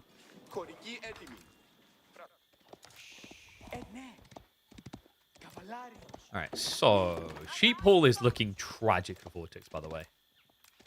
Oh, it's gonna get better though. Actually, wait, no, Bex, no, he's already got the second scout on the north side. This is fine, absolutely fine. So VortiX will maybe get like 2 more sheep in the corner. But he's pretty dry, man. I wonder if he Grand Wineries the deer. Like, you Grand Winery here to get the deer? The berry... Oh, that could also be an option. Like, it'd be out your base, but Grand Winery and double berries is pretty good too. And roosts aren't really known for attacking you early on, but nah. What did I expect, guys? Of course it's going to be a Hippodrome. I forgot who we're casting here. Like, this is legitimately how Lucifer and VortiX play, I think, every single game of Macedonians right now. Without exception. In fairness to them, it has proven to be pretty effective.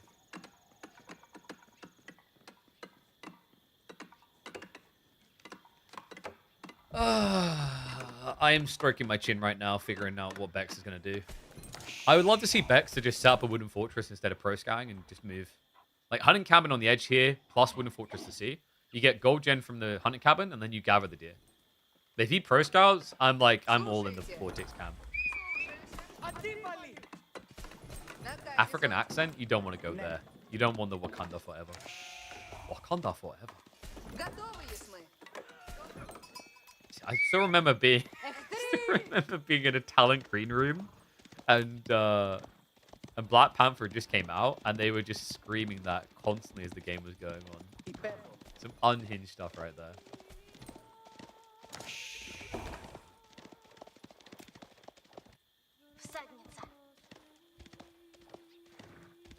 Dexter goes age 2 knights, probably wouldn't need any pro scouts. That's what I'm thinking. I think if he goes pro scouts here, it's just pretty much giving the game over to VortiX.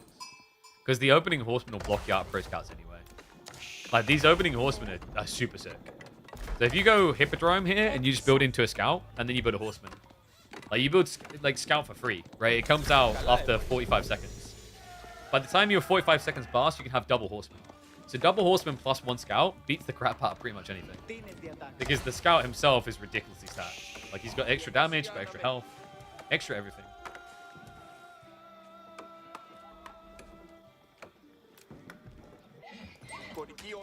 Maybe sneak on the back there. Bex. What are we doing? Not Bex the Beer Reaver. 23 gold here, plus 17. So getting 40 gold passive in a minute. And it is going to be a stable zone. Okay, so we're getting attack.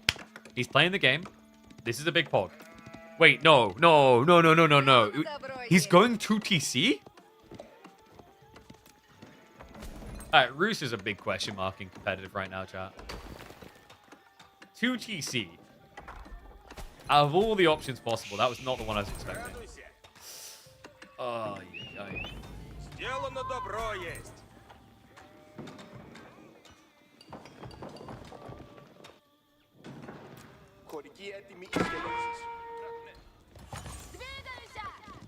VortiX. He's already starting to pump out the horseman.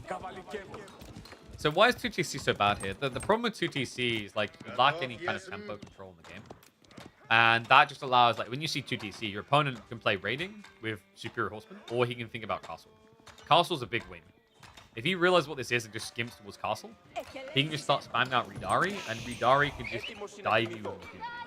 It's an effective way of playing as well, because it lets you leverage more gold without overbearing in that resource.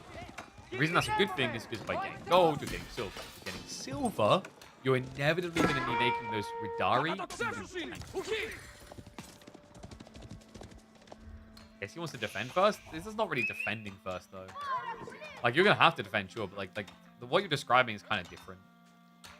Like, when I think of defend first, I'm like, okay, they attacked me, and now I'm going to counter-attack them, which is not what we're talking about here.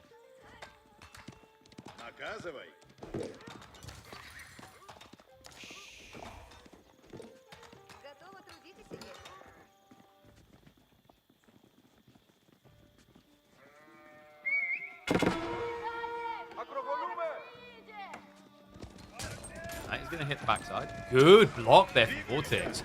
Oh, that was sick. Yeah, pulling the free workers against the Knight. A classy move there, considering that the Lance is what enables a 2-hit kill. So you'd have to hang around for 3 hits to get the elimination. That would definitely cost him the Knight. It's just not worth it. Might still cost him the Knight, though. Remember, Horsemen are quicker. A little bit of a poke attempt there. Not going to work out that well. And Champion's now arriving. That is going to be the Horseman Champion taking to the field.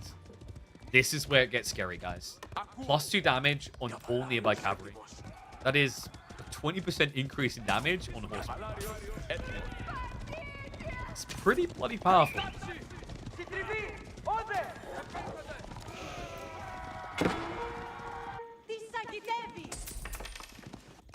And what? No!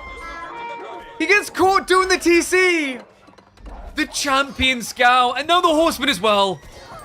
You can't even fight this scout, guys. He has 230 HP, and he already has the extra armor. That is a disaster! 2 horsemen and a scout.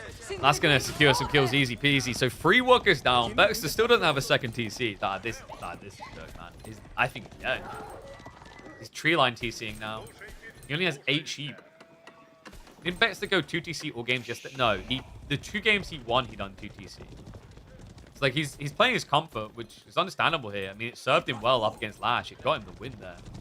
I just think, unfortunately, in this situation, he did not respect the horseman timing. His TC placement was way too greedy. Like, just look how far away it was from the primary. You can't just do those type of plays for free against aggressive saves. You'd take quite an ignorant player to allow it. And, well, VortiX never wanted to be ignorant. If anything, he's always looking for the early slay point.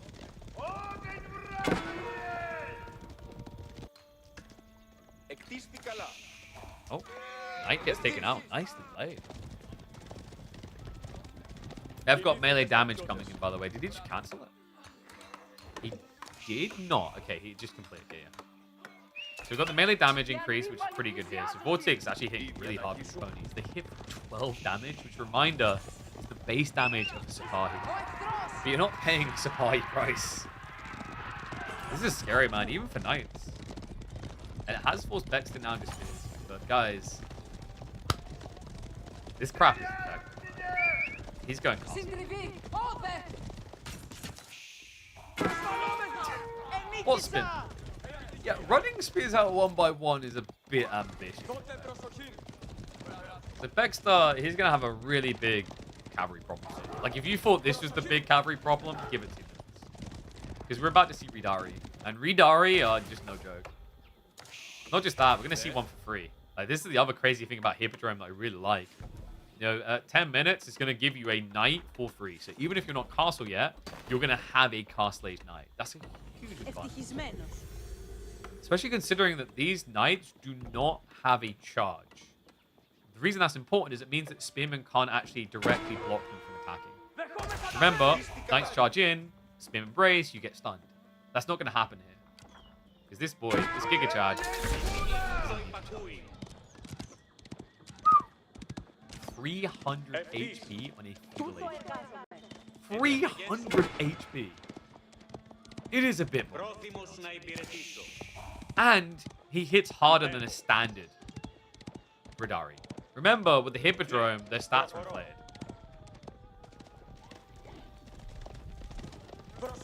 System, the first heal coming in. This is a Sippy Cup build. He's already built the farms. This is a really effective strat if you guys want to try it. You go Cistern, you build 3 farms, and you plug each. That now gives you, in the first minute of Castle Age, an extra 600 food. 160 per farm passively, and then, of course, 40 from the villager on the farm. Bloody powerful. Does he have a stronghold being buffed? No, because that would be the other option here. Is he could have plugged a stronghold to increase production. And yes, you get 3 units from the Hippodrome. On delay, you'll get a scout for free, a horseman for free, and then a Ridari for free. Each of the champions. Any additional spawn of the champion is going to cost you money though. But he's going to lose on this champion. Scout goes down, but that's like the worst one of them. The axe thrower. Oh, wait, why not just... Alright, that's where Axe rank looks really bad. But this strat doesn't. GG gets called straight away. Folks, it is going to be a 2-0 stomp. VortiX, the expected victor. Beexter able to pull off a miracle against Lash that will not repeat against the Spaniard Bull. Oy, oy, oy. So 2-0 victory. The man, the myth, the legend, VortiX. Alright. We've still got 20 minutes to go until the Myriad B set. Do we have any more games in the backlog? We done Louis and Gully, didn't we? Yeah, we done VortiX Beexter.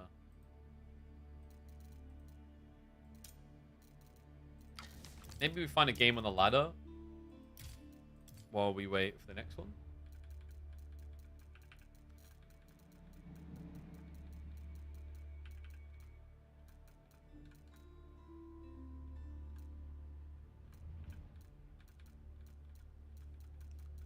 Just seeing if there's any familiar faces.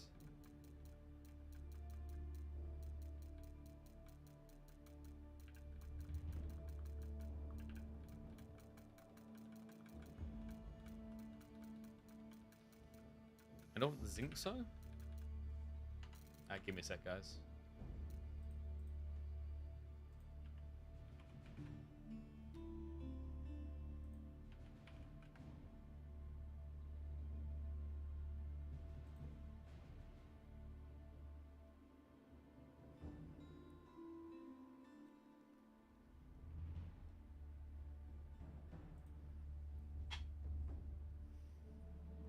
I think. You guys want an Ottoman Tuklak game, maybe?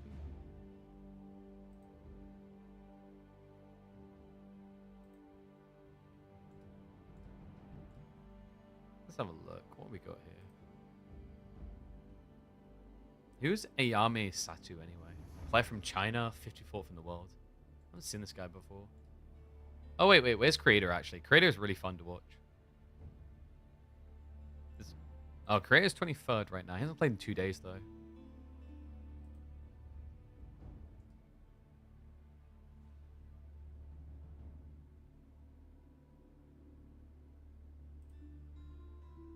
Played a game against one who's, like, ranked 9th in the world.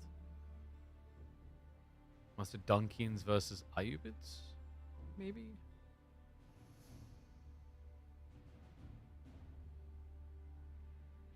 Let's have a ganders at a Creator game.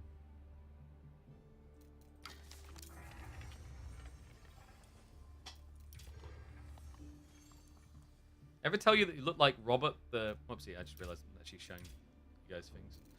Do you guys... Wait, ever... Robert the Bruce from Braveheart? I don't think I have ever had Robert the Bruce from Braveheart, no.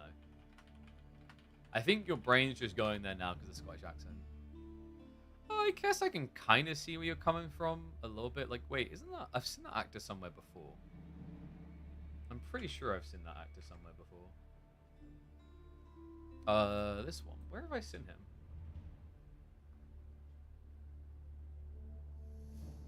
I've definitely seen him somewhere before.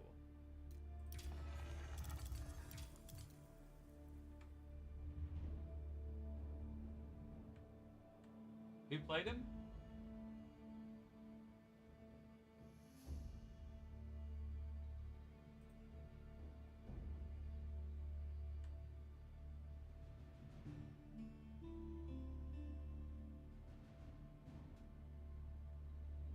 Why does it not show who he's acting by?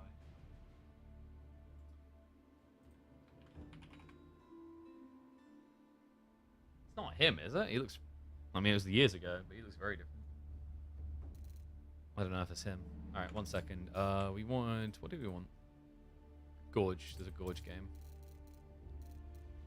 Damn, Craig's been playing a lot of custom games. I think... Well, because he played in the qualifier, didn't he? Let me get rid of this as well on the thingy. 1 second.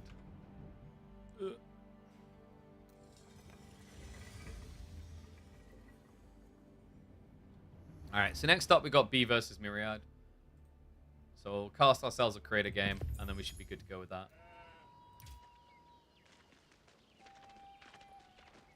Oh no. Actually, no. Ezra's fine to wake up. Emma should be back now.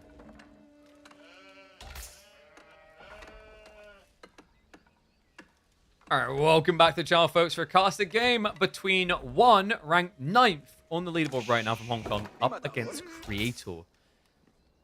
The Japanese whiz kid, man. The guy on our radar. We watched this guy last up against Dumu on Rocky River, and he impressed, man. He destroyed Dumu's English dive. Definitely a good pick for Ibis, but the way he done it impressed me so much. So we had to check in on this guy with a new Civ. Macedonians up against the Ibis. So there's one Ravane. I'm not sure, actually. Like, the account registers as being in Hong Kong. It's only been active this season. But it's 9th in the world with 113 games played, a 70% win rate.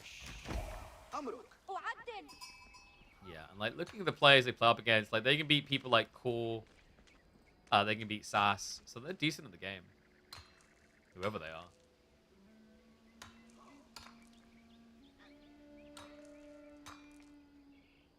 They've beaten Roger Scrun, they've beaten Corvinus multiple times. Voldemar lost to him, and then Mirror Golden Horde.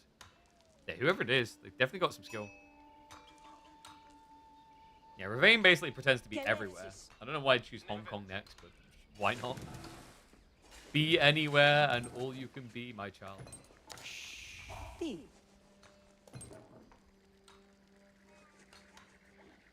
so Creator with Macedonians against Ibis. I'm assuming you're going to try to pressure him, and the Ibis player is just going to try to greed. Let's see how he opens it up. Dervish would make a lot of sense here. I actually think Dervish is probably the best way to play against Macedonians, because you don't want them to get eliminations. If they get eliminations of military, then they get runestones. So you just kind of want to be able to min-max around your initial units. I guess the worry here, though, is if you go for, like, a Dervish Desert Raider opening, then Hippodrome can slay. And it is going to be a Hippodrome build. Yeah, so Imperial Hippodrome, Growth Wing on the other side. Man, what is going on with Tiger Winter tree line spawns, by the way? Like, anyone else noticing how spaghetti this is? This is a lot more trees than we normally see. What? They're everywhere. Also, wait, what? Dude, look at the thickness on that tree line. It's so deep in TC range. Is this the normal like depth? I think it is, but the problem is he's missing the sides, so it looks really tall. No, these tree lines look fatter than they normally are. I'm almost certain of that. They look a bit too big. Yeah, this is George with the jungle. Oh, also I just realized why I'm on the KPMM. Wrong screen, guys. Sorry. There you go. Oopsie.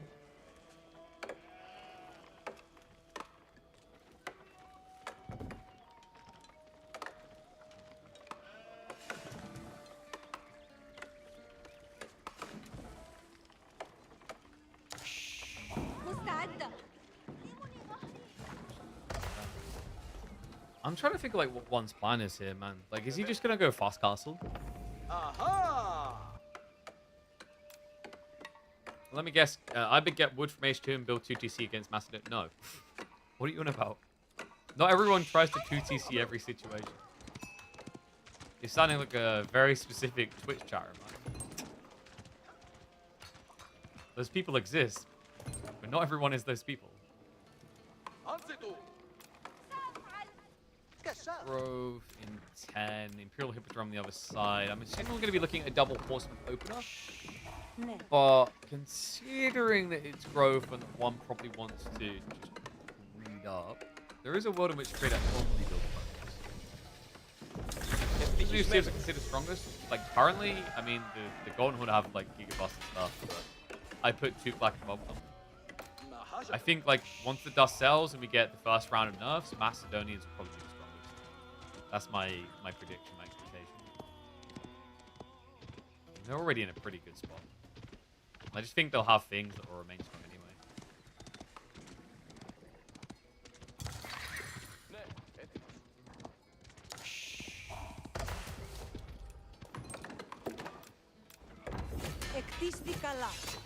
Stronghold set up. So he's diversifying then. There's no other reason to build the stronghold unless you're building more unit values. I'm assuming we're going to be looking at Bog and Manpo here to support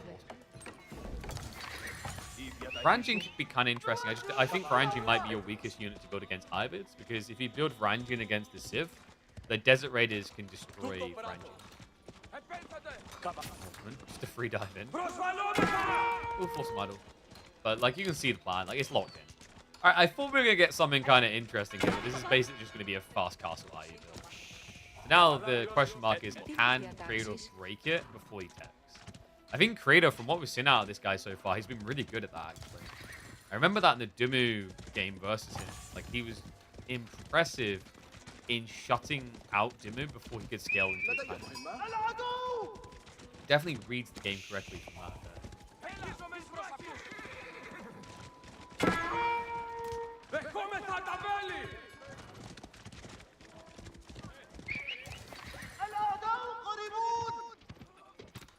Oh, I just realized I gotta drive again tomorrow.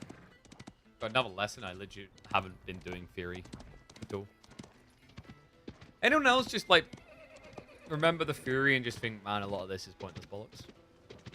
Some of it is useful. But I remember I was like even talking to him, like there's apparently on the test you can get it asking you about like the correct signs to like sign with your arm out of a window, which nobody should ever really need it. Like technically if your car breaks down still.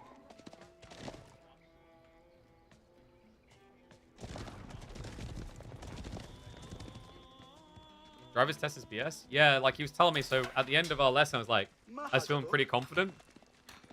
He's like, yeah, just pull up here on the side. I was like, oh, you know what I'm actually going to do? I'm going to drive us up on the curb like most people park. He's like, oh yeah, really well done. By the way, if you do that in a test when they ask you to pull up, they'll fail you. I was like, what?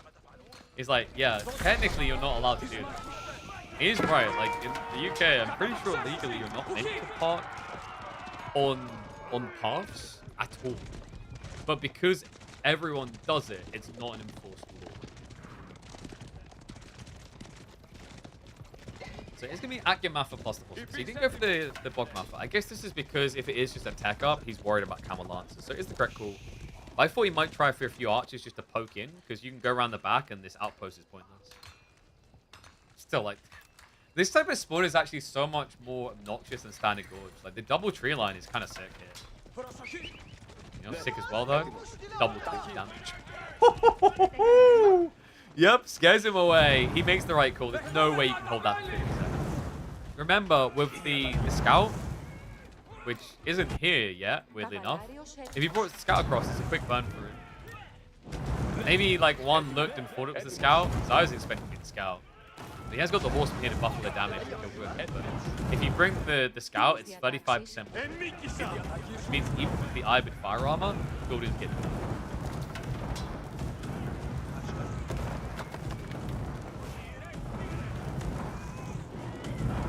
You get failed for not holding the wheel like a monkey too? Ah, no. So he brought that up as well. It's like, obviously it's safe on a test to just have both hands on the wheel. But he was saying he actually had a student who only would put one hand on the wheel. And he's one of those one hands on wheel, one hand on the gear type person. On the gear stick. And he said, like, at the end of the test, the guy passed him. He went, although, to be honest, I am a little bit old-fashioned. I prefer, like, hands at, you know, 11 and 2 or whatever it is. But he pointed out, because the guy, like, basically the condition is, like, if you are one hand on wheel, but you have full control of the vehicle, they can't mark you down. But if you look like you don't have control of the vehicle, they'll use that as a valid excuse to mark you down. Yeah, fun little details around those dusts. Kratos getting stacked, man. He can block this, right? Yeah, he can just pinch him. Just pinch him.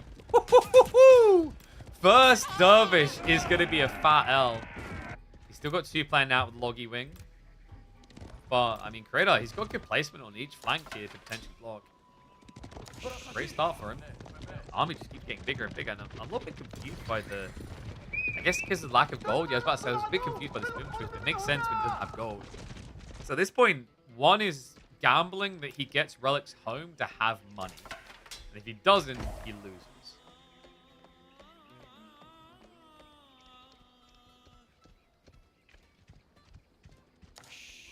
And yeah, like when I done my first driving lesson, like what I realized actually is I prefer when I'm like turning, I'm fine with 2 hands on the wheel at the start. When I turn, I was saying to my instructor, like what I prefer to do is pull one hand off parley, and then just full spear turn with one, and only bring the other hand on if I need to then do more scaling around.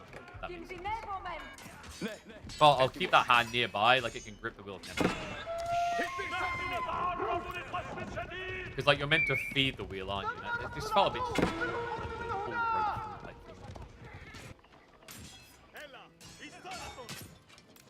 The one.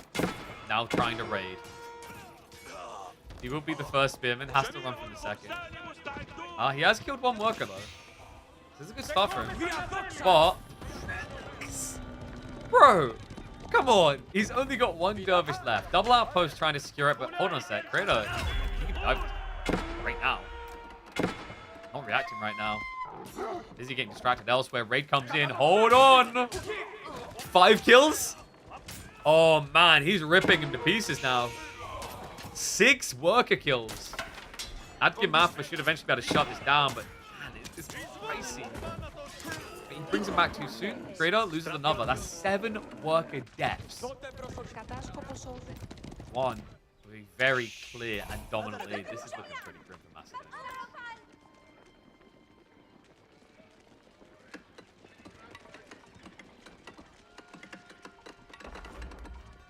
What do you do now? I think Creator needs to dive, probably. Bogmuff is coming through because he saw the spin. He's really looking for that entry point for opponents. This might be the time. Hold on a second. Yeah, one. He's moving forward for the berries.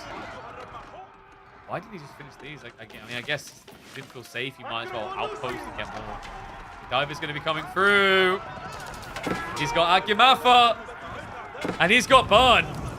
With the scout there, look how quick these to get deleted. 5 workers in trouble.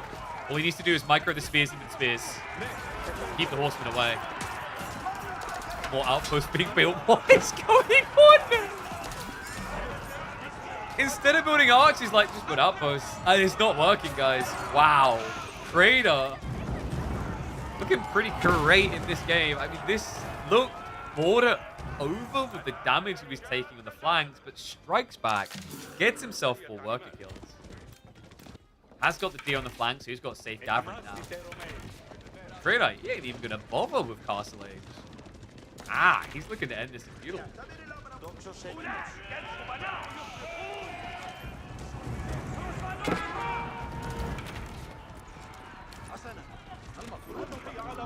Yeah.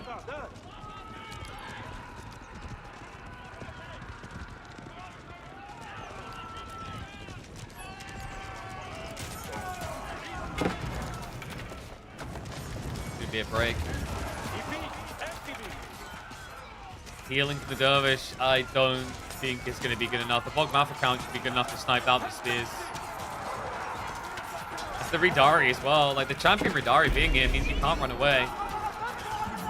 He's getting thin like a hairline.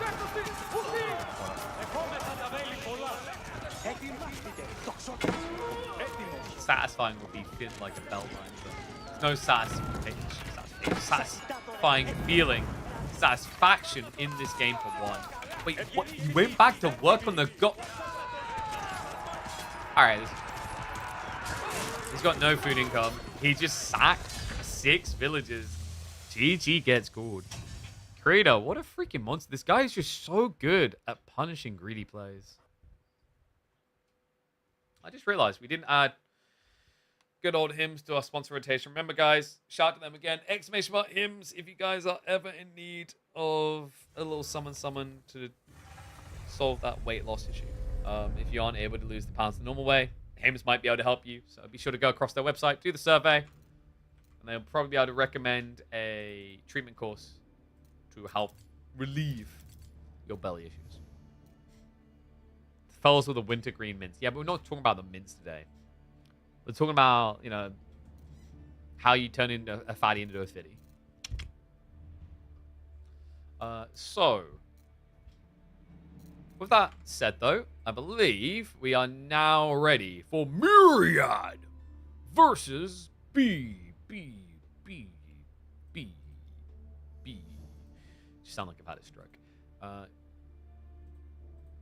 So, boys should be setting up the draft now. Let me bump them just to be safe.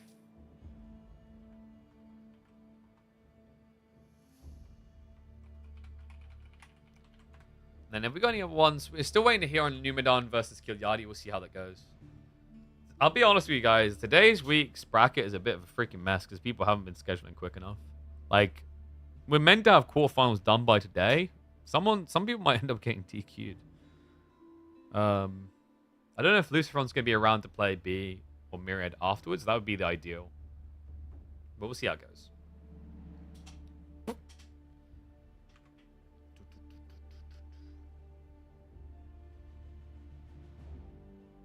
There's a lady on the news the other day that failed her theory test 67 times?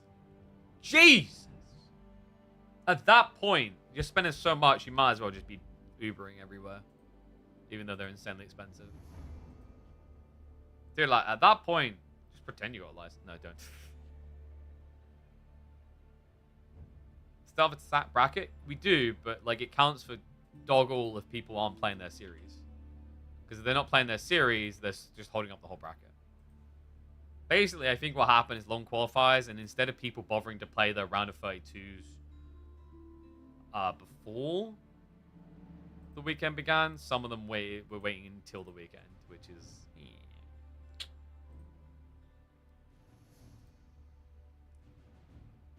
Alright, so map draft is up.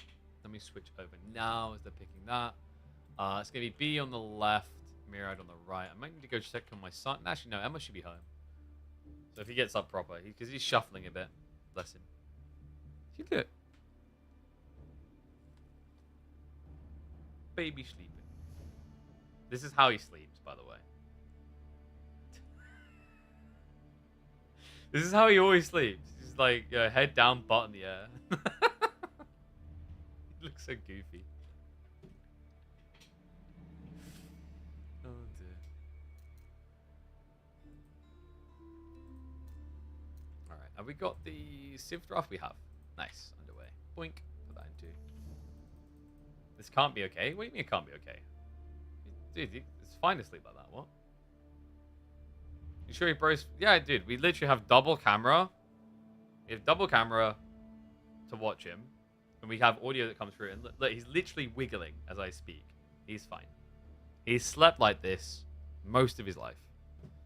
It's just the way he likes sleeping. He's over 1 year old. He's absolutely fine sleeping like that. Like, I think that would only be a concern when you're like a little new bubba.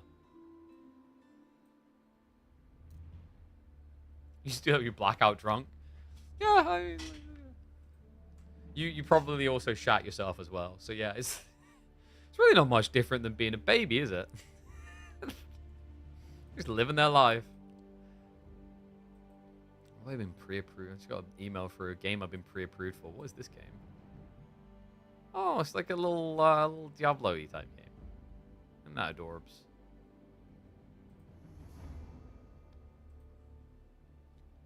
Been thinking about like what we'll start doing for variety days and what day that's going to be. You know, I was kind of hoping we'd have like an OLED sponsor by now, because like one of the things that was on my list is to do like finally do a Cyberpunk playthrough. That would take a long time. Cyberpunk, I don't know how many hours is Cyberpunk's main story. Cyberpunk 25 to 30 hours. I guess that's not too bad for them. Well, it's main story, right? But I kind of want to start like I'm thinking of like cooking up some interesting challenge modes. I need to look at like the mod scene for that game as well.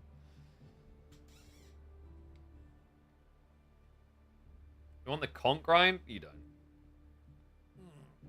I would rather come up with a concept that lets you guys interact in a fun way than just me playing on a ladder like every other generic Joe.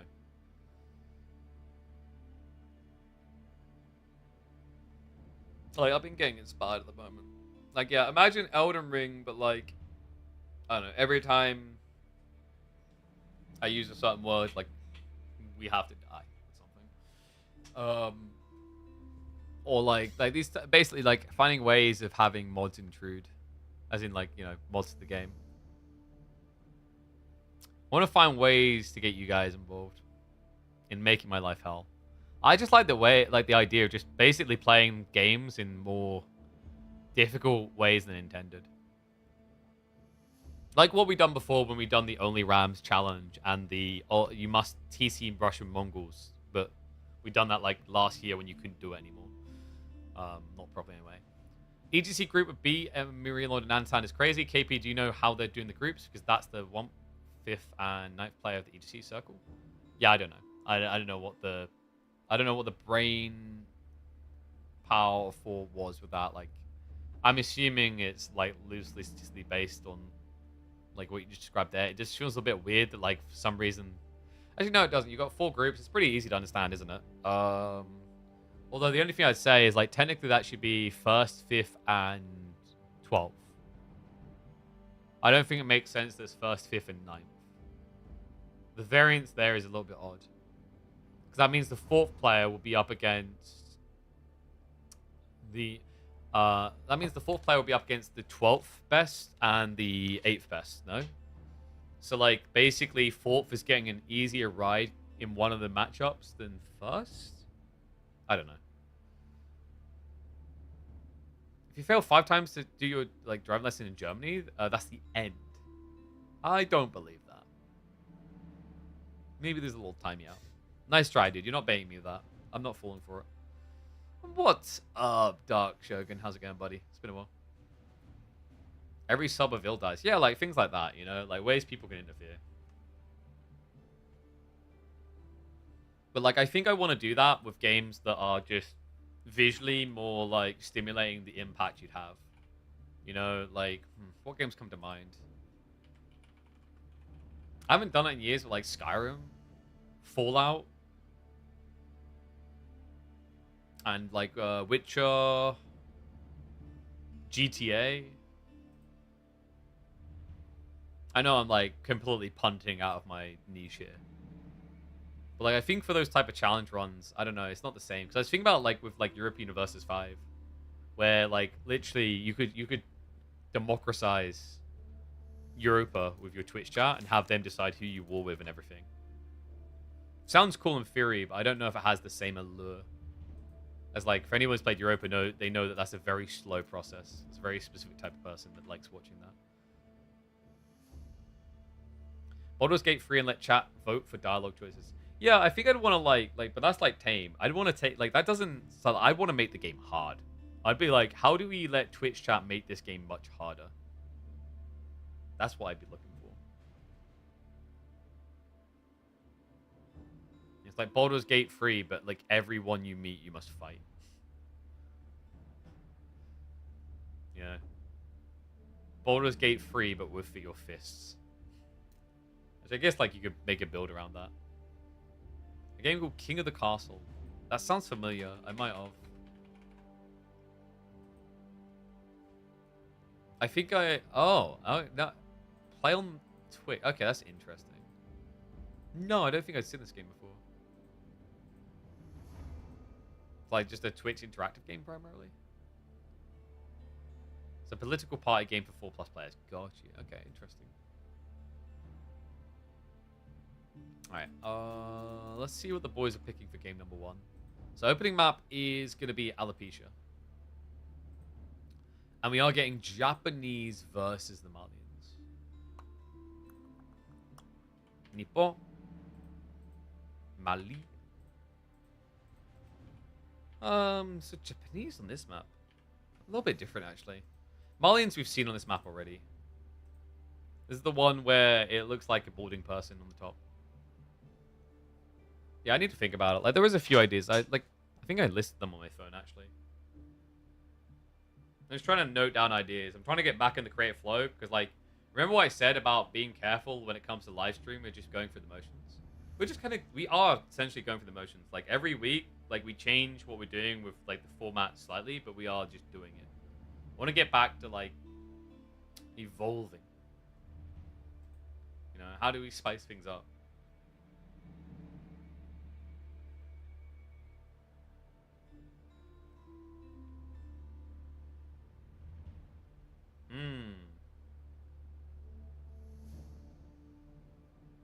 Yeah, that was like one. Like that would be like maybe that would be interesting. AB4 was can you win a game of Age of Empires 4 peacefully? So that mean like what? You're allowed to wallalow, because that's not a limit. Like, as long as you have pop space. And you'd have to go for like either wonders or sacred sites. Then you'd basically only be allowed to wall, I guess. But like, I think more than doing that, I kind of prefer the idea of like you versus the base game, because obviously there's the variance of like you could just keep failing at that until you get an opponent who's so bad you can do it, and that's maybe less engaging. But maybe the suffering makes it more engaging. Yeah, like okay, yeah. So here's a perfect example. It's like imagine trying to beat Street Fighter with just voice commands, but you have to actually call out the name of the moves, or your guy does nothing. That's what I'm kind of thinking the direction of. I want to find like ways of breaking games or making games unnecessarily hard for like our variety day. I'm trying to think like what's some new games that we do that with. Oh, that reminds me, I need to check out that RV game. Someone bumped me about that. It did look kind of fun. There's a new RPG out, isn't there? There's that Chinese RPG where winds meet. Kind of looks cool.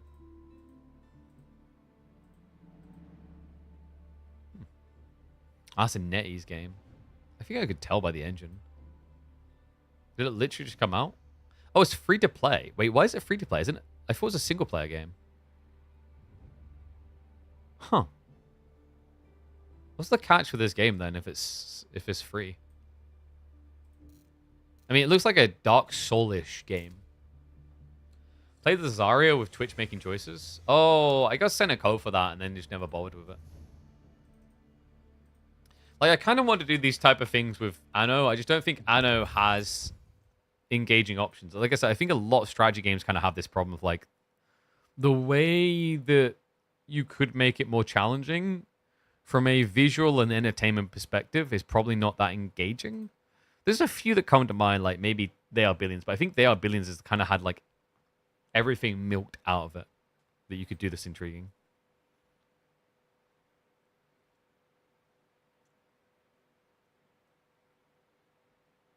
One quirky indie game? Maybe. But like I want basically what I want to start doing instead of spontaneously like going, oh, we'll do this today.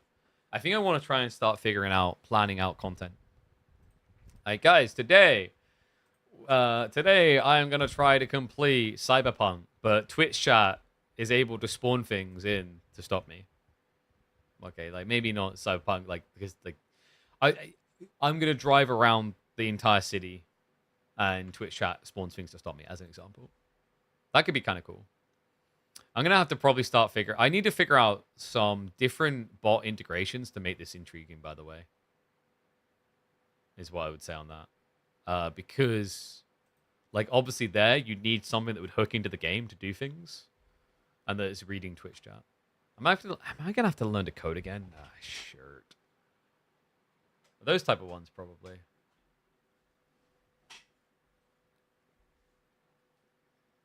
No, we're talking about Anno the game. Like, Anno the game and how, like, I don't think it has as many intriguing challenges you could do. Because, like, I'm thinking, like, what would be entertaining for me to play and also entertaining for you guys to watch? And as much as I do love my Anno games, I don't think they have much of that. I think the vibe that most people want is either you are super efficient in your setup, or you're showing me a really cool way of like building, like not building from an optimal standpoint, but a beauty standpoint.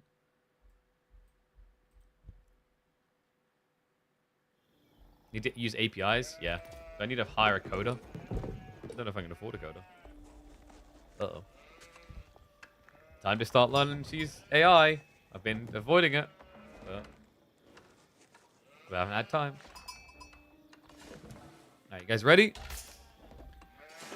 All right, let's go. Welcome back to the channel, folks, for another caster game. B versus Myriad. We've got the matchup in the round of 16 to see who is going to be booking themselves a date up against Lucifron. Dude, Lucifron versus one of these in the quarterfinals already getting spicy in our weekly format here. Our $20,000 esports circuit. Japanese is pretty nice against Mali, though, in the early game. It's funny, because it used to be when this played a little bit more chill, I would have favored Malians, because once you get to Castle Age, Sofa Flood, Musafadi, tends to clap. But in the early game with this Dark Age rush, you know, it was becoming a bit of a game changer until Malian players started adapting. The puppy paw build. This is where you save room for an outpost and build it up to stop a rush. That's what you got to be worried about here.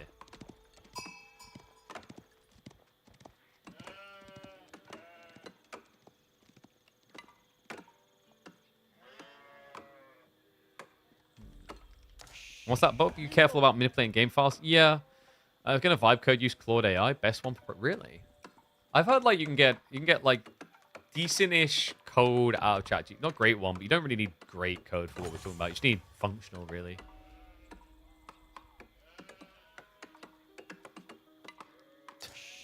So outpost coming up. He did stop at one spear actually. This is pretty good and efficient for him.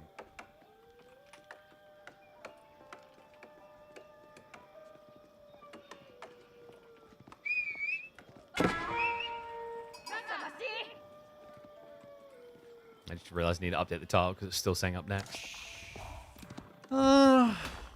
Forge up for B. Already on berries. Has got Tawada. I'm just looking at the spawn and wondering how he wants to play this. Wait. Alright, that is like the safest deer spawn I think I've ever seen on this map. Are you kidding me? Wall here, farmhouse good. B. I mean, the only negative is his gold is all one side. But, like, outside that, this is a really freaking good spawn. I mean, technically, you could just guard your gold and put both your tree workers and your food workers here and wall them in. That's actually kind of insane. Not efficient for the walk for woodworkers, sure. The rest is good. DPT gets stuck on a lot of errors. Yeah, like, the only other option is, like, I learned to code again. But, like, I'm so out of practice. My concern is the amount of time that's going to take is time I don't have. What I'm kind of envisioning I need isn't, in theory, that complicated. Like, basically, you'd want, like, AI that can read chat and then I don't know, text to voice it, really, is, like, a big part of it. And then if you want to get more advanced, you know, we were talking earlier about, like, for example, if you played Cyberpunk, having an inject for it to, like, spawn cop cars or spawn, like, baddies or whatever.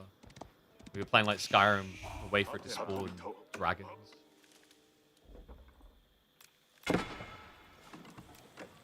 Not the most, like, insane depth of code, but it's not the type I've really done before. Outpost is going to be complete, by the way. It looks like Myriad was waiting to see if he actually needed it. One concern, though, is, like, did he... Okay, Scout's come back now. That's important, because the Scout is the one that you want to keep inside the outpost, unless you want to club a sheep here. Which he has done. Yeah, but he didn't do it optimally. Myriad, he clubbed the sheep on the west side. Normally, you want to club it here, so it's between the outpost and the mill. That's much better.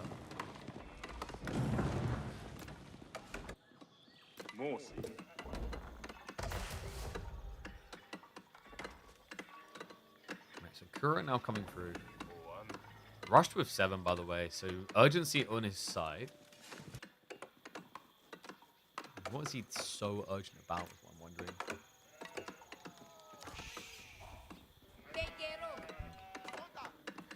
Alright, you know what might make another fun challenge run now that I think about it? Modding Might and Magic so you can only build peasants and having to win the game with only a peasant army.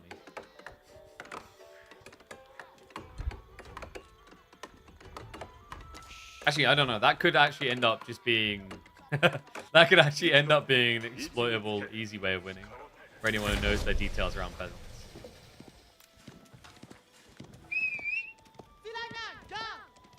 I'm kind of looking forward to the new Might and Magic to see what we can maybe cook there. Yeah. I think there'll be a mixture of like content that I want to start adding, and there'll probably be a mixture of us doing new games and trying to break them because they haven't been, you know, balanced yet. And then older games with stupid challenges. Like absolutely moronic, but so good because they're moronic. At least that's what I'm convincing myself.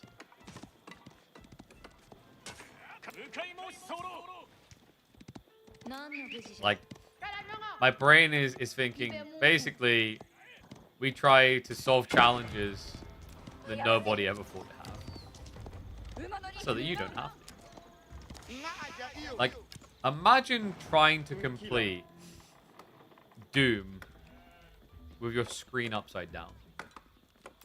Nah, that one, I don't like that one enough. Visually, that's just annoying, but it's stupid to even try. So Myriad actually moving out to mid, by the way. Which makes sense. This is fast castle from B, so he's a little bit safe right now. Problem is, he's seen doing this perfectly. B already knows. So he already has a clear target in mind. So Myriad's going to want to consider adding an outpost. Or he could consider death. I don't usually recommend considering death. Some would say it's a big negative.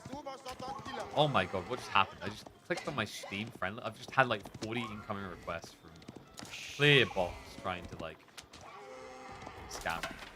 It's actually ridiculous just how much that's inflated. Remember when you used to be able to just get added by someone and it'd be like, yeah, good vibes. And now everything is just a bot trying to give you a virus. I missed it. Okay, so Flown Gate now on the way. B. Yeah, I assume we're looking at stable there. Can't see any reason why you would. Like, your opponent has 2 Donzos, and those aren't even upgraded. Why did Myriad actually build Donzos? Oh, he just got... I've got to say, like, it's because he hadn't got the hardened. It looked weird. That makes more sense. And the outpost drop, no. B sees this. He can't do anything, though. Because the archers and javelins, if he rushes it, he gets sniped. Okay. Yeah, and B's doing the right thing. He's being lean. He's putting his resource, his limited gold, into Samurai because you can't afford Mad Samurai. You just run out of resources. That's a sick read.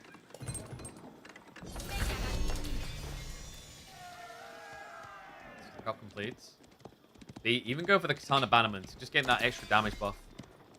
The concern here is, like, Myriad can technically counter you from H2. He's already trying. He's aware. He's building Musafadi. Did he see it already? Yeah, he did. He saw the Samurai. So he knows. And I wonder, like, do you just Yorishiro drop the Forge next? Probably going to have to. References coming in 10 seconds. Man, Myriad has made this game really tricky for me now. Or not. Come on, no! Myriad is neglecting the point of interest entirely. He hasn't captured a single one. B has full vision. He even knows this is safe. And you know, kind of makes it worse. Myriad's probably looking at this going, haha, I blocked him. He can only build Samurai, and he hasn't got much gold, so I can win. Just by staying feudal. Well, that's not entirely true, is it?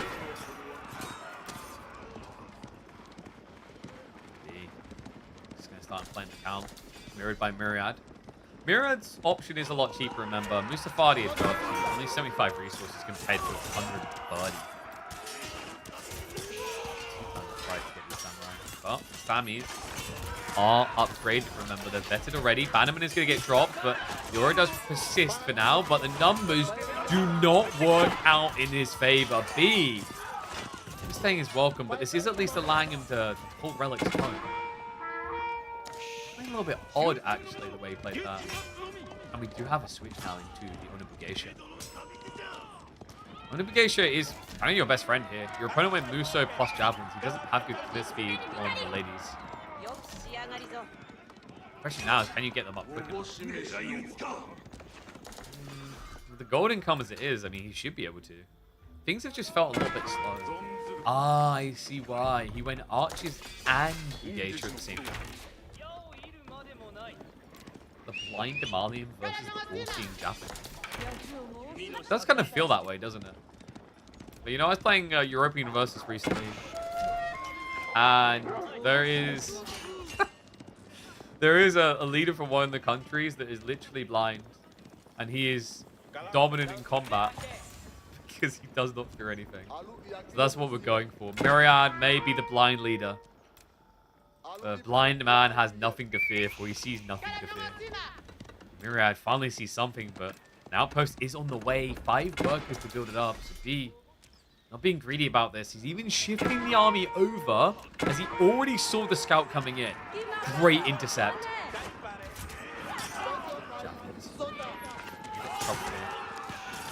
Yumi gonna have a field day with this. Myriad forced to retreat.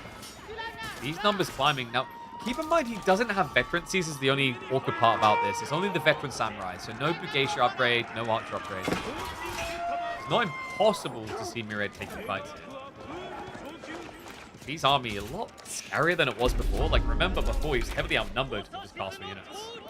Now, he's just padded around it. He still has castle men-at-arms, but he's got support.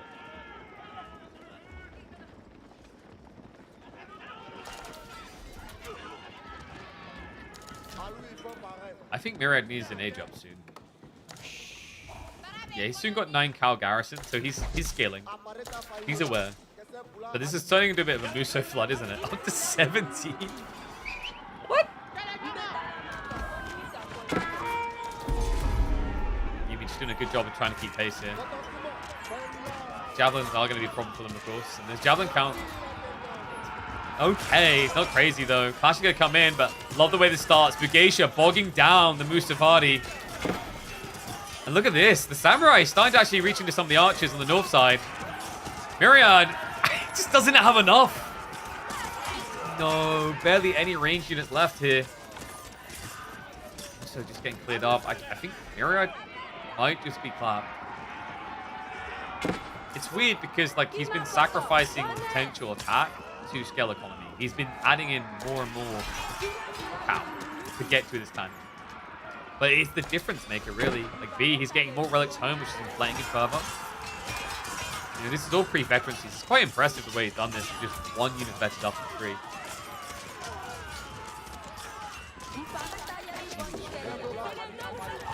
Death count's so low, it's not really doing enough. He, of course, will have to just reset because he's getting close to enemy base. But like I said, on the relic side of things, he's done pretty well off this. It's been worth it. Like, we're probably looking at a 5 relic game for B, actually. And then it doesn't matter that you outposted his gold. This becomes kind of pointless. This feels like a great example of how to play around a gold block.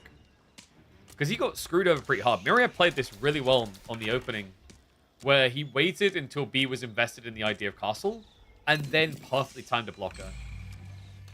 But the switching to samurai, which is just so rare these days, and then the sneak onto the gold, it's been played so well. I think what B is showing you is just the power of the flanks on this map.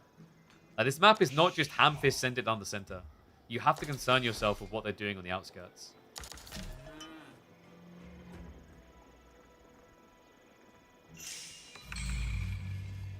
Fifth relic now grabbed.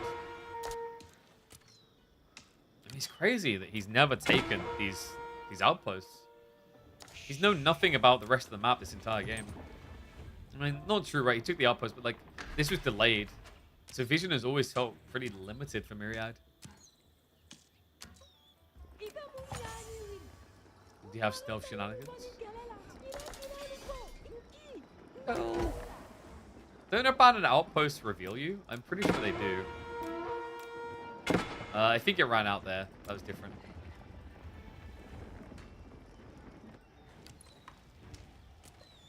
And love that. He did Yurishira the blacksmiths.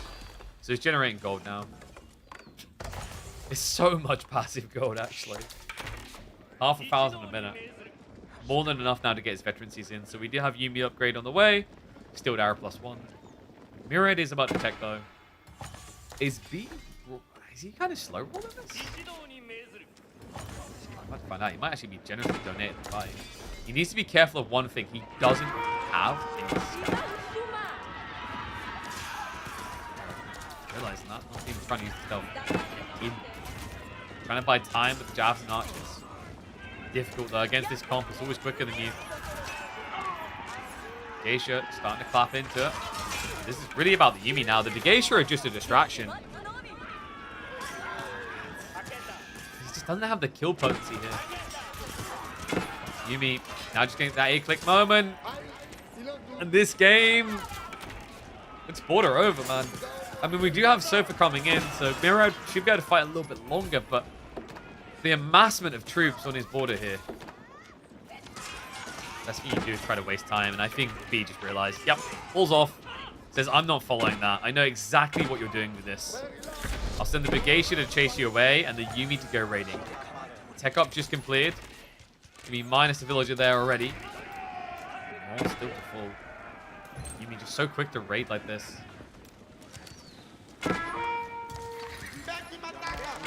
Dive in. Maybe 2 worker kills so far. Aries did just get cleared, so Myriad gets back in the base at the perfect moment. The problem is this many Yumi can just keep on diving.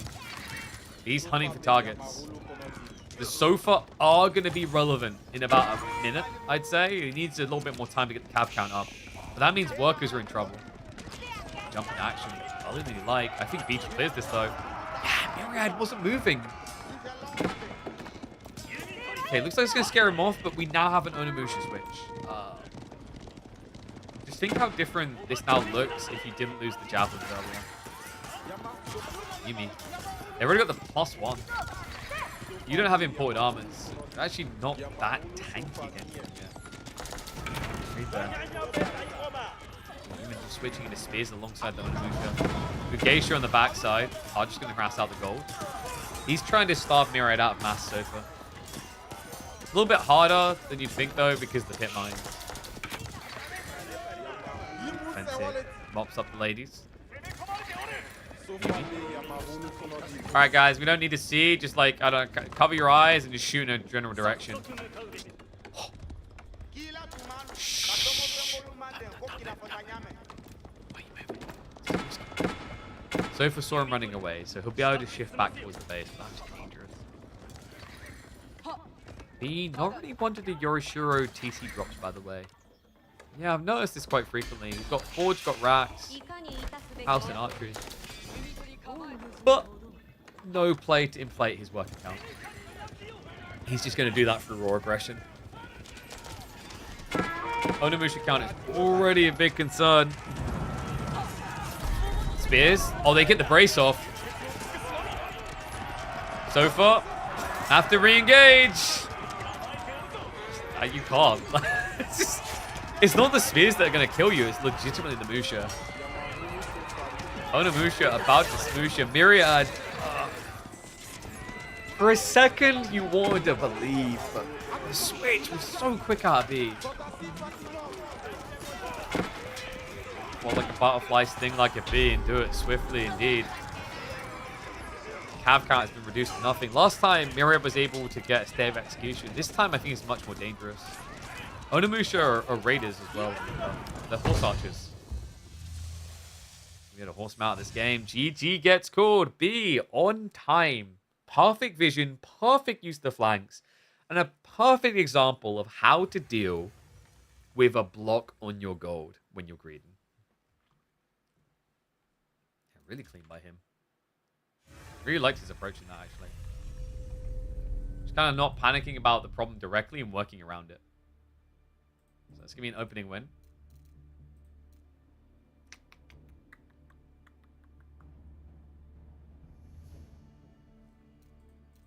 Next up, the Boyos are taking us to Pigeon's View. That's Byzantines versus Abbasids.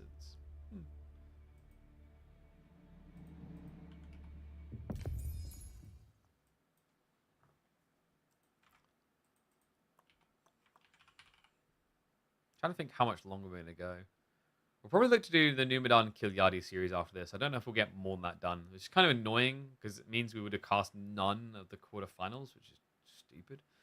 But sadly, I can't help people scheduling. Unfortunately.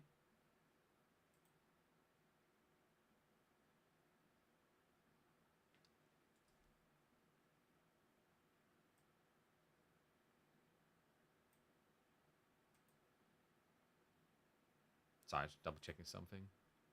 Got pinged in the background sometimes.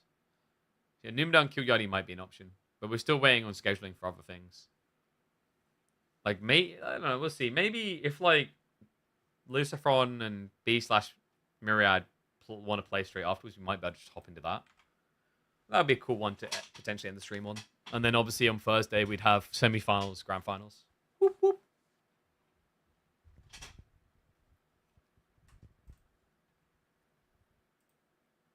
Oh. Emma cooked food really freaking early. Emma, what the hell? Tuna pasta ready. She said that like 10 minutes ago. That's like ultra early, girl. What's going on? Like, what the fudge? Food this early? Now just knowing about the food's making me more hungry. Gosh darn it. We can do predictions. Let's go ahead. Game 2. B versus Myriad.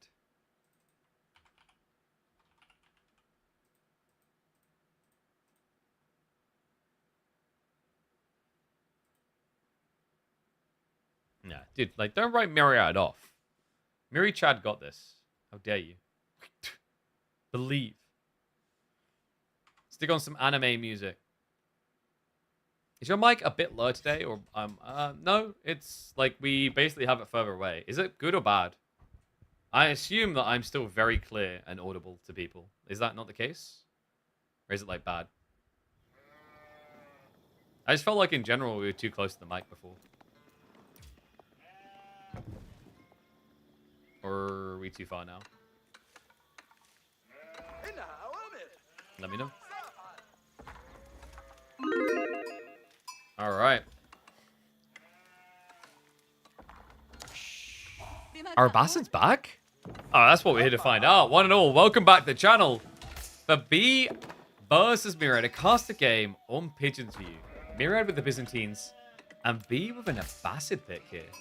Man, Abbasids have been thrown out in the trash. Like, let's be totally real. This Civ hasn't really felt like a Civ for a long time. But Pro Scouts declining, this might be the time, and it really shows when we're on a map that has been good for Pro Scouts recently. But in this game, neither player is playing a Pro Scouting Civ. This is going to be a fun one. Byzantines, I mean, this might be a free TC build by ABBA, but I do feel like Byzantines usually have like a decent economical scale point against Abbasids. I was saying this on the stream the other day that actually like Byzantines multi-system approach is kind of like the anti-TC strat. Because compared to going multi-TC, it returns investment much quicker and much more efficiently. It's padding in multiple different directions. You know, you make your economy better, you make your production rates better, your tech rates better, all of it. Could Abbasids crack that? A Civ that is going to be able to have an increase in value per TC because of the decrease in cost. I guess we'll find out. Be already setting up the House of Wisdom. Too far away from being ready to start the tech.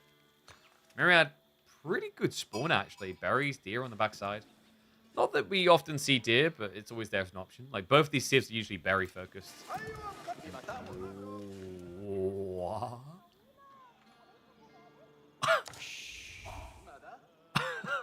What?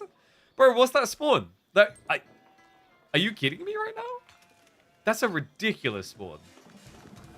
Holy crap. I mean, I feel like it doesn't really get much better than that. That is a crazy spawn coming into B. He's literally got 3 food deposits on one screen. And his gold, right, like, I mean, you just TC drop here if you're going to do TC build. It looks like instead, though, I think this is Fast Castle.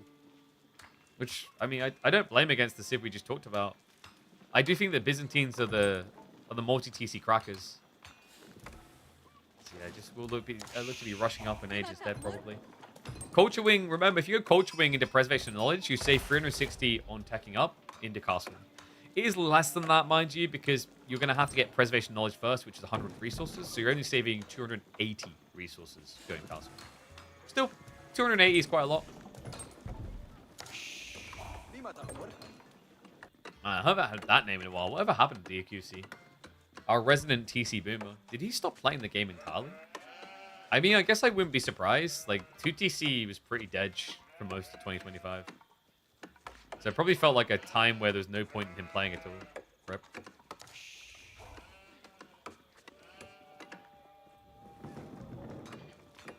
Alright, how do you guys predict? What you got for me? Come on, give me some big prediction. B, 100% do it. Wow. What an unexpected prediction. You guys are just mind-bogglingly different. I never could have expected that. Oh, man, you guys really... You completely gambler. You know, like David versus Goliath, I can see that you guys very clearly gambled on Goliath. Gotta believe, man. I mean, Byzantines is a really strong civ these days. Abbasids is an unproven quantity. Nice little placement here, by the way. The mill on the other side. I would have loved to have seen him just do a small deer shove. Because then you have this efficiency around the second mill. Because you're using it now for the berries, but you use it afterwards for the deer. Myriad can win if you feudal all-ins. I think... Can he not win if he just castles? How far away is Golden Age? We're still 3 structures off for Golden Age. So this is like FC. B, he's not going to really have a fast timing into his Golden Age. He's going to miss out on the 15% for a long time. Whereas, like Myriad, he's already going to be towards, what, tier 3 when this connects in?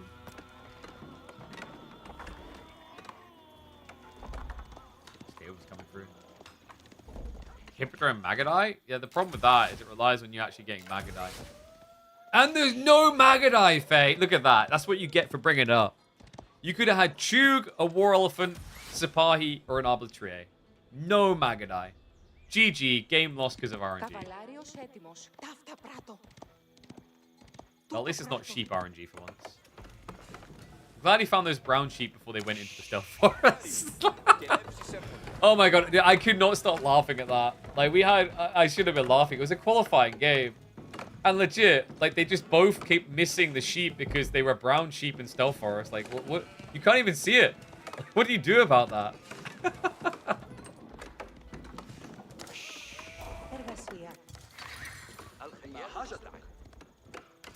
Alright, archery follow-up from B. Yeah, so it's not just rushing age. So now you just use the Profanation Knowledge to get value elsewhere. Like, all your eco techs. Healthy savings there. And then there'll be blacksmith techs afterwards. The worst value point. You have this problem now with white sheep on snow terrain.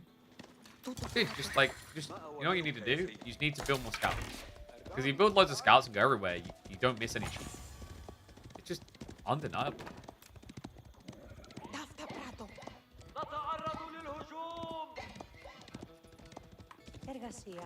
Sheep should have blinking lights on them. I feel like sheep should just leap and then hop really high. You know, like Michael Jordan dunked in the ball level high. You know, like basically higher than this system. And then you'll never miss that. They should come with little flags on the back of them that wave. Yeah, and then we get rid of the adorable scarves. Actually, no, I don't want to get rid of the adorable scarves. They're so cute. They look so cozy with them, actually.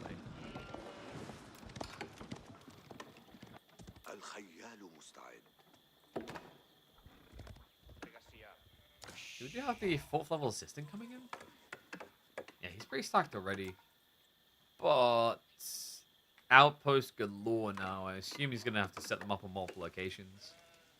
It's a really tricky map, actually. Because of the stealth forest, cam archers isn't the most meaningful idea. It's good raiding. Just good business, guys.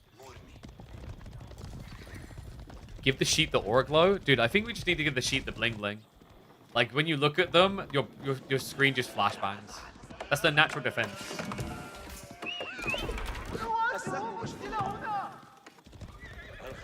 Horseman. Nice raid in. Should be able to... No! Myriad is going to get the block. He doesn't! How did B get that? It looked like Myriad had formed the block just about right, but no. So -1. This is off to a tragic start for Myriad. Still, like, he's ahead in front of me, you know? Like, the Golden Age has come in, but he's slightly better off. He's 22% versus the 15%. Can I describe snow biomes with flashbangs? Look, it sounds to me like you just need to turn down the brightness on the monitor, okay? You, I'll show you, like, so if you don't want to get flashbang when playing snow biomes, it's your own fault. Here's the brightness level you need to set your monitor. Look at that. See, I could be on Tiger right now, and I wouldn't even notice it. God, I'm back. Too many lights.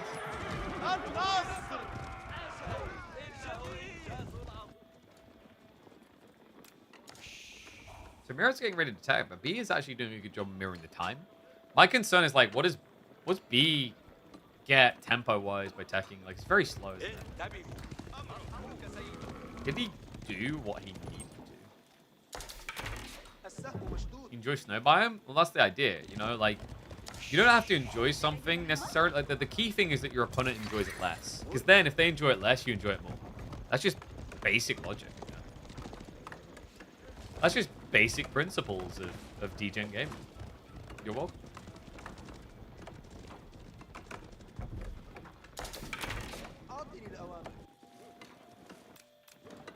Alright, Myriad. What are we missing? I think he's done a good job of kind of optimizing and not over-investing too much. Like, B actually had to add in quite a lot. And they got work a kill. Though he forced like an outpost here or there. Like, he didn't get a drastic advantage. Yeah, his timing just kind of looks worse, actually. Myriad's about to start tech up soon. Just needs to harvest up the gold now. Wait, is he riding blind? He is. He doesn't have the scout. Where's the scout? Wait. Why are you here? Sir? Bro, what? What? Trade-off is like these guys were faster. Negative is pretty obvious here. You know, you guys talked about blindfolding yourself. Well, that's pretty much what you just done. Live the day as in the life of a blind man. Did not like what you saw. I'm sorry, I had to make it. I didn't have to, but it seemed classy. Alright, praise idiom. Yes! Myriad, the Giga Brain. He just turned over to 25% damage reduction. It's still burning, but it's burning slower. Go for the repair now. Myriad, back inside. Full time for the army. That's a clutch Presidium right there. Yeah, I could easily end up losing 1 or 2 workers otherwise. Golden Horn Tower now coming through. Myriad mostly unfettered. B with the military wing on the way, and I seriously, this spawn is ridiculous still. I can't believe he got this. The double deer and the berry on one strip like this is crazy. Play Teemo, it's not fun for you, but less for them. Exactly, that's the same reason why people play techies and churches. They tell you they're actually having fun, but they're full of crap. You know?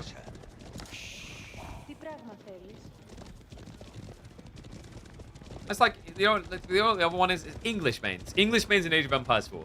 English mains in Age of Empires 4 are telling you they're having fun, but what they really mean is that they enjoy winning. And they can just wait you out into the late game. But, like, they're not really enjoying themselves if they ever tried another Civ. Once they've truly tried another Civ, they're like, wow, how did I tolerate living like this? Why did I tolerate living like this?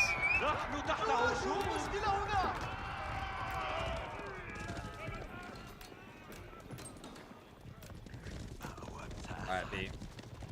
15 seconds away. He's got a lot of archers, actually. And Millywing's going to give him a blocker against Cataphracts, because he's going to have the counters. Is this going to be a composite bow strat? I don't think it can be against Cata. Unless you think you can afford mass camel riders. Because he needs to answer the heavy cav. But that's the biggest concern coming out of the Byzantine camp.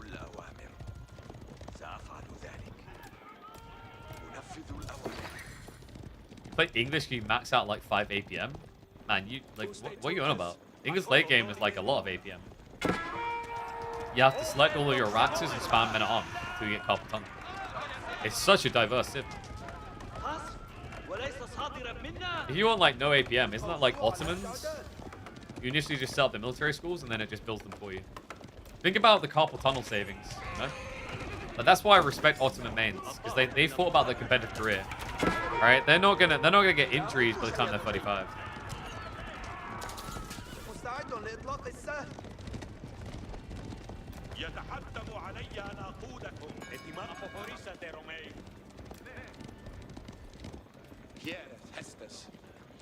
Myriad. Looking pretty strong here right now. His longbow timing is worrying me a bit for B, but he's going hard into lances. Okay. So I said he needed to answer the Cataphrat. This is going to be his answer for that plus the LB. And keep in mind, because Myriad's going pretty hefty into the Catas now, he's not spamming the Tane.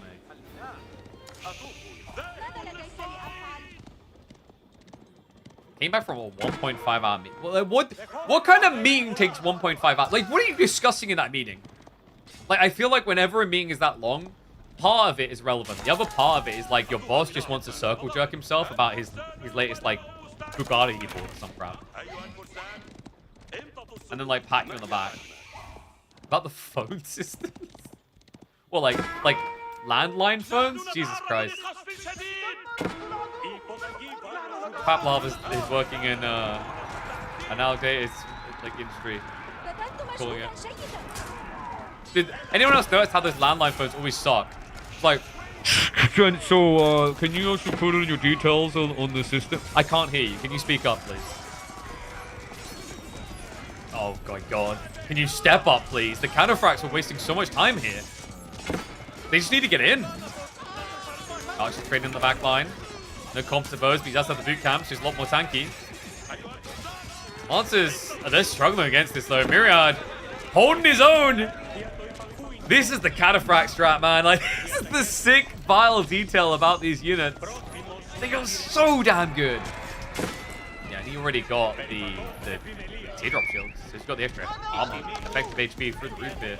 I mean, the idea was cool by B, but like, inherently, what is your advantage here? If you don't have camels in the formation, your lancers can't be expected to win. Great micro there, sniping down the injured party. Respect does continue. Gold just getting harassed. B will have to pull away. Lancers coming out. Canners, they're overreacting to that back lancer instead of just hitting the archers. Camel now in. Myriad needs to snipe that with longbows. Good fire of arrows, but good pull away. B just maintain that aura. The trample comes through though. Longbows retreating. The cataphracts trying to carry on through. They can get the snipe on the camel. They will club down the lancers. And Myriad is edging towards a victory over B here. Big one. Teams always in business. Abbasid still feeling like Abbasid here. I don't know, man. Like, this Civ just feels like a big one-bomb. Like, what are you doing right now? I think the best way I could describe this Civ is that it tastes of defeat. Not feat, defeat. Clarify. Different things. You think Cataphracts are OP, but now I think Radari? Yes, because Radari are better Cataphracts. But, like, there's no Radari here. Silly Middle Eastern civs, they didn't have the genius fort to hire Vikings. They deserve to lose. I think that's just your fill-in strat, like your fill-in statement now.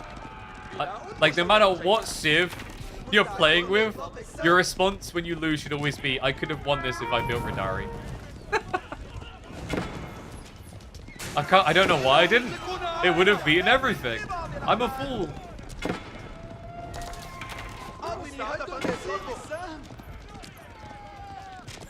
Cannons come with 53 longbows? Yeah, but like a Radari comes with a Rootstone. Suck on that.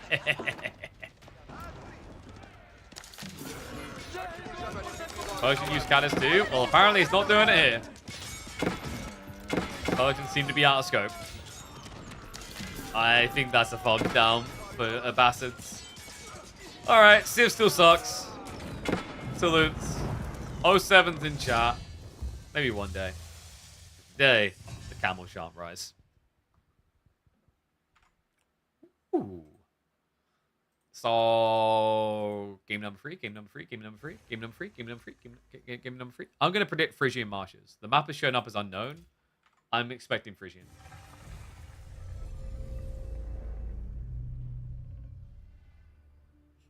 What do you mean? The guy sitting on the camel with chill clothes, he's winning the vibe battle, okay? His vibe level is too high. I don't think you're appreciating the importance of the vibe level. Like, Riz is through the roof from that camel rider guy. Like, what kind of pussy needs all this armor, you know? Alright. Game numero 3. It's not Byzantines, but it's the next best thing for an Ottoman showdown. Dry Arabia. Oh, baby. New Civ. New Civ. I feel like I just, like... Actually, I don't know. Like, sometimes I care about old Civs. Like, the first Civ today was epic for that. A lot of the time, I just want new Civs now, though. I'm greedy. You know, I'm like that post, like, is it the new Civs? And someone goes, no. I'm like, alright, well, bye. Cool talk. Maybe next time.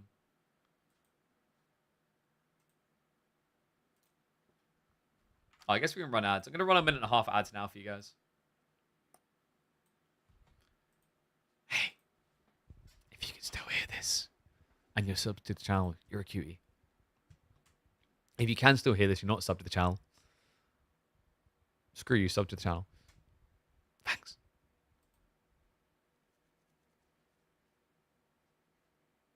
There you go, guys. Like, you know, like act like you heard someone really cute, you know, and then they didn't. The UI is bad, HUD placement terrible. What are you on about? What, for TikTok? I think for like an RTS, our entire placement was pretty freaking good. This is probably the best way that you can actually set up a visual for vertical.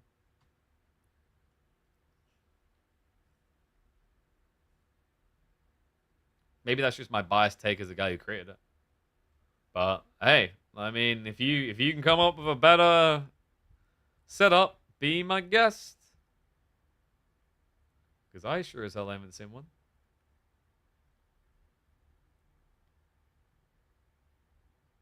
Oh wait, I just realized that's on Kick. You literally have the standard setup. Like, what?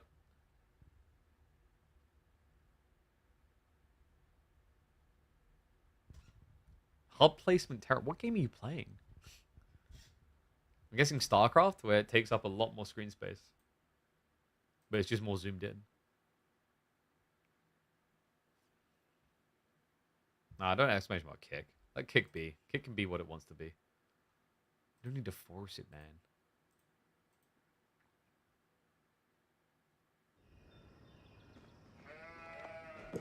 Right, let's get ready to go. Alrighty then.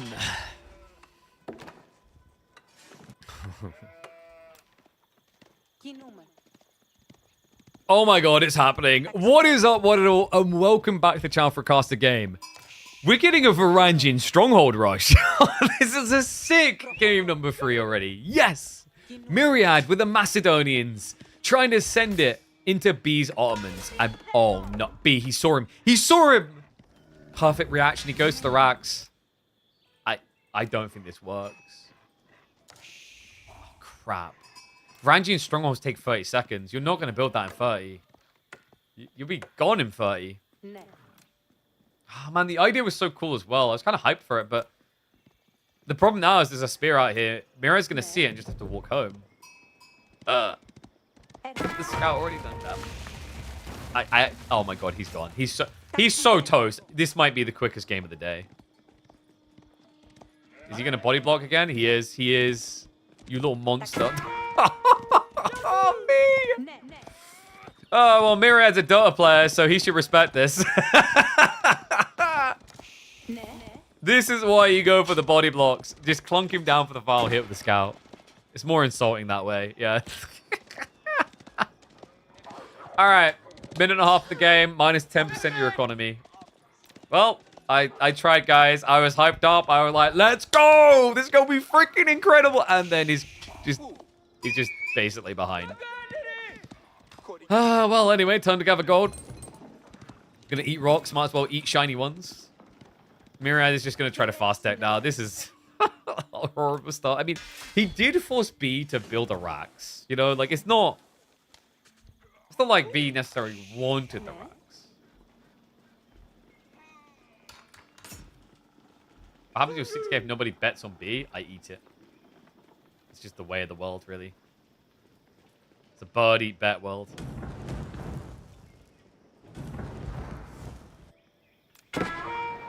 Alright, so Myriad is a bit of an awkward situation here. Because is he gonna get Grand Winery here?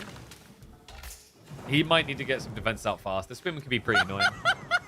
What is up, Smoothie? Appreciate the sub, mate. Thank you very much. Welcome to Swarm. And I love the fact that even after you open racks, you're still a military school afterwards. Like, free units. Guys, if it's free, it's good. Like, free things can't possibly be bad, guys. You know? Like, little ice cream samples on the gelato sticks. You know what else is free? Measles. See, not everything 3 is good, okay? But in this case, this is pretty good. Hippodrome now coming in. Interesting. Why did Myriad not want to do Grand Winery? Because, like, isn't this just... You can kind of mirror out against Sipahi. Actually, like, technically, if he gets enough silver, you can beat Sipahi because of the armors. But that's, like, further down the line. That takes a lot of time. I don't know if he's got time on his side. Ooh, both of them have kind of struggled on sheep here. What happened? Is there just like a few sheep scattered in weird places? Because they both are fairly low on sheep. We've got 7 for B and we've got 9 for Myriad at 4 minutes. The minimum address is going to come in. Like, this is kind of more damning for Myriad than it is for B. Because remember, like, B can just get infinite food. He's got Madrasa coming in and he can get the sheep afterwards with the point. Like, this Civ is just not going to run out of food.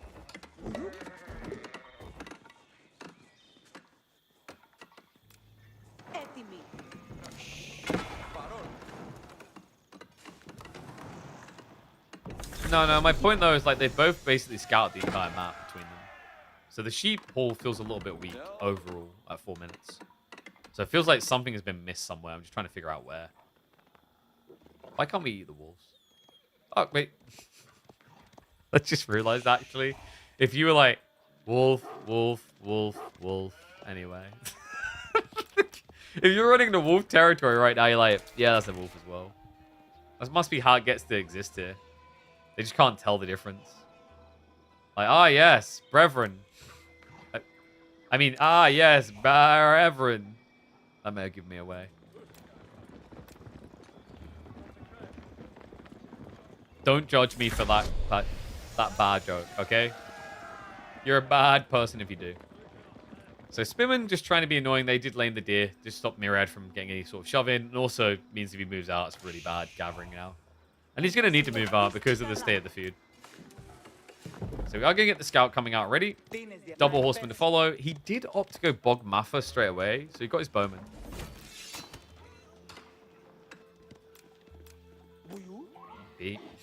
He's actually doing the deer shoving. Yeah, he's going to stab them down. So he's just getting them clustered together so he can mill drop later. Great use of the spears. He buff wolves? Yeah, totally. Like, a black sheep is just, like, stronger when they're near wolves. Like, when they're near them, it just starts growling at you and frothing at the mouth. But that makes the meat tastier. You know? Nothing like some rabies to really just give that Turkish kebab a kick.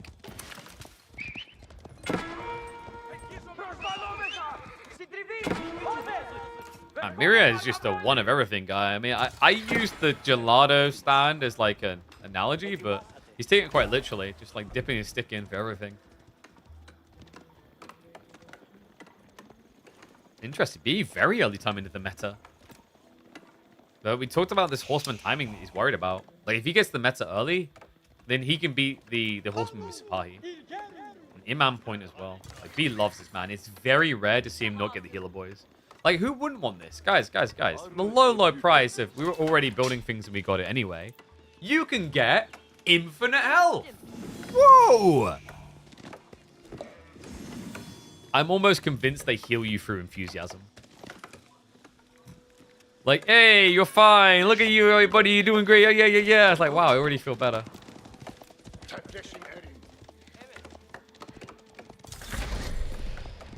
Okay, did they buff wolves? Are you sure about that? I don't remember them buffing wolves. Weren't they always 30 HP? Or am I imagining that? I think you're, I think you're thinking about the wolves in the point of interest, no? Yeah, from the POI. So yeah, I was about to say, standard wolves are still standard wolves. Nice try. You think I wouldn't notice that change? I watch way too much of this game. Okay, so Spizzy guarding. B is switching it up. We've got archers now following alongside the Sipahi. And wait, no. Oh, B! He pulls him away. Fortitude gets activated. That was sick! Myriad wasn't on stand ground. You cheeky son of a gun. That was beautiful. Myriad has struck back, by the way. He got a worker kill over here. So 2-1 overall. Still, it's a lead for B. And also, Myriad, he's had some idle TC. Yeah, no textiles, but yet he's 2 workers behind almost. Oh, wow. Yeah, it's almost a pure 2.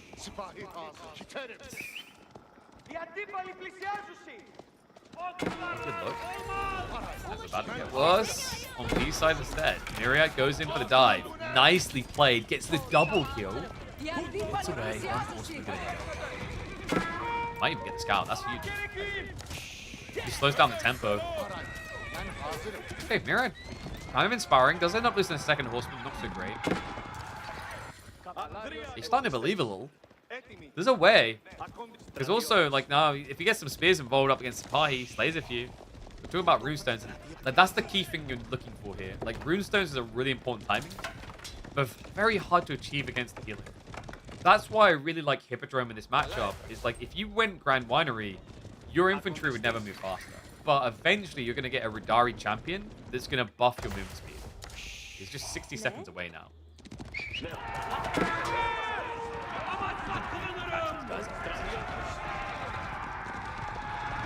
Interesting. He actually goes for buff on melee on the infantry side anyway.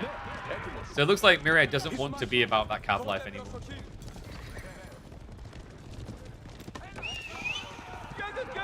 Maybe there's a potential switching to Varangian down the line. I think you have to be careful with Varangian guard because they actually can lose against Sipahi. Because Sipahi just outranged them. Grace coming in. Stab follow up. No pullback. B. What? He's just hard committed. Forced him wrap around the back. Intercepts on the archers. Forces him away. I mean, that was a great trade for Myriad. Considering the healing timing, I wasn't expecting to get that much done. He's bodied a few times. Just look at the green corpses. Wow. Right, taking advantage of this. He's playing out into multiple pockets of deer now. Remember B, he set this up to extend onto, but he can't reach it currently. He's probably going to have to go Anatolian Hills because he's about to get out sheep. Yeah, no hesitation there. Gets the sheep. Why are they all white? Come on, guys. Like, we need them to be random colors. We need to statistically increase our chances of getting the pink sheep. Otherwise, what are we doing here? Like, come on. Yeah.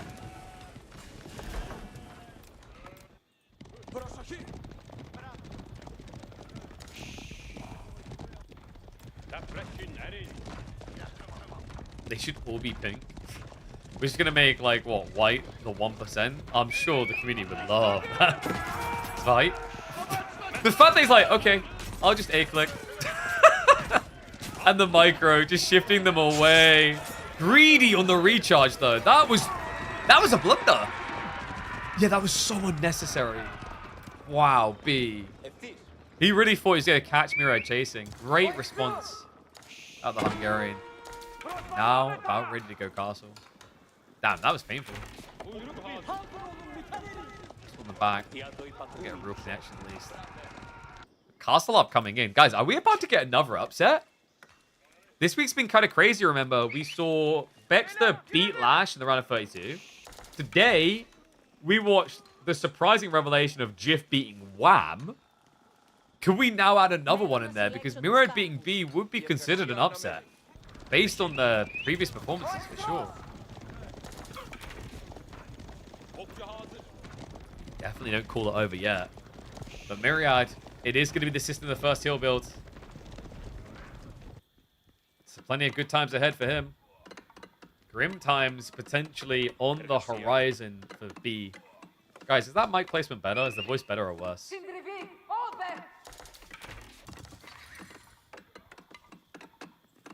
Kind of curious.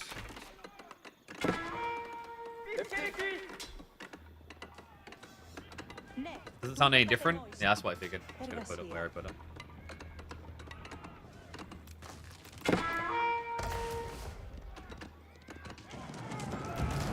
Alright, he's looking to break this timing. Myriad has been seen. Oh no. No, no, no, no, no, no! It's going to be one Billy down, surely. No, he charges past it onto the farms. Myriad Gets caught with his hand in the cookie jar. Oh, dear God. And this is going to be a long dive. He's got the imams in there. The target fight, like, come on, man. We need to get rid of these. These need to go down. He's not switching. Myriad, come on. B, he's going to get away with that. Are you kidding me? Finally, one goes down. That's ridiculous. Myriad needs to get back to work now. Horsemen are going to be the perfect blocker. They need to be here. No wheelbarrows made this a slow affair. Clash underneath the TC.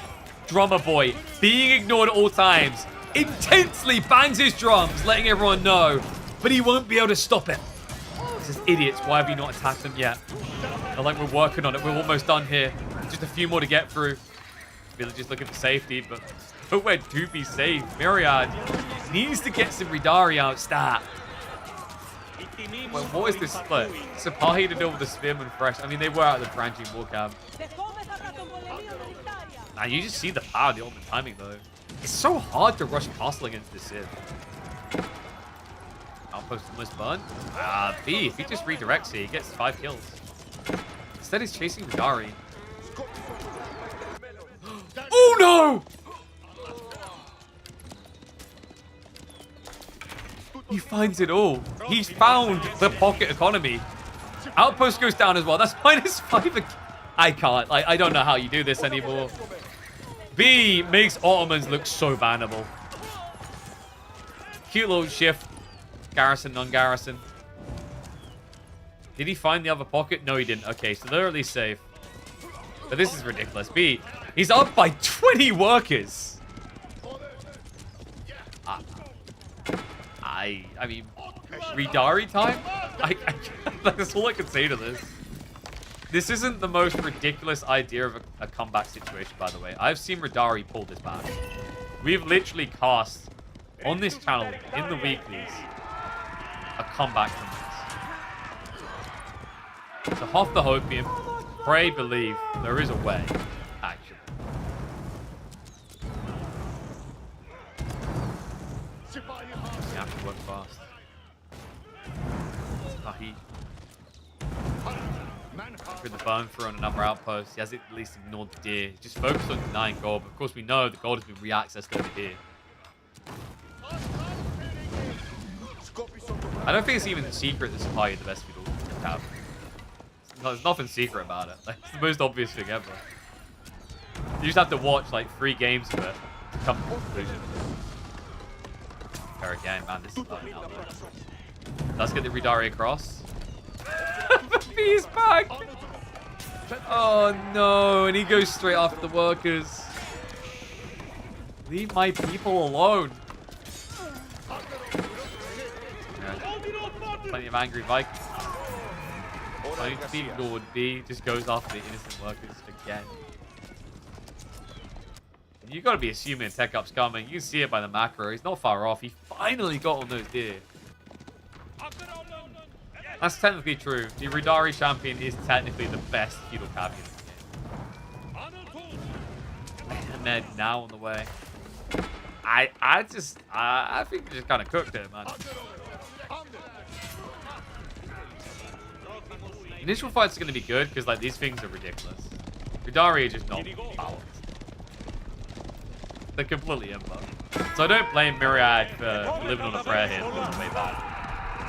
But with the castle up coming in, it's going to get so hard, man.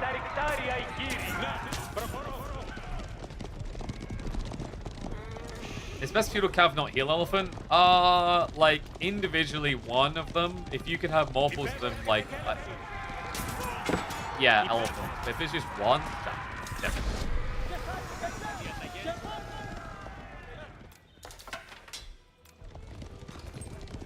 Right. He's looking pretty bad.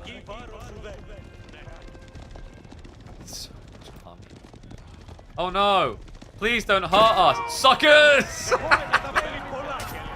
Unleash the hounds! Oh man.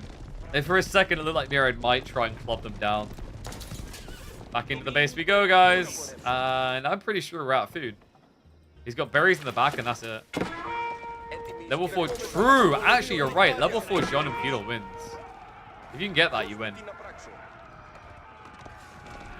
Level 3 John, I'm still actually favoring Eridari.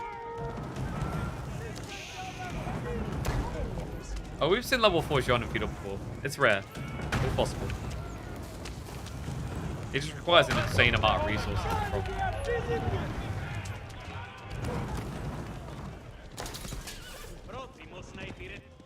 Eridari. Good idea, but B's already exhausted the deer. Bye! Oh no, please stop chasing them. Killing a Lancer is not how we win this game. But killing a crossbow, no. I think we're done with this. A valiant effort by Myriad, and just imagine how different this game could have looked if he got that cistern up without that dive. But B, just so on point with his timing. Starves him out of it entirely. Wrap around the back, about to find the eco again, and I think that might be the final straw to break this Vikings back. Villagers can't come back on it. Against this many spears, Eridari are going to have a bit of a challenge on their hands. What was that pathing? AoE 4, baby. Whoop, whoop. He got baited by the axe throw as well. Problem is, the villagers, like... Myriad, stop microing them! Stop microing them! Oh,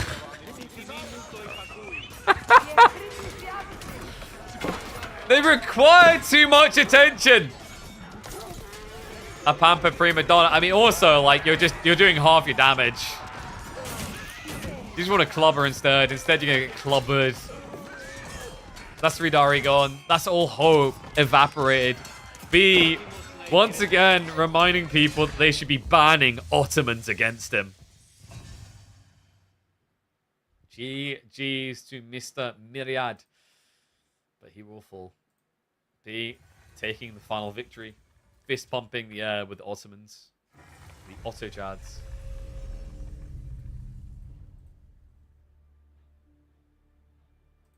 Okay.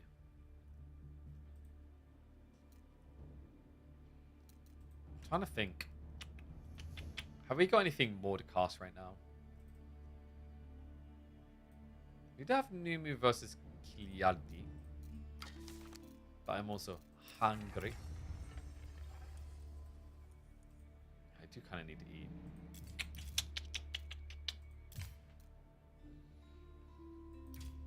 We really need to eat, actually.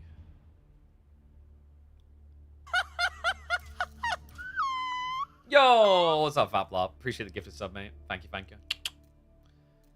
You really should eat. Well, the crowns and skulls and the CV ISOs, because they are. I don't know. Take up a cow. Let's own him. It's over him that stronghold goes up. So your strategy relies on them not seeing what you're doing. Just standard stuff then, really.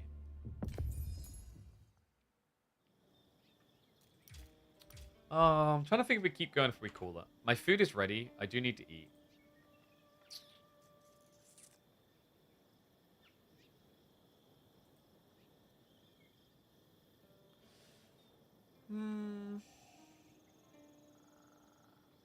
Could put a recording up, eat, and come back. That is an option.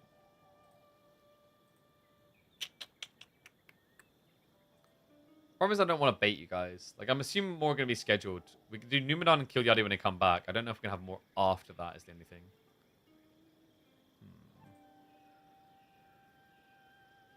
Food buff and back chat, or do you think is a good time to call it? What do you think? Eating stream? Nah, not eating stream.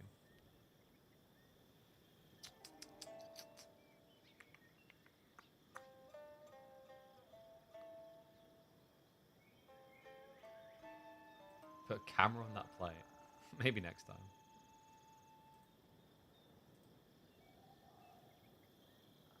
The problem is like what you have happening on the screen while I'm doing that, I find.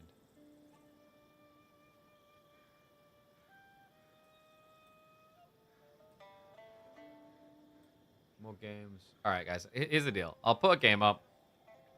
A pretty epic one. If I do say so myself. Like, I think this is a pretty good one, wasn't it? Give me a sec. One sec. I'll put a game up. We have got VortiX versus Lucifron as one option.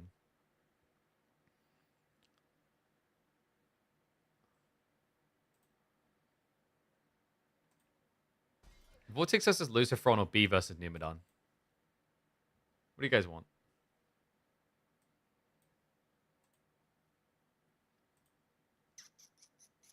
Or what else was there? Was there another one? B versus Nimu?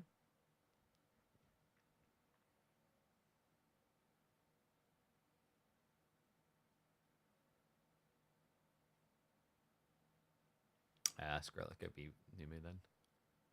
You're 2-0 down. Okay. Let me get this ready for you guys.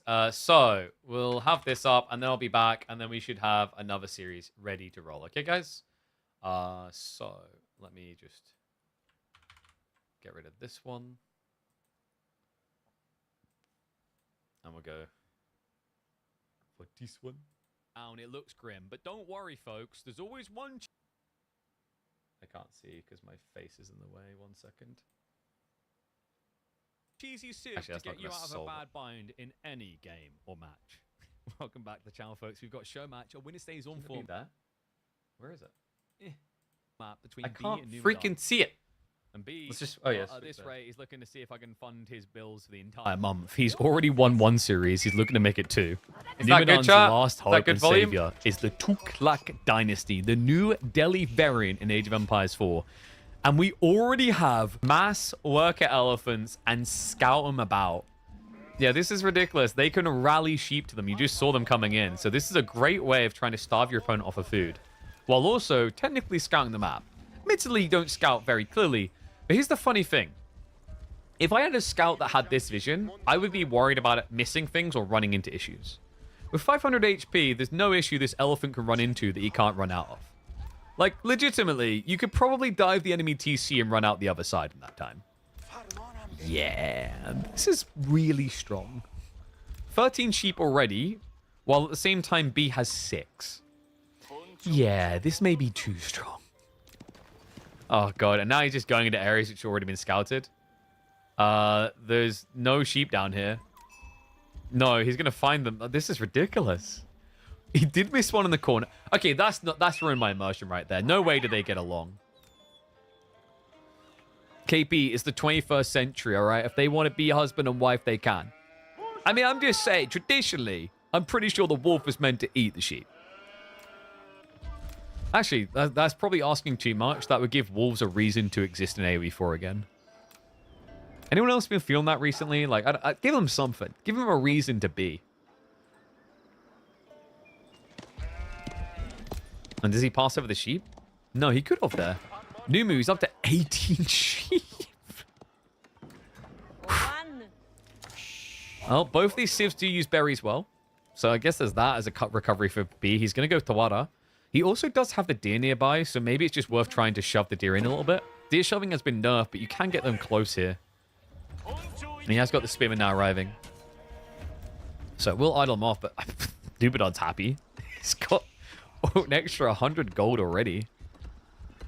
What was the strat here? Was he going wheelbarrow? Wheelbarrow is more expensive. Remember, Tuklak, they get the techs almost instantly, but they do pay 20% more than other civs do for their technologies. And it's still a really good deal. Like, it's definitely not the type of one you're going to pass up.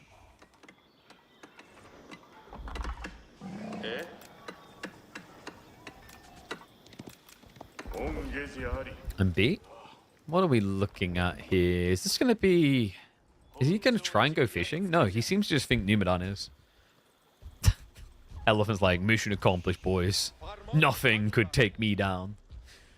And the final sheep haul, B was 6. Numudan with 18. He could also have went berries, but he didn't due to the spearman. Because remember, Tuklak have an increased gathering rate on berries. The only negative for them compared to other civs, such as Delhi, is they can't increase the amount on the berries per 100.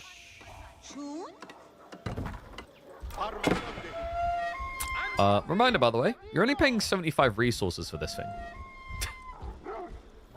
It's a pretty good ziv. The question now, with Eidolon Gold, is Numudan going to try to reaccess? Oh, nice idea there by B. Just take the sheep out. So the reason why I'm asking him to get reaccess, and wait, is that still a thing? Oh my god, it is. You can walk up the river. I think they fixed it because you used to be able to go all the way up, whereas now it's only half. I love how he just goes up there, being scurried around by the spearman. And you are seeing that correctly. The spearman won't get the bonus damage against this, so it takes a really long time to kill. And what makes it an even bigger negative is that he just triggered the tier up, which means he gets 2 extra armor. And just to clarify for people, when I say you're not going to get the bonus damage, I mean the cavalry. You do get that elephant tag, but this is where worker elephants are kind of nuts. It's like they're not cavalry, they're elephant. So you get an extra +3 damage against them with your Dark Age spears, but you miss out on an extra +70. Now, I know your first question about the 75 resource worker elephant is going to be, can you eat it? You cannot eat it. Maybe that should be the next mechanic. I think your opponent should be able to eat it. Like, if I have to make that much effort to kill a 500 resource unit in the Dark Age, I should get to eat it.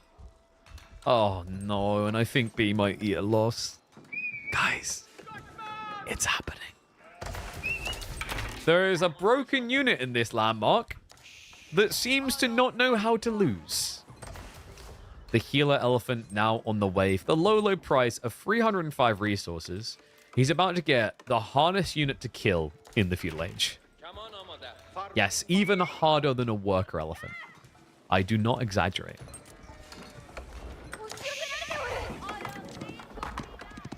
So what's B's reaction going to be to this? Wait, he's going to go mass horseman. Okay, that's interesting. So he'll try to directly contest the archers. I don't mind this idea. So I think healer elephants themselves are really busted right now. I think your best hope of beating it is to try and beat the things that would support it. So what B's doing here is, like, it looks kind of throwy, is he's ignoring the elephant that is a cavalry unit that you want to build either archers against because it has low ranged armor, or spearmen against because it's cavalry. But instead, he's going to try to deal with the thing that it supports. Because what makes the healer elephants really broken isn't necessarily their ability to kill at first. It's their ability to stop you killing.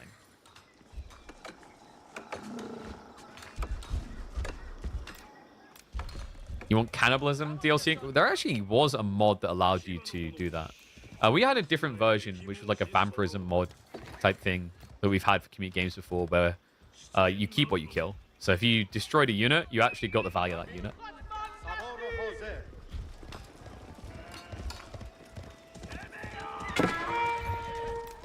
They get buffed from melee infantry, so building horsemen is encouraging spears. True, but then I think this is quite nice for the Yuumi spam. Like, Yuumi are very cost efficient. And Yuumi are actually insanely cost efficient. And you can still technically win spear on spear. If there's too big of a fight, the heal elephants might struggle there. My issue is, I think you have to go Yuumi, though.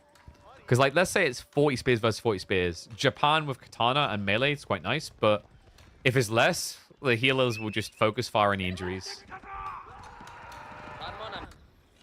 D, he's already out in the deer. He's going to have to keep playing further forward on the map. And I agree. Trying to go mass melee without sheep is going to be tricky here. He hasn't even gone for fishing. And we're almost at the critical mass. Seriously, it's that easy. 3 healer elephants feels like critical mass. Yuumi versus healer elephants, tickling them with matchsticks? Yep. Because although they have low ranged armor, you have low base damage. So 1 ranged armor actually feels pretty painful. This is difficult, man. I'm not saying that B's found the golden solution to this. I think this strategy is pretty broken. But I think conceptually what he's envisioning here isn't wrong. Is that if you want to beat this, your best hope is you have to answer the thing that's being built after it. It's so annoying, though. You're essentially ignoring the problem until it becomes a problem. Because if Numudan keeps equally scaling a balance between elephants and the other things, sure, you'll eventually beat everything else, but if there's 5 elephants, you can't reach anything else. Numudan needs a Tuklak at a bad fort. Yeah, he can build one of them if he wants to lose. Why does he need a Tuklak at a bad fort? I think what Numudan needs to do is actually move out. Because B is teching. Okay, I'm actually impressed that he's kept Numudan in the base this long. With 5 horsemen? I'm flowing Kate down the way. Horsemen are going to run into a mess, but they'll get away with it. That's pretty crazy.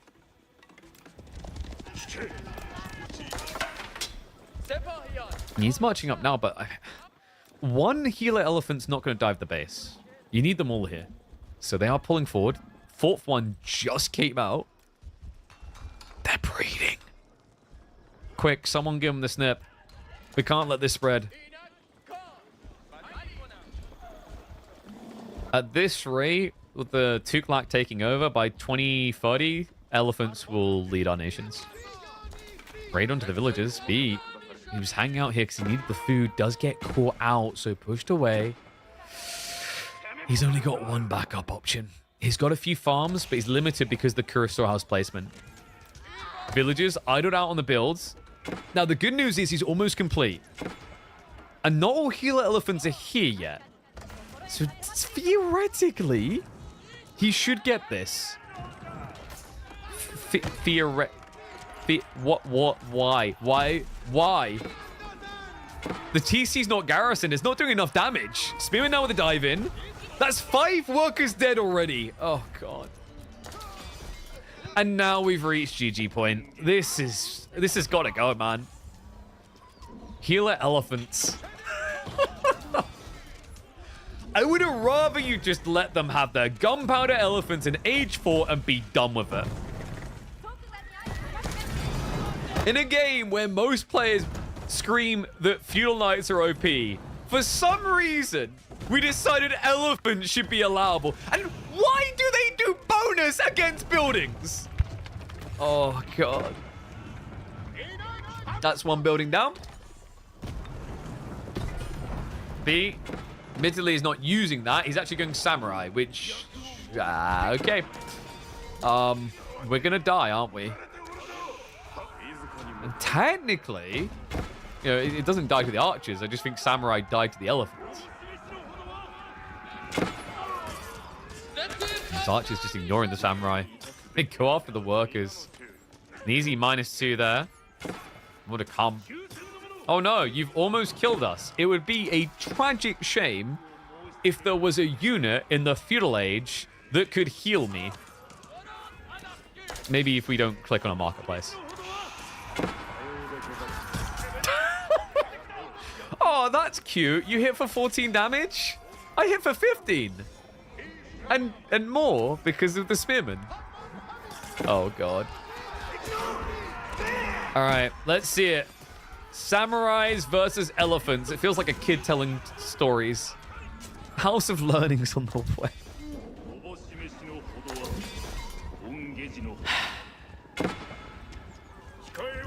Well, guys, the good news is pros are experiencing the same thing in their tournament series that you are on the ladder. So they don't exist in a privileged world.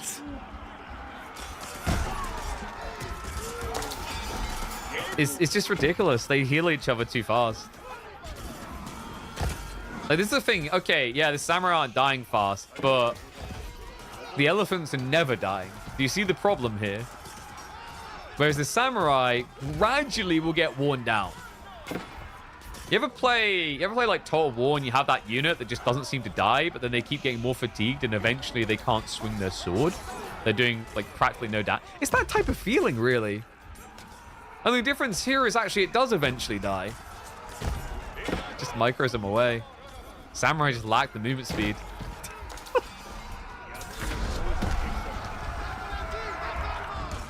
Like, what's the solution here? I think part of it could be making the healer elephants move much slower. But the more realistic one that I would like long-term for healing is a mana pool system. I stand by that statement. Healing with a mana pool so that, like, it still has value, but it's just not a cheesy be-all, end-all. Because it feels like every time we see these healer strats revealed, they look broken through the history of Age of Empires 4. Anyone remember herbal medicine in Feudal Age? That was a thing too. A long time ago with the Delhi, and they discovered that's silly. So what did they do? They moved herbal medicine to Castle Age, and they created a combat healing system where you get half healing in combat. Now, the difference with that is it did kind of kill it for the Delhi because a scholar had 130 HP. You could eventually kill it. How do you kill a 450 HP unit early on? Reminder, that is basically the house. That's a house's HP almost. 750 versus 450. Especially when you consider the armor. I almost feel like they like you know, if you wanted a temporary easy solution, just give them a toggle mode. You either heal or you attack, but you can't do both. You can even give the imams 1 damage each, and they can like swing their staffs from the top. You know, like old men trying to shoot a cat away with a walking stick. You know.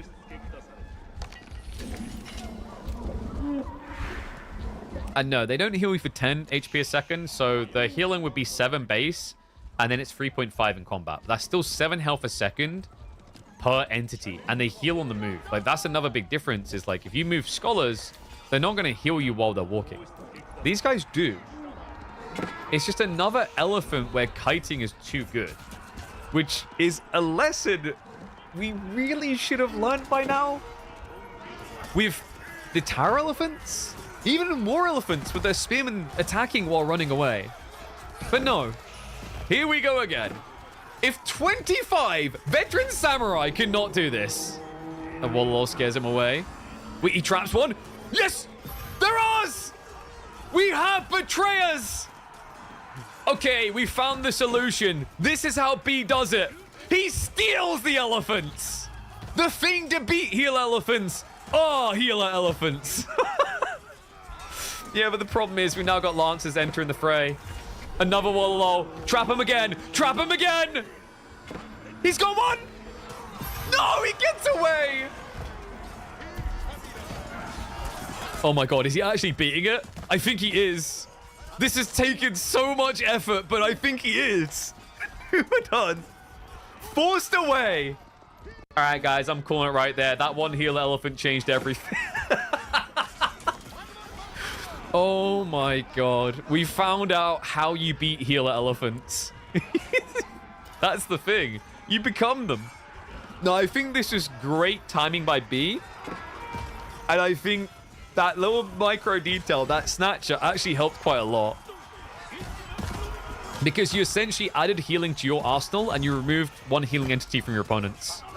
In what, fight-wise, was going to be a quite balanced game with the knights now coming through.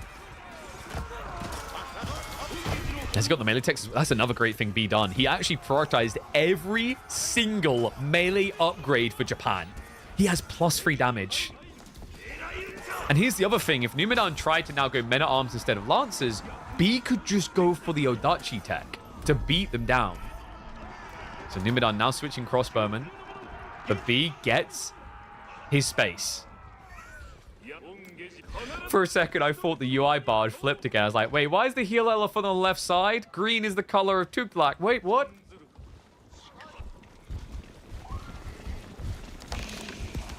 Wonder why he didn't delete the elephant? Because you only have so much time to delete it, and he was probably busy moving away, and then last second realized that B had trapped him.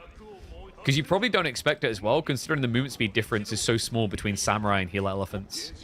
But technically, like, if B wants, he can use that against you in a staggered retreat, where he can charge the other retreating units to then get in front of the last unit leaving, if that makes sense. So you're able to run forward of them that way and create a wall. Good eyeballs. B was able to get himself some knights. I mean, this is ridiculous, though. I can't believe B's done this. What an impressive turn. So he has 2 lancers, which he yoinked.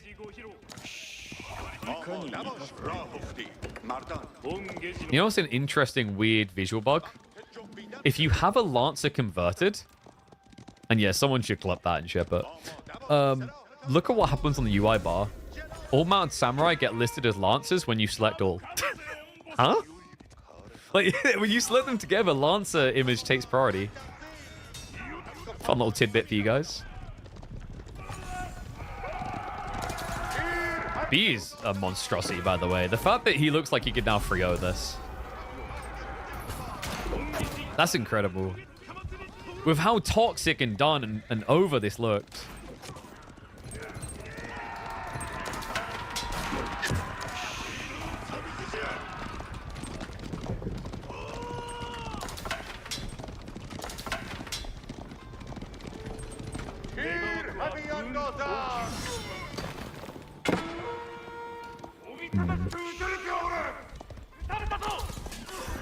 I've got a creep around the back. Samurai just, what, guarding the back flank, I guess?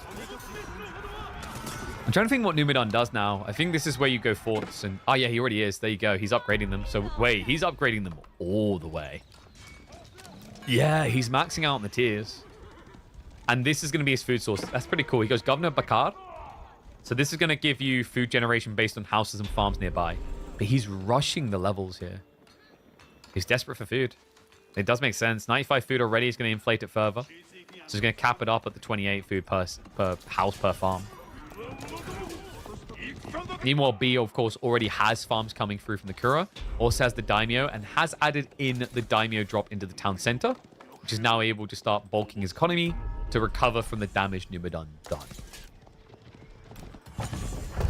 So who's stronger now? I'd say in these mid-castle fights, you know, unless you can justify War Elephants, I favor B. But the interesting part is, like, if you go late enough here, Tuklak is subtly powerful in the late game. Surprisingly powerful, actually. They have a few quirky things for them. So the governorships add up and scale quite nicely. But also, just in general, their gathering rates get wild. You can already see that Numudan's got 2 tiers of the worker elephant technology. This technology not only buffs the gathering rate of your workers by 5% per, but it also gives 5% more resources on drop-off. So you can see right now he's got elephant economics, giving him 15% more resources on drop-offs. This is almost mirroring the powerful supervision value of China. And it just works on all drop-off locations, not just the elephants. That also means that he's taking temporary resources and adding additional into them to make them last longer. And this is what I mean about Tuklak's economy in the late game. They have decent units, but also the eco is what really holds up. I think units in the fundamental deep late game might be the one clear weakness where, you know, war elephants fall off a bit. They don't have tower elephants. They don't have gunner elephants. And I also think springwood elephants are quite underwhelming. Oh, my worker elephant looked underwhelming. Mounted samurai. Jump him. Little raid around the back. But Numudan, he's been setting up a lot of farms over here. Wait, what was that? Did he accidentally select all worker elephants? I think he did. Whoops. Guys. Oh, this is going to get so annoying when playing this Civ. This is going to get so stupid when playing this. Guys, please. We've got a worker elephant rebellion right now. Like, hey, we heard that, like, Jimmy converted across to the Japanese and he's never been happier. Can we go with the Japanese? No, you're a building. You don't get to leave. No. Well, so much for that efficiency.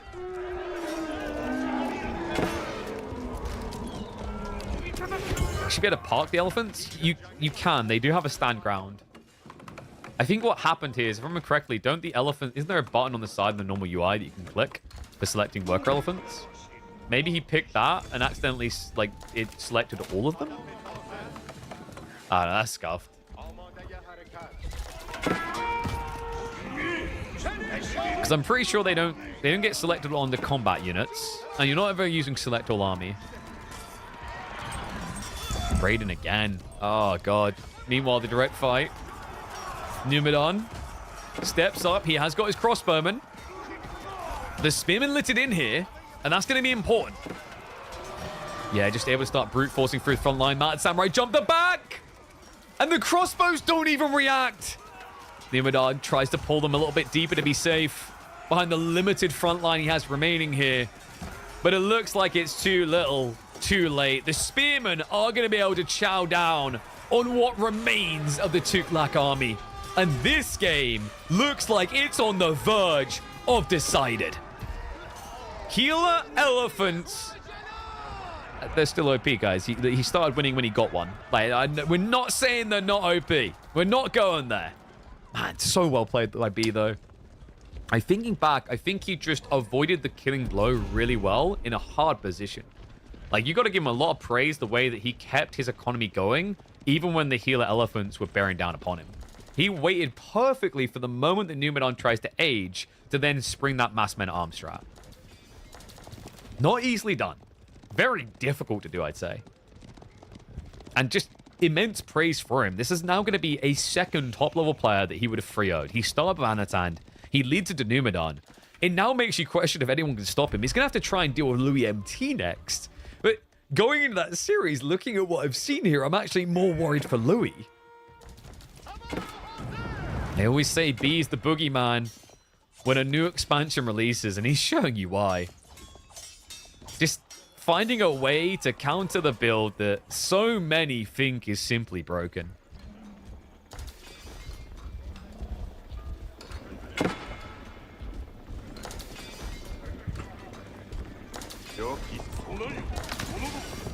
And has he really done... see, this is the other thing I hate about House of Learning. It just feels like a trash choice. He did get the Spimmin tech, which has improved his production rate. But like a lot of these choices in House of Learning just don't get taken because you have to pay for them. And they're quite situational. Like collateral damage, no use here with the heal. Then like what, Mahoots might have been the one thing, but he's not really elephant reliant. Whereas if he went for compounded defenders, he could have scaled more of these Tuklak forts quicker. And he could have got better governor tiers. Like he could have actually leveled this up one more time for just a mere 450 resources. And then he would have been generating about 60 stone a minute alongside this 336 food. I think a lot of people right now are sleeping on compounded defenders because it's almost instinctual, like with Delhi, to do House of Learning. Because you think elephants and you go, Mahoots is good. But, you know, compared to Delhi, Delhi get honed blades as well, which is incredible. They get the garrison spots for the houses, which is situation useful. I think overall, Delhi just has an easier time justifying because not only do they have some decent secondary and third and territory choices, but they also get them for free. Like, my take is House of Learning legit might need to actually discount the cost of all tech slightly. Like, maybe a 10% discount on all techs. But maybe that gets broken then with Tuklak a bad fort, because there is a governor that decreases tech costs as well.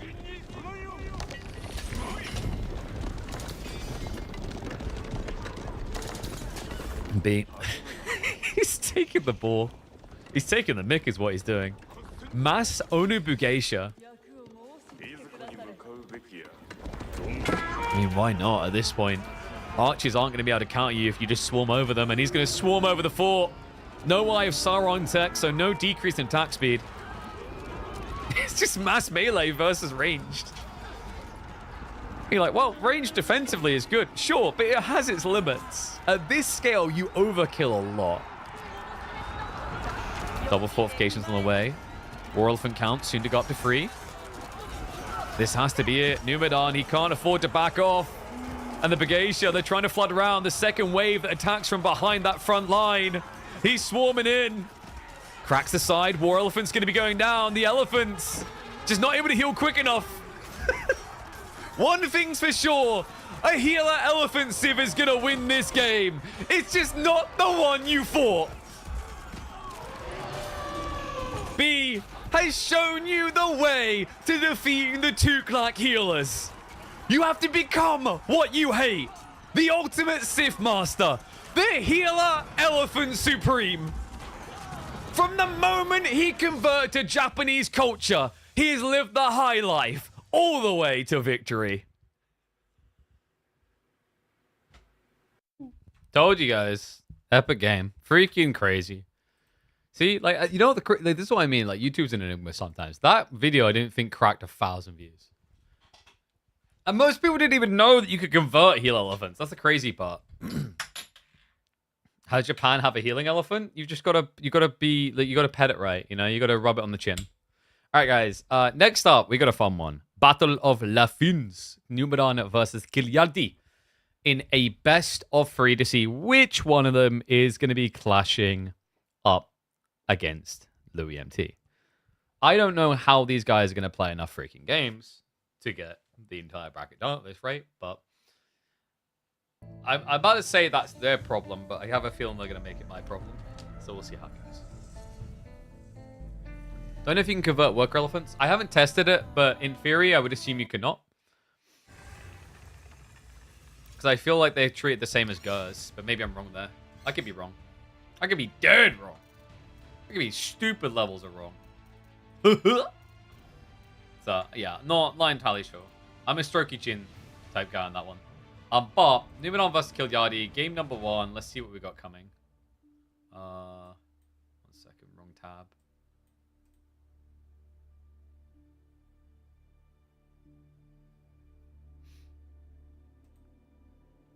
All right, so we've got Gam 1 on alopecia. Are they going to be going Roos Mali? The Roos Mali seems very... Yeah, dude. Like, oh, mate. I think it was going to be either Roos or Japanese, but like I think we have Frisian if I'm not mistaken. So Japan's probably reserved for there. Dude, Killyardi with old Japanese, new Japanese. Like, this guy is obsessed with Sengoku, by the way. I think it's his high priority civ. All right. These two just delivered an epic showdown in a best of 7. I can't deliver you that much, but I can give you a best of 3 casted by yours truly between these two Scandinavian beasts. Welcome back to channel, folks. Killyardi on the Roos up against Numudan on the Malians, and we are opening up on Alopecia, a map that honestly I think probably could start being used in major tournaments. This map is pretty cool. So we've seen it a few times already today. You've got the flank resources, a lot of focus around there. Stealth forests. There's open terrain, but limited value points in the early mid game in that area. So it kind of like balances you playing flanks versus directly into your opponent. And we've seen a mixture of strategies so far. Roos versus Mali is kind of funky though, man. I don't really like this matchup for Roos right now, especially with the nerfs to the hunting cabin. But the idea from Roos being picked by Killyardi is pretty smart. On this map, you're going to get enough gold off of these extra trees that it's going to offset the recent nerf, where they decreased it by, I believe, 15% range. You can already see with 37 trees, man. This is going to be glorious for him. And this is the cool thing about this map with Roos. Like, there's just so much stealth forest. It's kind of like the high viewish effect, but with a little bit more character. I think it's like, it's balanced out the hate that some people will most definitely have for stealth forest. Like, normally when it comes to stealth forest, you just feel really frustrated, I think. Like, some people love it, some people hate it. It's a polarizing thing. But with the design of this map, you can choose to engage with it or not. And it is a positive to engage with, for sure. And I think the point of interest, whenever they had an abandoned outpost, that was kind of a game changer, in my opinion. It creates something that's just, like, not annoying. You know, like there is counterplay around this without you feeling like you have to heavily invest to counter it.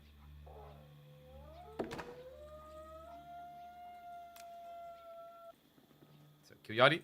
There you go. 22 gold already, and this one is going to be 18. So that's 40 gold off of 2 hunting cabins. That's good enough. I assume we're looking at pro scouts here. I'd be surprised if we're not. Numu, what we got for you? Looking at the spawn, actually. Kind of an interesting one with the east side golds. Yeah, this map doesn't always spawn your golds all on one side, but when it does, it can feel pretty rough.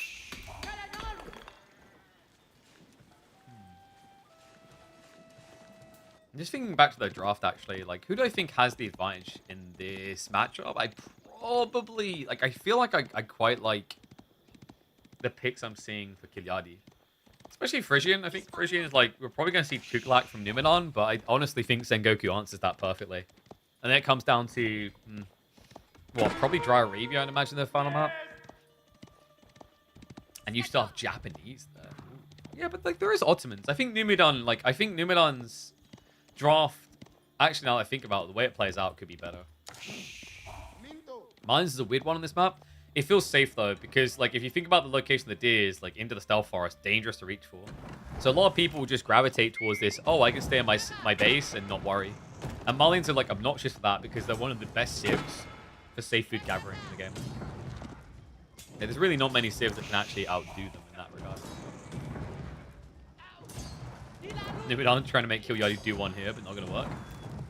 Still, this is like irrelevant damage. A villager's going to be pulls. I say irrelevant, like it's annoying idling a villager and losing some wood, but it shouldn't ever turn into structure destruction. God, I just realized how freaking boring Mali and Bruce is. I'm just gonna... I apologize in advance. But this is what Roost players do when they're up against Mali, because you know they're gonna pro scout. And until they stop pro scouting, this is never gonna change. So tech up soon to complete. Give me the golden gate. Purchase the gold straight away. Pro scouts now coming in. Warrior Scouts are now massing up, so eventually he'll be able to push this away. Remember, Warrior Scouts are simply better versions of Scouts. So we'll scare him off. Oh, that is so much wasted time with the chase back. Because these Scouts are quicker, so you could have done more damage. And spear response. Man, I am not liking Roos's position right now in the meta. Opening spears just doesn't feel great. Ever? I guess, like, if you're playing against French, maybe. But then, no, even against French, like, if you're opening spears, I'm already going archers. I don't know. It's just a rough position to be in. And also, keep in mind, like, with what Malians do, Malians actually received a buff in this matchup. With Horse Archer's damage being lower, Sofa Archers works better than it ever has. Because it used to be, like, you maybe debate that Javelins, you know, were needed to deal with Horse Archers. Well, Horse Archers now only do 10 damage, which means that Castle Sofa with imported armors, they shrug it all off, man. They can get up to 7 ranged armor in total. You can go up to 12 damage now. So you're always under 50% penetration. I'm trying to think if there's any matchup where Roost feels better. Probably Abbasids when they just build like a Kajillion PCs. Also, I guess that means, actually, like, if you think about it, Horse Archers, the damage debuff. If you have a lower damage, percentile debuffs are less effective against you. So I'm definitely not hoping him when I half the paint on that one. It's a thing, I swear, I swear.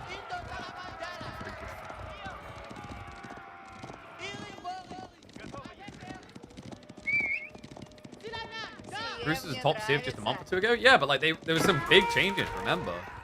Like they basically crippled pro scouting civs. Most civs have been trying to shift away from it now. But the problem is like Roost have nothing else to do. Everything else about them just kind of feels a bit weak right now. So congrats, you have to.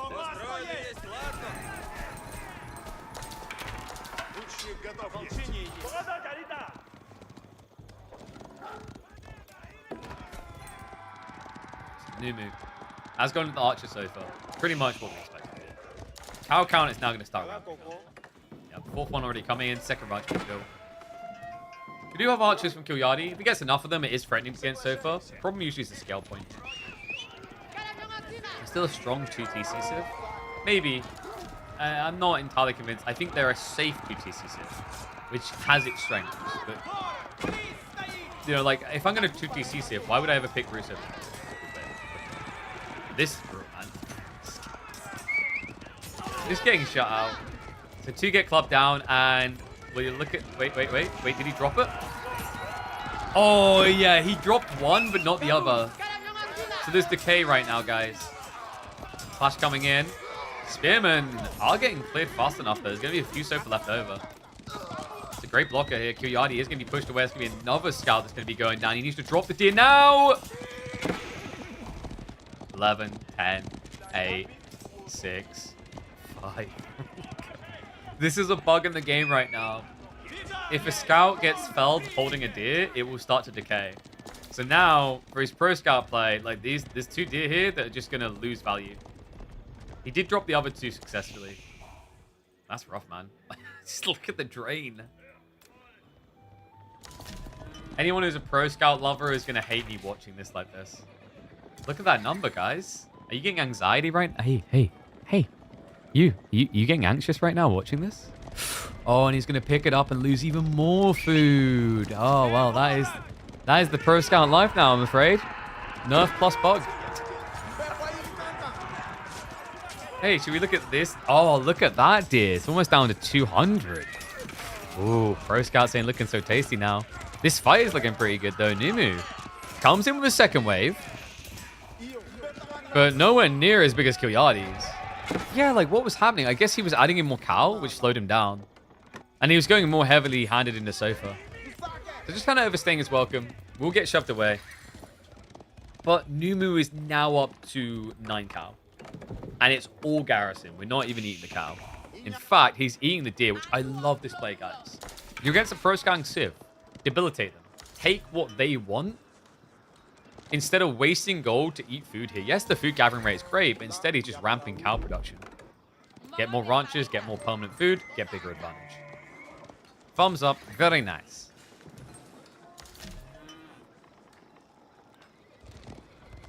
God, like, we were doing accents earlier. That is actually like, that is one you don't want. We're not doing Borat. My wife. No.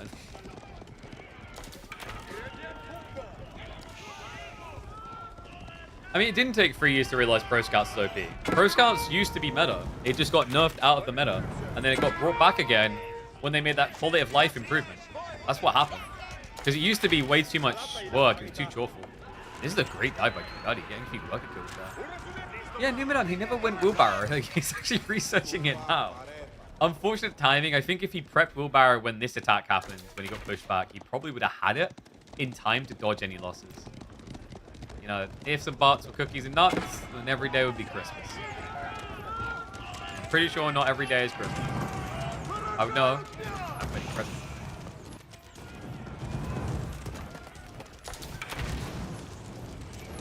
I guess that's a good thing. When you're like a father to a baby, that's a good thing. Getting a present means he's crap. I don't want that present.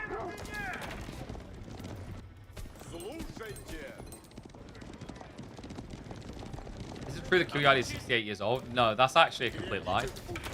Like, I don't know how that rumor got out there. Killyardi is in fact 98 years old. Yeah, it's a weird one, man. I don't know. You're probably wondering, like, well, how is his hair not all grey or falling out? A lot of bleach. Lots of bleach.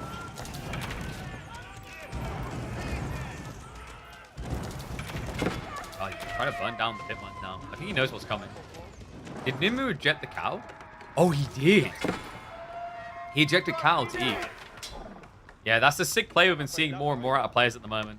You don't want to wait around for your food eco. You don't really want to go wood more right now. You've already got enough on wood. So instead, they just eject the cow to give them a food injection. He's going to keep a flying army because if there's anything we know about Killyardi, not exactly a player that likes playing the late game.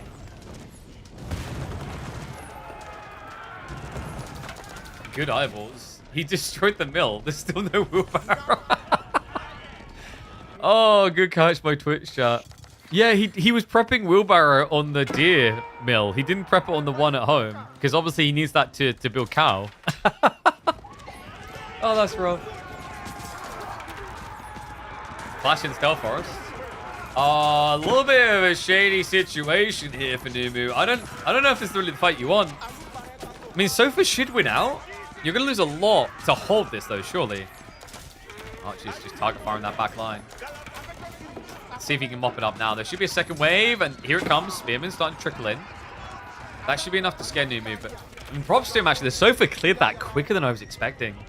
I knew Horseman were going to lose, but I thought they'd hold on a little bit longer so he could clear the back line.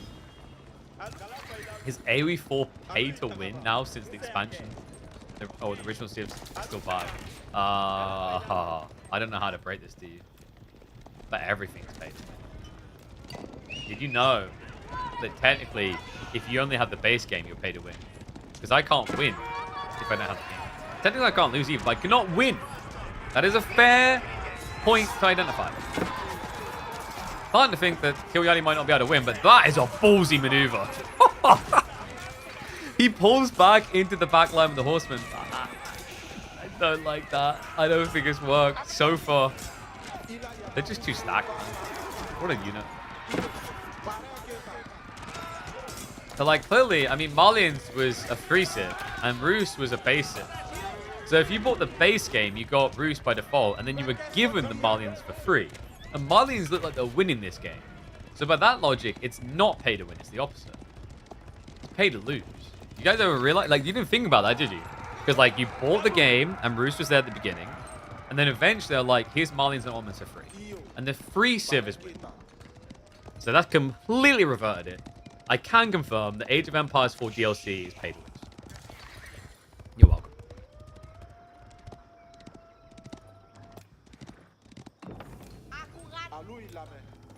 You don't like the no knight challenge versus from Roos? I think it's hard to play like knights well into the sofa. It's not impossible. I don't know, like what kept him off of it? His goal was forward. I think he was actually forced into it. Like, Knights would have been nice, but like when you got forward gold, that's the problem. And Numudan had a better tempo because obviously you open pro scouts. It's like now that he's set up in the gold, great. But before, I don't think it would have been feasible. He had to go archers and spears to reclaim. You could make an argument that Killyardi could have been going knights sooner. That would be correct. Why he didn't, I'm not sure. Because he kept trusting in horsemen a lot. A lot. But, like, there is always a concern that Sofa will outnumber knights. And if they do, with micro, they can beat. Because the whole idea is anytime you get injured, you pull away. And then a fresh spawn takes place. Back.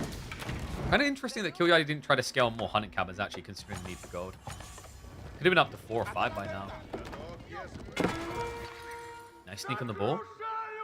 On both sides of the map.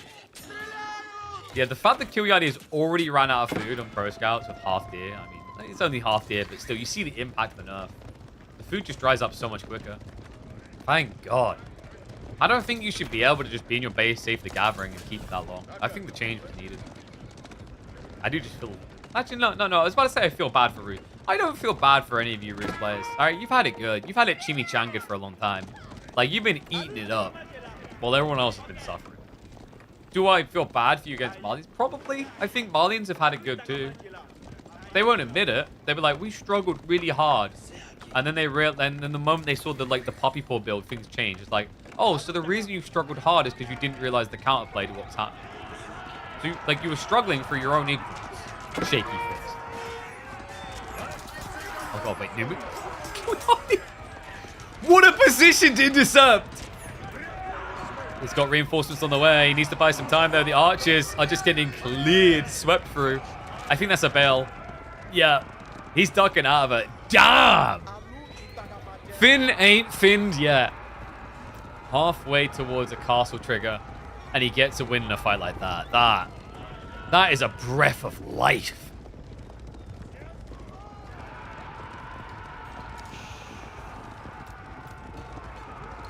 Numu. Just going to fully retreat up here. He could tech. That is an option. Is it 16 cow, which is good enough. And I don't think Killyardi's army is big enough to break in yet, but like he doesn't know exactly what the full count is. And there are knights, which you're always worried about. There might be a concern that like if this continues to scale this way, though, I think Numu never runs out of food, and Killyardi obviously will. So Killyardi, a little bit of urgency here, goes to the push in. Archers just target sniping out the spearmen. Only 2 left in the formation, so Sofa's outnumbering the knights. We're just getting a repeat of last time, aren't we? Sofa are going to win the melee. And then the archer factor just doesn't matter because they get cleaned up in the end. Yeah, and you're seeing it. It's the thinning of the herd, man. More beats less. More crap, better than less crap. A classic in RTS history. A few more knights to reinforce, but like trickling knights in here is an even quicker way of losing. Your knights are slow, so they can't retreat easily. They'll take damage. And if they try to commit, they're just going to get surrounded. It's full pound. You know, we've seen War Elephants get even beaten. That's it. War Elephants, the unbeatable unit. How do you beat them? Surround them. If you can, of course. You have to find them secluded. But that's what the knight count feels like here. It's just a handful of little elephants that can't really form a line. How many farms? 13. Okay, 13 is more than I expected. Yeah, so 1.5 farm clusters. Good position on food. That high trade house is so late, though, that while it's still good, I weep for how good it could have been. Get your numbers in, folks. I actually think he would have got more jamming in here. You think it's going to be 420? Blaze it? Dude, you're definitely high. High enough to drop your bank account details in my chat? No, he'd never. Fulani now coming through. It's got 80 trees in range. It's like, what, 196? It's tier 3. Might be higher. I feel like it's higher than 196. Let's find out. Oh. so much higher. 228. Or 229. And that, folks, is why Roost gets picked on this map. Now, not saying they're going to win, but this still feels pretty damn good. All the moolah. Grand Fulani is about to complete, and I guarantee it's going to give more passive income than that. Yeah. Remember, you get an extra 60 per ranch, essentially, is the way to think about it.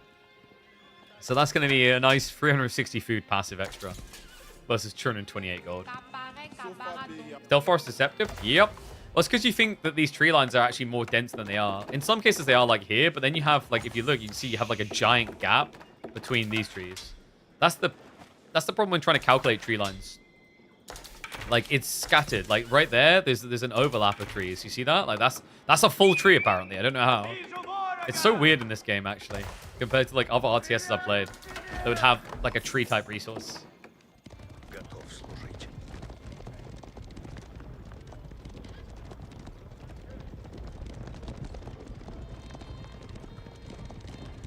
Alright, so both sides upgrading now. We've got Veterancy for Spearmen. Boys for 2 coming in for those Vet Knights. And I assume, yeah, Poison Arrows are in the way. Poison Arrows takes a really long time now, guys. It's a minute and a half. You can't really hit the timing you used to against heavy civs. But I don't mind that Numudan's playing a more chill pill approach. Like, we already highlighted that Killyardi needs more food. The ball's about to run out. I'm pretty sure, yeah, he's already switching to berries on some of these villages. And this one, yeah, it's already full berries. It's just all the berries, man. Even the baby batch, there's only 4 berries on these locations. Yeah, and he literally placed a hunting cabin for 2 berries.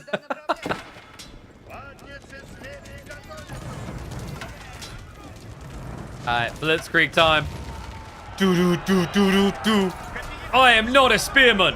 I am Roost 4. Wait a second, that's not close enough. It's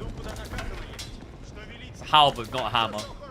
Kind of looks like hammer time though. Second relic coming up. There's a chase though. He won't let him leave. Well, Numudan's kind of capped out on everything. He was looking for that time before Veterancy came in. Killyardi kites it perfectly. Archer upgrades in. Knight's now looking for access to the archers. Spears steering to the east side. Surface with the re-engage though. Spears are littered in there. Numu's micro is going to matter a lot here. It's a little bit more A-clicky in favor of Killyardi though. A bit further. Remember, Sofa actually do get bonus against Spearmen as well, weirdly enough. And the Knights, they're thinning fast, man. Dropping like flies, it feels like. Few of them left over, but not enough. It's the 3rd time now. These Sofa just beat everything, man. Okay, maybe not Rudari. Every game we're seeing them in, they clap cheeks. They're like that little slapping that recurs when you like, you know? That's the fast spinny ass cheek clap. Now thumb to the face of the remaining archers. Killyardi does have a few knights left. That's enough to scare Numudan away for now, but I know what's happening next, man. And I don't think what it's going to be is mass knights beating mass Sofa. Killyardi agrees. He's switching crossbowmen. You have to. Like, economically, that's not a reliable engagement. You know, these Sofa are cheaper. They're 180 compared to you paying 240. And remember, he's almost out of food. Like, he'll just have 15 farms and that's it. So, he needs to worry about getting more of those in as well. Oh, no. No. The perfect pinch! He somehow slipped one through. I don't even know how that one got past. He ended up creating a V for victory formation. The villagers ran into it. That was brutal. And now we've only 1 billion side. Of course we stay here. No? I mean, come on, guys. No witnesses, right? He's actually going to leave. In fairness, I see why. These guys may have a slight health problem, and he has a slight dive problem. You can pull them back to heal double monk when you're done. A lot of out of time here from Numu. Did he misclick? I think he misclicked on the berries. Guys, wake up! I don't know where they're going now. Oh, thank you, Freya. Freya brought my ball. Is it a bit cold outside? Thank you. Thank you. Yeah, you go inside now. I love you. Oh, you want to say hello to stream? Quick then.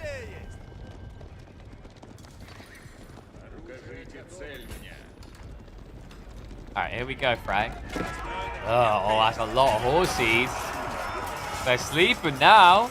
Saint's Blessing coming out. He's all golden, but the surround from the sofa. They clap from the sides. Ponies beat little men. And they eat them for breakfast. They gobble them up like little girls.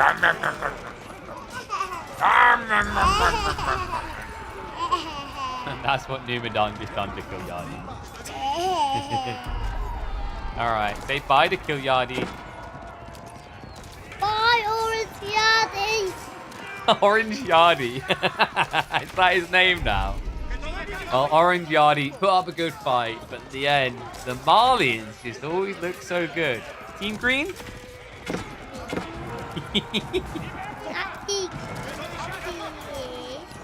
Orange. Oh, you want to be in Team Orange? Yeah. You think Team Orange is going to win everything? Yeah. Wow, that's a big prediction. I think he's about to lose this game. I know. And you know. Yes, the green one's back. Yeah, Green's winning first. You think Orange is going to win the next one? Yes. Oh. But after the green one. Okay. Well, you've been very right in your predictions so far. So Twitch chat, YouTube want to pay attention. You can say hi to them. Say hi, stream. Hi, stream. Oh. What food? No.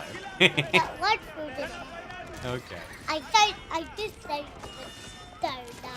You don't want donuts? Yeah. Oh, Daddy will eat donuts then. No, you do. No, I'm not a donut. You're a bit of a donut. Mommy's got a donut inside. Oh, okay. Mommy's eating the donuts. Not in Mummy. Yeah. You, but don't eat them, okay? Mommy takes one. Say bye-bye, Killyardi. And bye-bye, stream. Bye-bye, stream. Tie-yi-yi. Look, he's... Here. But Love you, orange and green. darling. Orange, Yardi, and green done. Alright, give me a hug and a kiss. Off you go. You go inside with Mummy. Yeah, these are my headphones. Yeah. Love you.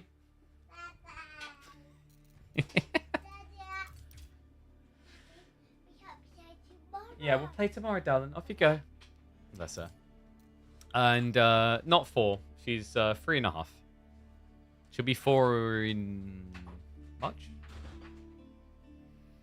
Bless her. All right. So game 1 win coming in for Numudan. Wait, wrong side. Left side. Next up, let's see where the boys are taking us. Ooh, Dry Arabia Sengoku versus Ottomans. That was not the order I was expecting. That makes things pretty funky, actually. That means he doesn't have Sengoku to solve Tuklak. Dangerous. Dangerous game. Yeah, 4 wasn't too far off. She's very... So the thing with Freya is she's very, very big for her age group. Like, she's in the 95th percentile, I think she is now tracking. She used to be in the 99th percentile. Like, she's freaking huge. Like, the thing I was thinking about the other day is, like, we've got a son as well, and he's younger. He's, like, 1 year and 2 months. But he's nowhere near the same, like, percentile. So, like, I was just thinking about this the other day. Like, him, like, they're always going to be different growing up, right? But it's going to feel a lot different in other ways as well. Just the scalar element of, like, in some ways with Freya... It almost feels like we skipped one of the years of her life, if that makes sense, because she's always been a big girl. Or like the span didn't last as long as it does with other people, so it's really weird. Yeah. You 95% on head size. hey, it'd be great at scoring those goals, right? All right, let's get ready to go. All right, this is pretty crazy. And whoopsie, wrong button. All right, this is pretty crazy, and I was not expecting it. This is meant to be safe for the Tuklak Civ, but Killyardi is throwing a curveball. And he has to. He's behind. Welcome back to the channel, folks. It's time for a caster game. Killyardi up against Numudan. It's going to be Sengoku Daimyo versus the Ottomans. Honestly, a matchup we really haven't seen much of, to be honest with you. No, like 1-0. I hope you're having a good day. We're here live. Almost 6 hours in. If you haven't already, make sure you follow the channel. You won't want to miss when we're ever alive. Especially when we've got epic games like this, man. We just had this matchup for the S-tier qualifiers. And in said matchup, it went all the way down the line. It was a best of 7 that went 7 games. So I'm kind of expecting the same here. And Sengoku definitely have some potential with that. Opening-wise, it is going to be military school, so no Rax Rush. And Killyardi did just scout that, which confirms that he can get away with building Yatai and sending them out into the map. Because remember, that gives him a lot of food. And yeah, I think we're calling him Orange Yardi now. That's his new name. My daughter proclaimed him Orange Yardi, so he's now Orange Yardi. She also predicted that he's going to win this series. And I gotta say, chat, my daughter so far, every time she's come on camera to make a prediction, she's been right. It's actually pretty impressive. I think she's predicted like 4 times, and she's always been right. She even predicted Marine Lord winning Red Bull Wallo. And last time I said that, we had someone like, oh wow, what an impressive prediction. Yeah, she was 3 freaking years old, it is. I think she's 2.5 at that point. That's a pretty impressive prediction for a little kiddo. Then again, my take is always they're like, well, Marine Lord's almost toddler size. They're like, oh yeah. This is my people. You always back your people, you know? Right, 60 food stacked. I mean, he's got like way too much in range here. So he can switch it out. He can put one here and then put this one only on the ball. Depends if he wants to go all 3 though. He's definitely going for 2. You can see by the wood. Oh, come on. 1 wood short. We'll get the drop off now. Other side, Numu is going to get the first of the spears out, though. This is the trade-off of what Killyardi is doing. It will leave him vulnerable to the spearman. But as long as he pulls the Yatai back before 4 spears amass, like preferably before 3. Because with good micro, you can... I think you still can actually pin the Yatai with 3. Obviously, you can just bring the scout in to guarantee that. And you need to pin it because this thing has 370 HP. I feel like this is probably going to need to be changed. 370 HP in the Feudal Age is, reasonable. But in Dark Age is insane. Because in the Dark Age, think about it this way. A mining camp is 750. This is half of that value, but it moves. A mining camp can't run away. You have to come and repair it. Gold gathering underway from Killyardi. So it looks like it's just going to be the 2. Yeah, and he's very calculated about this. He doesn't go out for the maximum food. He keeps 1 at home. This is going to buff itself up off of the berries as well as the sheep. So he's not too far off a maximum. Remember, you get 2 for every berry, 2 for every sheep. So it's an extra 20 food on top of the base 20. And the maximum you get anyway is 60. Wait, no, he did go greedy. You son of a... I didn't see it. He went free. He actually went free. Oops. Baited Lamau? I love this. Oh my god, he's using the wolf. He's using... Oh, that's sick!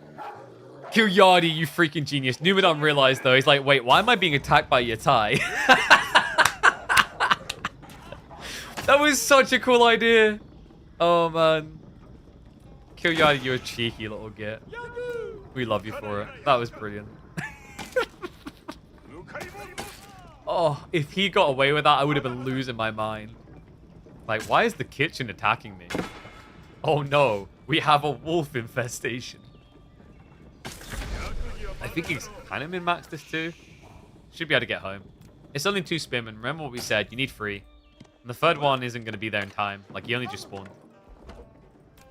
Old man knows his timings. Spear's going to try and get in the way. If you do it right, you can keep perma body blocking. But it's a lot of attention required. It's so much wasted time. Oh no, you almost destroyed. Anyway, best part about this for Killyardi, there's actually a berry batch right here, so you can actually just move it over there anyway. I think the crazy thing about Yatais is like even if they have nothing, they gain something. I.e., if there's no food in range for them to touch, they still get 20 food. That's really good. Like, you know, obviously not as good as getting 60, but the logic I'm thinking of here is, you know, you spend 125 wood. So that means in 6 minutes it pays itself off regardless, essentially. If I build a forge, but I can't touch the forge, I've still spent 50 wood on a mining camp I can't use. I can't do anything about that. I can't use it. That's the wacky thing about Yatais. And sure, it's more expensive than like a mining camp, but you telling me if a mining camp could give you 20 gold a minute, you wouldn't pay 125 wood for it? I would. Happily. Whew. If that was all it could ever give me, I'd pay that. I mean, like, you want proof of it? We have Roost players spending 100 wood to, on average, get 20 gold back from a hunting cabin. You would 100% pay for that. Alright, so Killyardi is going to be Yumi now.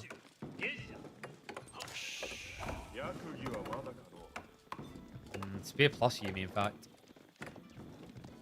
Kind of a weird thing to see is, like, when you watch someone building Trash Archer against Best Light Cav. But, you know, what else can you do here? You could try and do Yadi Cavalry, but the problem is I feel like Yadi Cavalry just feel really weak until you get the Daimyos. They're a bit of a weird unit. Yadi Cavalry, like, if you think about it, Sapahi's 160. A Yadi Cavalry, I believe, is 140 or 145. It's almost the same price as Sapahi, just to have worse damage. I don't know. I don't think they've cooked that unit long enough. I think it's underbaked. But the thing that's weird is, like, the estates, if you get to tier 2 estates, Yadi Cavalry become insane because of the extra bonus. Looks like he's going to pull back from the flank there. Sapai did show up. Still, he's got enough to guard this area. I wonder if Killyardi's thinking about, like, semi-fast castle here. Hatsuri isn't looking exactly stacked right now. It's only got 1 pack back. It's only a 5% gathering rate buff. This is the thing that I think is going to get really weird with Sengoku, is they're probably going to have to nerf Matsuri's Yatai health. Because, like we said, 370 is too much. But once they do, the fact that the Civ doesn't have any food techs makes it pretty bad. I don't know, man. Like, I think this Civ is going to be in a weird place once that gets fixed. Because if you let it set up, it's really strong. But this is like a classic, why did you let them get to that point in the game? You know, like, oh, you're playing against Ottomans and you let them go fast Imperial. Why would you ever do that? Are you crazy? Oh, you're playing against Golden Horde. You let them go age 4? Why didn't you attack them, lol? I thought my late game was... No. Like, you shut people down around when you're strong and they're weak. This looks like a pretty strong maneuver. Numu, he does have good vision nearby, though. Yeah, Shinobi gonna sneak in. He's looking for the villager kills. Straight away goes for it. Gets the frags out. That's a bit of an overkill. And no reaction from Numu. He's diving too. 2 villagers down. On the other side, it's going to be an equal 2. Maybe a third here. Oh, damn. What a move out of Numudan. Has got the MMs here to try and heal through this. Shinobi are going to whiff on this shot there. They're gone now. Only 1 left alive. And Sapahi, they just run by. Okay, chill, Numu. Chill. There's not a fight right now. Damn, I was wondering why the heck we weren't getting a reaction. That was a little bit concerning, but... I think, like, Numu, he held it well, but what I'm seeing is Killyardi still thinking about castle. He stopped piling more food inevitably. So, probably going to be seeing him go castle by about 11 minutes here. Is Numu going to be ready for it? Because he's playing very defensive currently. Even if he plays offensively, guys, this is where Sengoku's a bit weird right now. The ninja makes it really easy to defend yourself with just a few units backing you up. It's going to get done. It has to get done. And I say this as someone who, like, loves the design of the ninja, but I can love the design of something and appreciate that the stats make no logical sense. Like, it just does too much. Too well. Like, the problem is, like, you balance the game well by giving weaknesses to things, trade-offs. But the Shinobi don't really have a trade-off. They're perfectly free. They give a 50% damage buff. They maim with a slow. And if you stagger it, it's permanent. for every grenade, right? Because, like, remember, it's 3 seconds. So if you throw the grenades at once, it's bad. It's the attack speed. But if you have 2 throwing and then 2 afterwards, you're going to keep them the whole time. And then don't forget, it has 100% uptime. Like, obviously, they disappear soon if they use all the grenades. So the trade-off, the limitation is each one of these only has 3 grenades.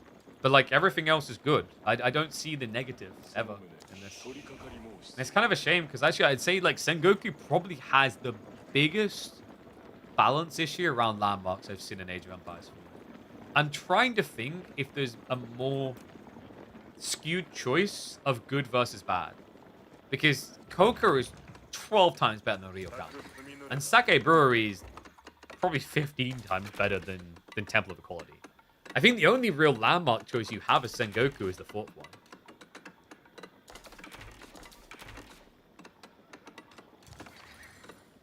AW4 best game hands down. It is a legendary game, isn't it? Ooh. It's crazy to actually think that I've been doing this game for 4 years now. Sheesh. Golden Horde feudal choice is pretty pathetic. But the balance dynamic there. Like, you're saying that both are pathetic, but what I'm talking about is good versus bad. You know, you'd probably have to go back to, like, old Regnitz versus Burgrave to find another landmark choice that is so polarizing. I cannot think of any real reason why you'd ever go Ryokan over Coca currently. And even with this, like it's like there's a 1% reason why you go Buddhist Monk, like Temple of Equality rather, over Sake Brew. Like, this landmark is so good. So good. So remember, guys, the Toko Koji mats allow him to farm gold with villagers. And the gathering rate is pretty nuts. Yeah, I mean, his Matsuri buff is only 15%, and he's going at it like crazy here. Now trying to punish the tech up, but we already have a Daimyo, we already have Spearman. Mad Samurai following up. And now, with all the gold coming in, whew, they don't farm gold, they farm sake. Really? Because that's funny, because, like, that little icon down there looks a lot like gold. I don't know what kind of sake you're like, drinking, but I have a feeling it's probably not good for your stomach. I mean, technically you are right. But also, no, actually, technically you're wrong. Immersively, you're correct. But technically, what they're gathering is liquid gold! And also, you get drunk on this. Yeah, once you gather 350, they're going to send a little dude over to your Matsuri. It's going to buff the health of everyone in range. It's pretty good. I think Tuklak's feudal landmarks are equally polarizing. The Tower Victory is substantially worse than Yellow's. True, but I would say they are closer in balance than Ryokan and Coca. I feel like I haven't seen one player try Ryokan and feel good about the choice.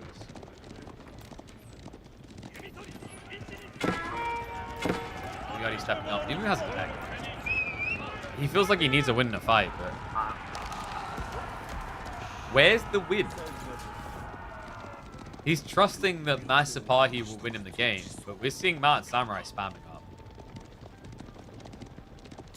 Ryokan be like, yeah, it's like, wow, I'm a house, guys. Do you want a house? And you want, like, a worse version of Chivalry? Wow. Why is Orangeardi not getting ranged attack decks? Because he doesn't have much gold. Because apparently, like, in your immersion, it takes him ages to sell the sake into gold. Even though it's instant. Kappa. We don't have speed tactics coming in. He's just focusing on the Mad Samurai. The Yumi is just to like, tickle away the archers, I guess. Which makes it, like, there's no reason to really care about upgrading archers here. I know it sounds like heresy because he has so many of them already, but, like, seriously, guys, think about it. There's no spears. There's no Janissary. Yumi are best when they're up against bonus damage targets because of the way that they scale. So Shinobi do just get auto buffed, remember? They get aged up and they get upgraded. Get 2 more of them, they get increased stats. Still, shaky time. Don't really want to hard commit here. It's not bad though. Like, this slowdown, he's still got extra levels than Matsuri to get. He's only half full. So there's more eco benefits to be had. And on top of that, Killyardi could just start looking for monks. Seeing as, like, relics are key objective.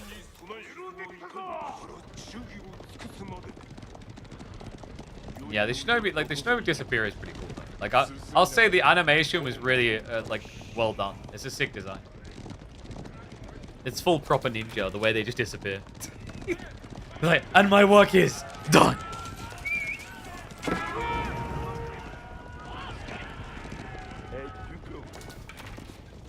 Not samurai trying to creep in.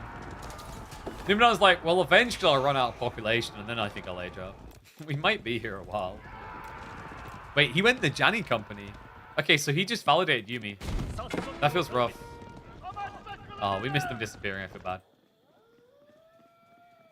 Start the Shinobi Claw. Have you guys noticed what he's doing? He just keeps intentionally hugging here. I also just love the effect on them as they run. They've got like the speed lines. See, the problem here, guys, is clustering against Shinobi is a big no-no. It's a show no-no. Gets clipped by the grenades. Killyardi spreading out the damage. That mad samurai line is holding on the Yumi. Snipe down the Janissary. Cheeks equal firmly clapped. We salute you, Naruto. Oh, man. Don't tell me they didn't win that fight. That Shinobi debuff was everything. Mad Samurai doing 12 more damage per strike. That right there isn't me clapping. That is the clapping of cheeks here.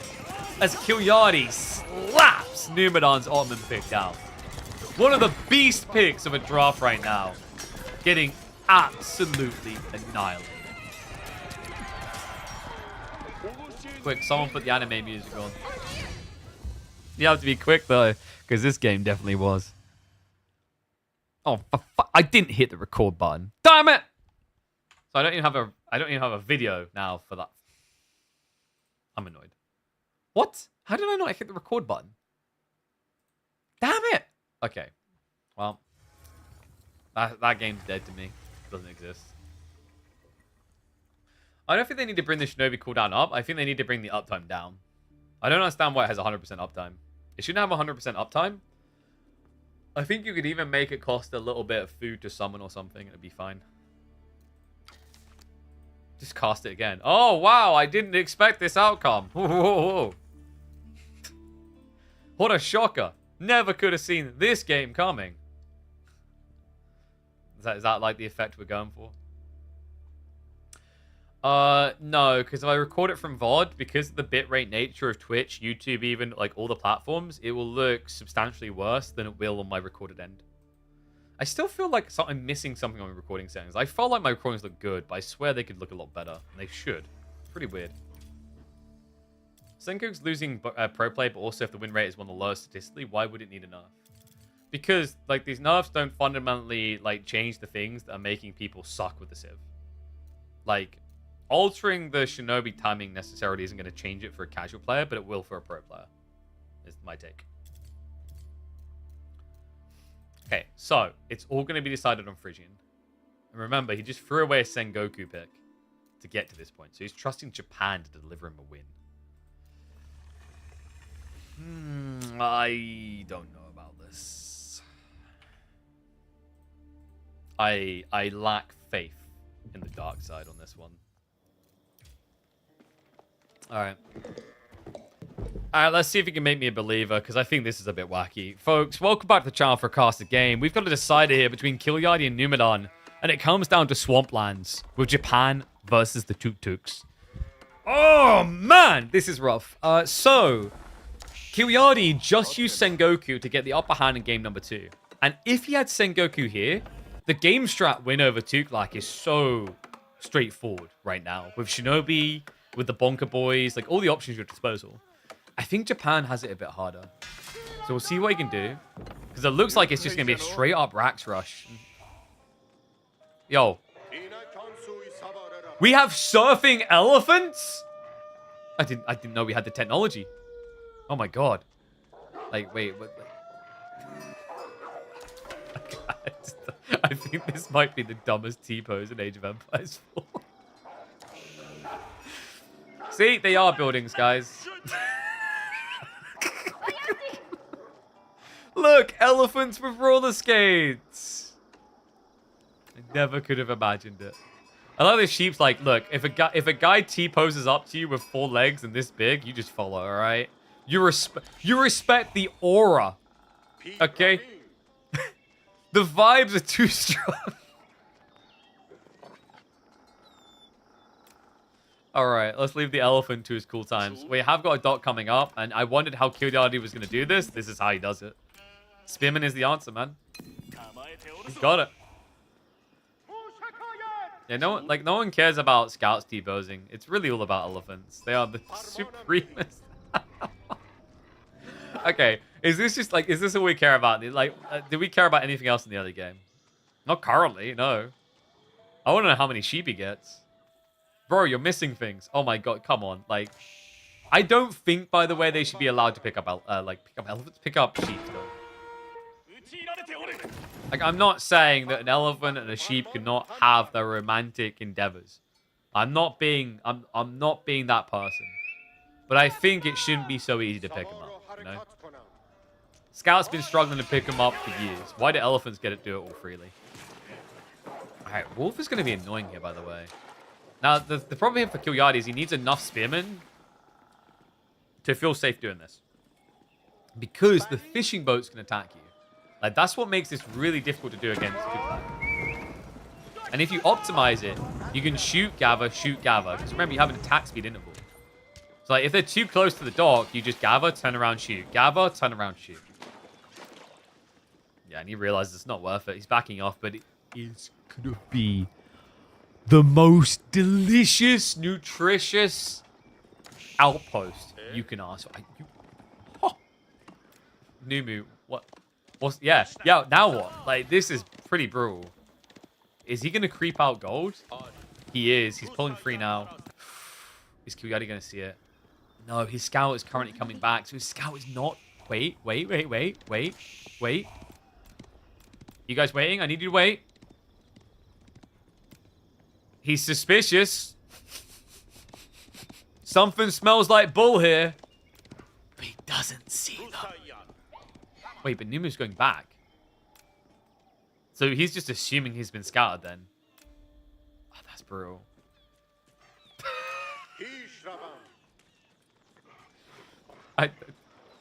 I will admit, this is the type of situation where, like, elephants picking up sheep does not look that OP. After all that, he picked up 1 sheep. In fairness, it's because Killyardi rotated through there already, though. Like, he beat him to the punchline. I mean, you can't see with an elephant, but, like, it still has many uses, in my opinion. It shouldn't be able to tether sheep. The way it should work is that you can get... Well, you should be able to convert sheep, rather. You should be able to tether sheep to it if you already have them. I think that's fine. But it absolutely should not be allowed to pick them up. And then you have, like, cool... Like I said, you have cool strats still. You have really interesting strats then, I think. Spears the dive in. I'm trying to be careful with the fishing boats, actually. A bit stabbing, maybe. Now remember, the fishing boats don't miss, so you really can't dive them. Not for long. Third spearman, though. This is getting harder, actually. Not easier. Mills convert them? Yeah, but a mill doesn't move. A worker elephant does. That's the problem. Like, dude, you want to try and convert sheep using a mill? That's going to be an arduous process. You have to walk a village around, build up there, and then luck out. Like, this guy, you build out the TC straight away. No idle time on your workers, and he walks. That's the problem. This is a really big problem. He's going to go for the dive! Oh, my... No! Free? Oh, my God. He's busy pulling villagers. Killyardi! Cha-ching! Absolute jackpot. He did miss an opportunity to kill a worker there, though, which is pretty rough. More spearmen now arriving. Yeah, but, like, you still can't gather gold. Like... Alright, it's cooked. It's officially cooked. It's not even cooked. It's just freaking burnt at this stage.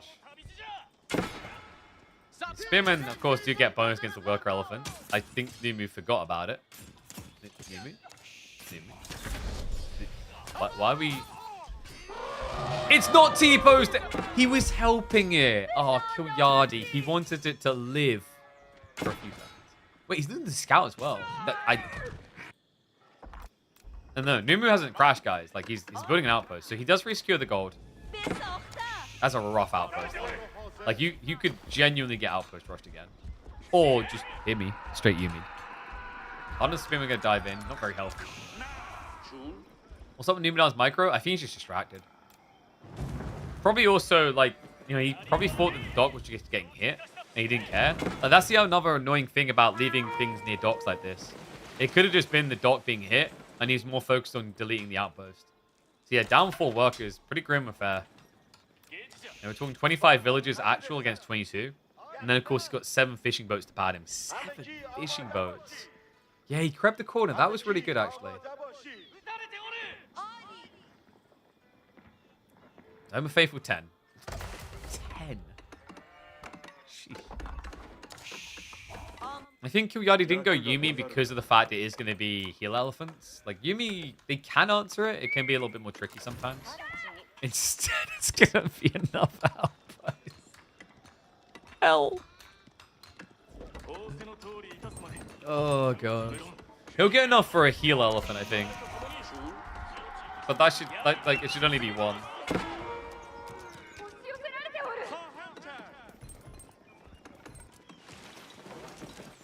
Scout's going to be a little bit of a nuisance over here. I mean, he might just go and try and burn it down with a few spears. But you want to at least guard this until you got arrow slits bare minimum. Might even be worth just fortifying first. Like, the outpost is so close you don't technically need arrow slits if you have your guy inside. Alright, so congrats. You got Fuel Age. Is this the most grim-looking Tuklak game we've seen so far? It's got to be up there, right? Like, this is pretty bad. Killyardi hard outplayed him, man.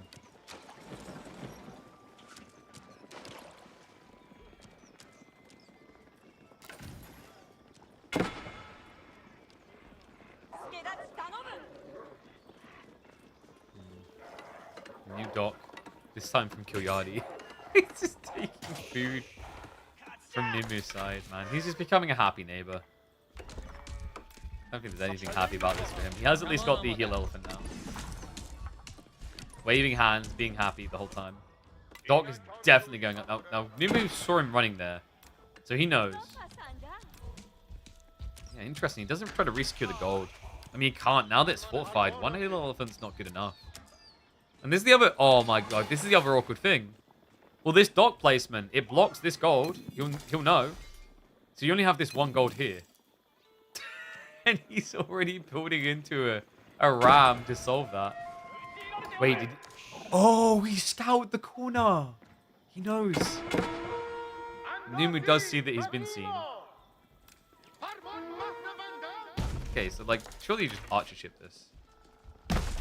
Nimu doesn't have many archers to contest the boat. Villagers are coming about now, so we'll be able to get back on the gold. Nah, okay, so Killyardi's not going to contest this at all. He's going castle. He's building a few samurai, because that seems to be his quality measurement here for a castle player. It's very clear this is a CA.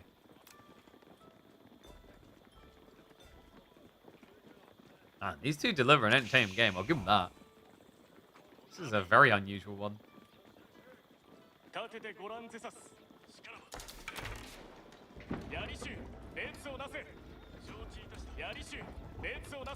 do you guys think? Ones if you think Killyardi is going to win, twos if you think Numu is. I think Numudan's got a lot of problems to answer now. Like, he's scaling archers when your opponent's about to go castle. That's not a good look. He only has 1 heal elephant, so doesn't have much sustain. There's a lot of rough elements here. Like, this dock is just a full bait. Because it's also stopping him from adding more pawns in, currently. He's going to creep on the back, at least. Rams are coming in to ruin his day. Archer has scouted this, but hasn't reacted to it. We'll start sniping the villager now. But army is nearby, so that villager should be safe. Yeah, Numu doesn't realize either. Starts to pull away finally. Already took too much damage. And the ram is going to just deny 4 more eco units from Numu's. Yeah, and after that, you know he's going north. So Numudan, because he went archers as well, he doesn't actually have an answer to rams. This is such a clean, easy way of denying the economy. Remember, you have to do that. Multiple reasons. We talked about the fishing boats being good at guarding themselves. It makes it hard. You need to go for them because of the fact that their fishing boats are more efficient.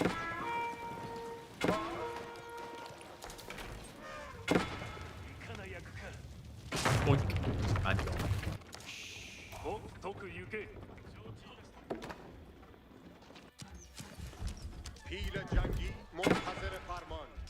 Wait, no! What? Did he put a villager on gold? He lost another. Oh, God. Alright, well. No. This doesn't look as reliable as you'd like. Guys, remember, there is 4 spearmen inside there. They could actually snipe you when you dive in. Looks like he's going to let him have it, though. Like, he gives him the pity gold. Oh, God. I mean, what's he going to do with it anyway? Yeah,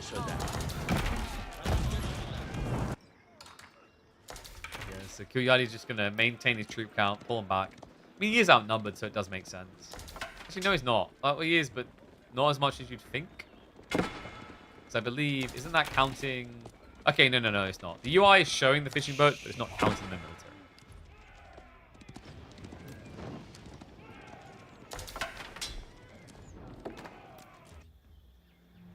Going down. Nothing done to stop it. Nothing he can do. Mad Samurai following this up. He didn't bother to upgrade the short samurai. You guys ever notice that like the samurai have really tiny legs? just gonna let that one sink in for you guys. Pretty sure it's just meant to be like the top part of their armor, but it actually just makes the samurai icon look like they're very short people. Like it's Hobbit. It's Hobbit samurai. Hobberai.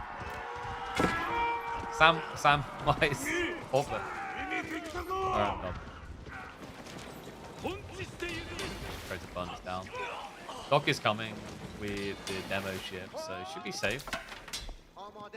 The food is drying up pretty fast in the initial pond anyway, so it's not really worth the commitment. In fairness, guys, these guys are tiny too. You just can't tell because they're on a big pony.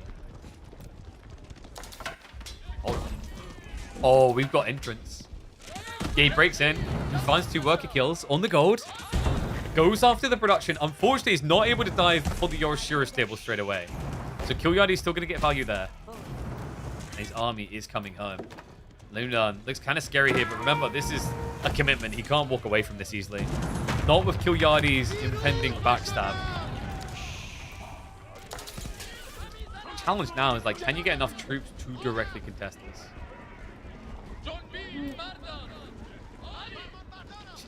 Whoa, boy. Off you go. Nimu is looking for it. We'll see the priest. Okay, good grab there. Able to deny additional relics coming. Actually, no, wait. He goes to the fishing boats instead. This was a bit slow. If you go for the fishing boats and the docks, like, yeah, you starve his food, but he's going to get food in the meantime to build more samurai.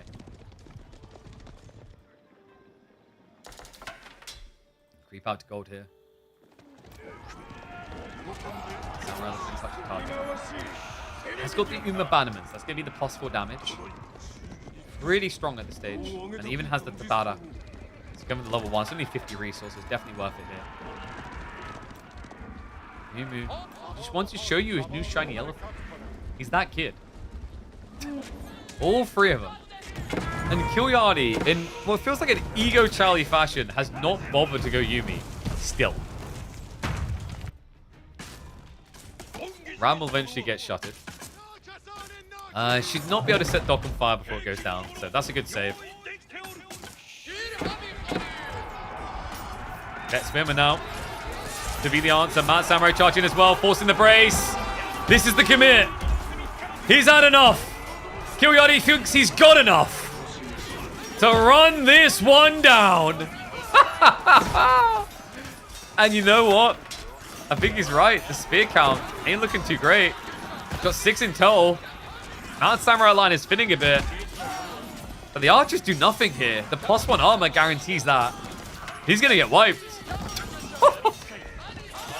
Healing OP question mark? Just go Castle Age. Killyardi has found the means to dispatch, and we're going to need to send a dispatch out. A search and retrieve of a body here. Numudan has been burned to a crisp by this play. He does not have castle on the way. He deleted his entire main army and stayed feudal doing it. That's crazy. That samurai, what a freaking unit. Bannermen are pretty good. Who would have thought it? Nimu, it's unfortunate as well. Like, that second spear wave, they've been there. Game changer. Yeah, he just didn't have everything on the line. Like, it's actually crazy. Even just half of this spear count should have been enough to break that. And it is looking like Killyardi is going to win using both variants of Japan, the original and the variant Civ, with variations. Another villager going down there. It's not the first time that Numudan's lost workers to outposts. The weird part is I don't think he lost any when he burnt the original one down. That's twice now he's casually lost units to them. Killyardi like, I don't need you at this point. I have deleted enough of your army that I think I'm just going to headbutt them. No. That's not the hit we're looking for, man. Dock's now on fire. That was perfectly planned. Killyardi's like, okay, I don't need to do anything more. Send a villager out, please. I'll be waiting.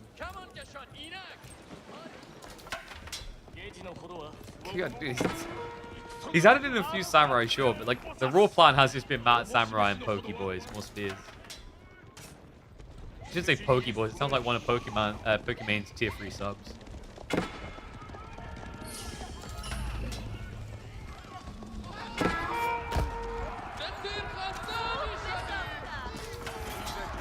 Now they dive in, go straight for the villagers. The thinnest of openings, but he doesn't care. He's got wave number 2 coming through as well. The harassment's about to start stacking up. Numudan rushing to put out these fires. Spears are going to be able to scare the Mount Samurai off. Compounded defender. Okay, there we go. It's going to be House of Learning. Numudan, he has done COD before. Uses the books. Books to review this one. Despite the fact he's getting towards Castle Age, everything else doesn't really look good here. He's got some fishing eco, great. Your opponent a mile ahead on the tech positioning of this game and the relic game as well.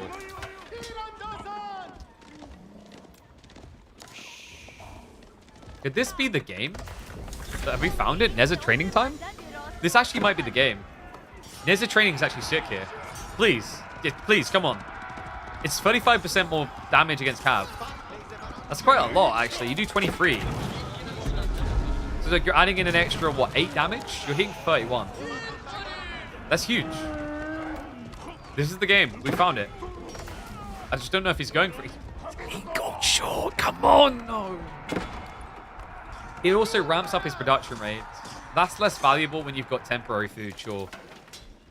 In some ways. In other ways, it's useful because like just get more troops out faster.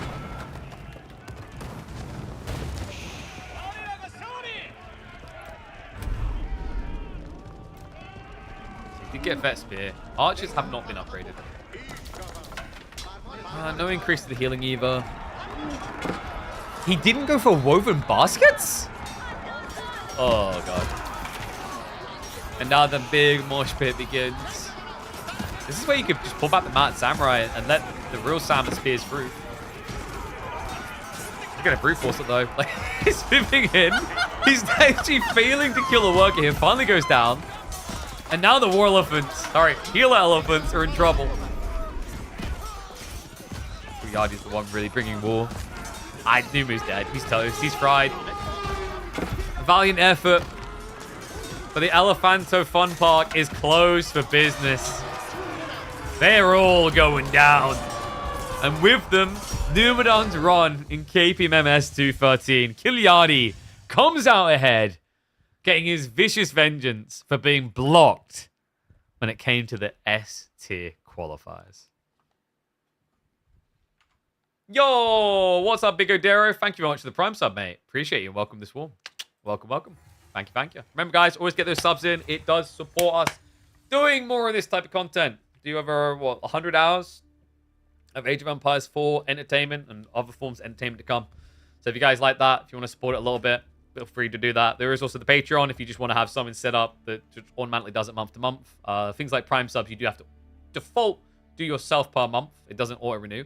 But with the Prime subs, like, it's just money you had sitting there anyway. So never forget to always use your Prime subs here. All right, then. So, mark that bad boy up. That is going to be a 2-1 victory for Killyardi. Do we have anything else? I'm looking over things. Jif versus Anatan is playing tomorrow, so I can't do that. Yeah, this week has been a little bit of a mess, man. With the qualifiers from EGC being such long days, like, most people just didn't bother to play anything on the weekend. It's like, what are we still waiting on here? I think Voldemar and Footman still haven't played. Anatan and Scatterbrain still haven't played. I mean, like, I'm gonna talk to my admin because we need to like emphasize this. Like, you can't, like, if you're signing up, man, come on. Like, if we get to the stage where like quarterfinals can't be cast by me because like the one day I'd take off a week, which like we've already scheduled for it to not need to be that stringent that every quarterfinal would happen on Wednesday. Like, we can't ever have that be a frequent thing because it's just like it basically ruins like the sweet spot in the tournament when people like yo look at these matchups. So yeah, that's quite annoying. And yeah, I know it's open scheduling. I know that, but also within reason, like it may be open scheduling, and we give that freedom. But like legit, in some cases, we were waiting for some people to declare DQ 3+ days. In other cases, people to communicate 3+ days, which is just not acceptable. So yeah, I'm gonna talk to Tommy about that. We just need to remind people like that we literally. I'm gonna probably start hard enforcing the lock-off dates because I don't like it happening like this. It looks bad for a tournament. Because we're meant to have hard lock-off for round of 32 by late Saturday, and then round of 16 by Monday, and then quarterfinals by Tuesday. That's the hard lock-off order that's meant to exist. So yeah, I'll just have to bump Tommy to get some written up so that people are reminded of that. Because it is unfortunate, man. Like, I imagine some of these are going to be epic, man. Like, with Jif's performance against Wham, that could be a 6 series. Oh, sorry, we did have Anatan Scatterbrain. Wait, did they not post their drafts? So, yeah, Anno and Scatterbrain did play. But we legit don't have their drafts anywhere. So, I was confused by that. Okay, so, like, another thing. People need to manage to drop their details. What? So, Anatan and Scatterbrain has played. Or Scatterbrain has, like, DQ'd, maybe. Is there a possibility? I don't know. But like Anno's Jif is going to be an epic one that we just now won't get to see. And then like even other ones there, like B Lucifron is always going to be a banger. And like if Voldemar beats Footman on his current performance metrics, like VortiX would be a fun matchup. Same with Killyardi against Louis, could be. But yeah. Quarterfinal should be Tuesday. They're meant to be Tuesday. That's always been like I think we literally like let me check the Start GG thing because I think we literally have that written up in the book. Let me have a look. There you go. Let's go like this. I'm pretty sure we had this somewhere in the book.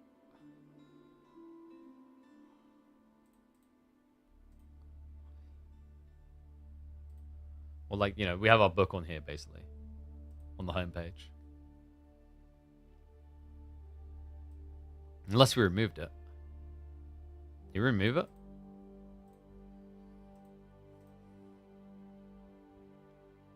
Okay, I'll talk to Tommy. It needs to be updated because it should be in there. We used to have it, I'm pretty sure.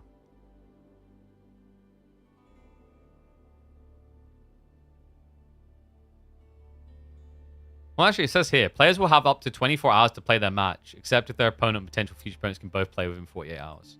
It's like, so people legit aren't living up to the rule there then. Because by that logic, you have to play your round of 32 by like late Sunday at the maximum, and then round of 16 would be like we may have to change this wording. Like I think we just have hard lock date points. They have to, because otherwise it's getting silly, to be honest. Like saying you have to play by end of day Monday round of 16 is not unfair, and then like quarterfinals for Tuesday is not unfair. That's pretty reasonable for a round of 32 bracket. I don't think we're asking too much there.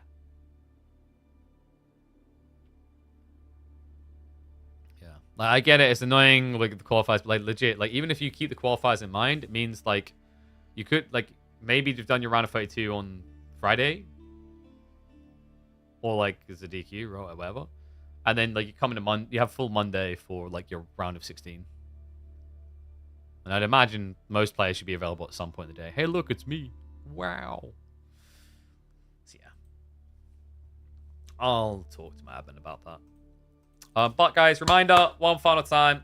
If you guys are in need of someone to help you lose those extra pounds and workout and everything else, and diet has not worked out for you, and you're maybe considering looking at medical solutions, !HIMS, we are working with them specifically today to raise awareness around that. They have even got a survey. You can go across to their website and fill in and get out. Will allow you to get like the overall solutions you're looking for in terms of what you're trying to get hands on, injections, oral medication, etc. And then obviously, go through the payment schemes. But that is going to be on the integration. We're just working for the one day. But if you guys want to check them out, if you are struggling to get those pounds off, and Christmas is coming, it's just going to be more sinful. And like you tried it, I always say try everything else. Like if you tried, obviously working out, dieting, and all these different diets, they don't work for you. Then like for some people, it really is the last solution. So always be mindful these are the drugs you're playing with, and make sure you're informed on your choice. But if you want to go down that route, definitely consider !HIMS to check them out. Seeing as Demon managed to play round of 32 with me on time or physically at LAN, I'm sure people can sort out the qualifiers. Exactly. It's silly. But it is what it is. For this week, anyway. I mean, I'm more kind of frustrated by how Thursday is going to look. Because if Drongo's got his tournament and I've got mine, and I think we already talked about, I think Lucifron and Louis are playing, if I'm not mistaken. Is VortiX playing at the same time? Wham playing at the same time? I think so. It's like there's a lot of potential overlaps. So nothing to mold about now. We'll see how that goes. Then mold about it at the appropriate time if it happens. I'm hoping this has been thought out, but that's like I haven't reached out to this at all. I haven't heard from any players pulling out. I mean, I'd be pretty piffed if they waited this late to pull out anyway. But like this is kind of silly because you legitimately have the Outback Octagon starting tomorrow. And by the way, like as far as I was like, this is what I mean. No comms to me at all, and like he can choose not to comment with me if he wants. It's just more disastrous on scheduling in general if we don't. Like, for example, me and Warman, we were the only ones who bothered to organize any show matches around the Crit Preview. And we made sure we communicated to each other. So we were like, okay, let's make sure we're not using the same players at the same time. I even went to the effort like, okay, which players you got playing which? And I was like, okay, I'm going to use these players in a different format so we don't have, like, me doing Wham versus Anatan and then you doing Wham versus Anatan. So, like, it's not hard to coordinate with people. But like I literally today from my chat found out that it's Thursdays as well. And like if I have a look at the schedule, like match 1, match 2, fine, because they're November 19th, they're tomorrow. But then like my concern is this 16 GMT. That's like literally that's like bare earliest that we're doing grand finals usually in KPMM. And he's got like, let's have a look. Yeah, dude, he's got Lucifron in there. And Killyardi. What? And then match 4 has got VortiX and Wham. Would you guys like to look at my draft of players and possibilities? Like, what? So yeah. Thursday's going to be interesting. Maybe I just take a full holiday. Nah, I'm not going to do that. But yeah. Interesting time ahead because like the other thing is this literally is going to be every week that this could occur. That's the other silly part. I mean, and by the way, before anyone's like, KP thinks he owns like the weekdays. No, I don't think that at all. But like, we've literally done Thursdays for grand finals for 44, like going to be 44 weeks this week.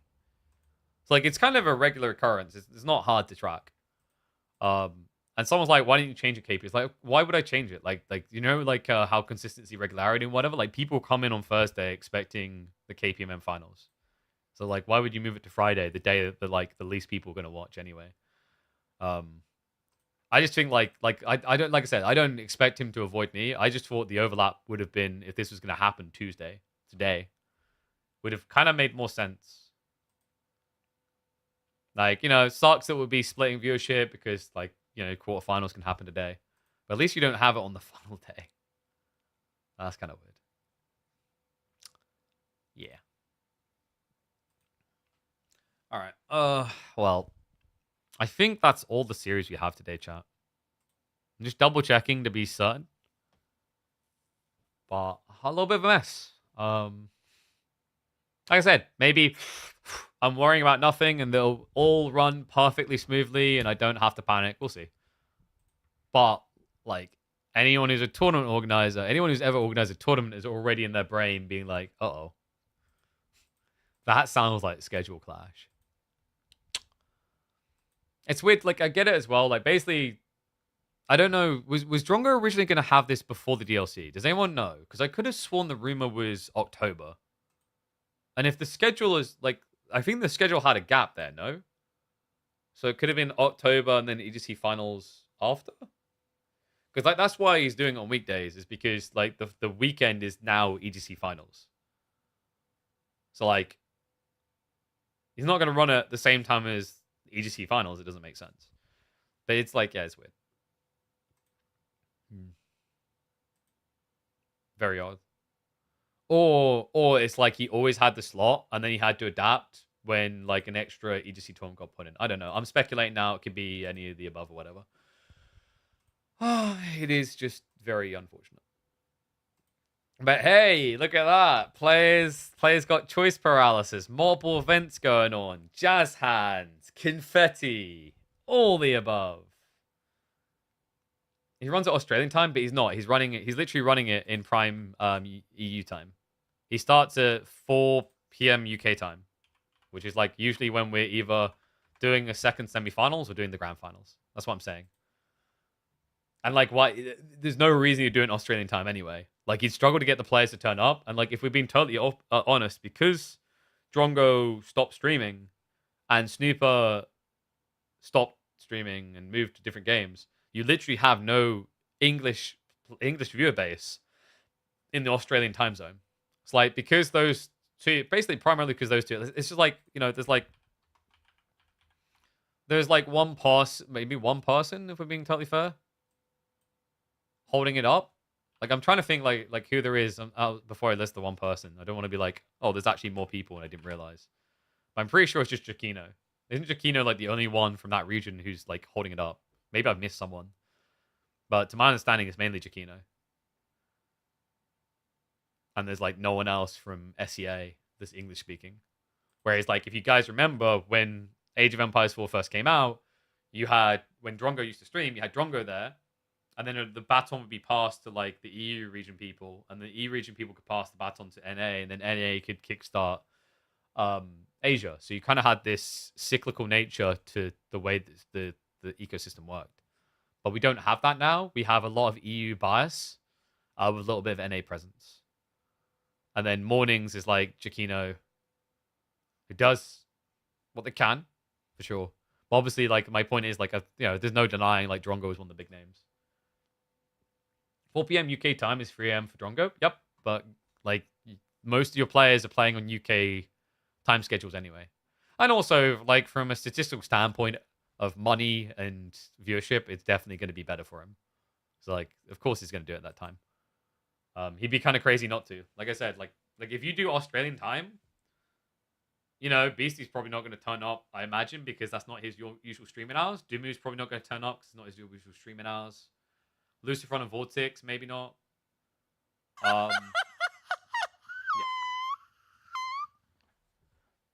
What's up, Samson? Thank you very much for the Prime sub, man. Absolute legend. Thank you. Welcome to Swarm, buddy. Good time for it. So yeah, but like I said, we'll see how that plays out. It's weird.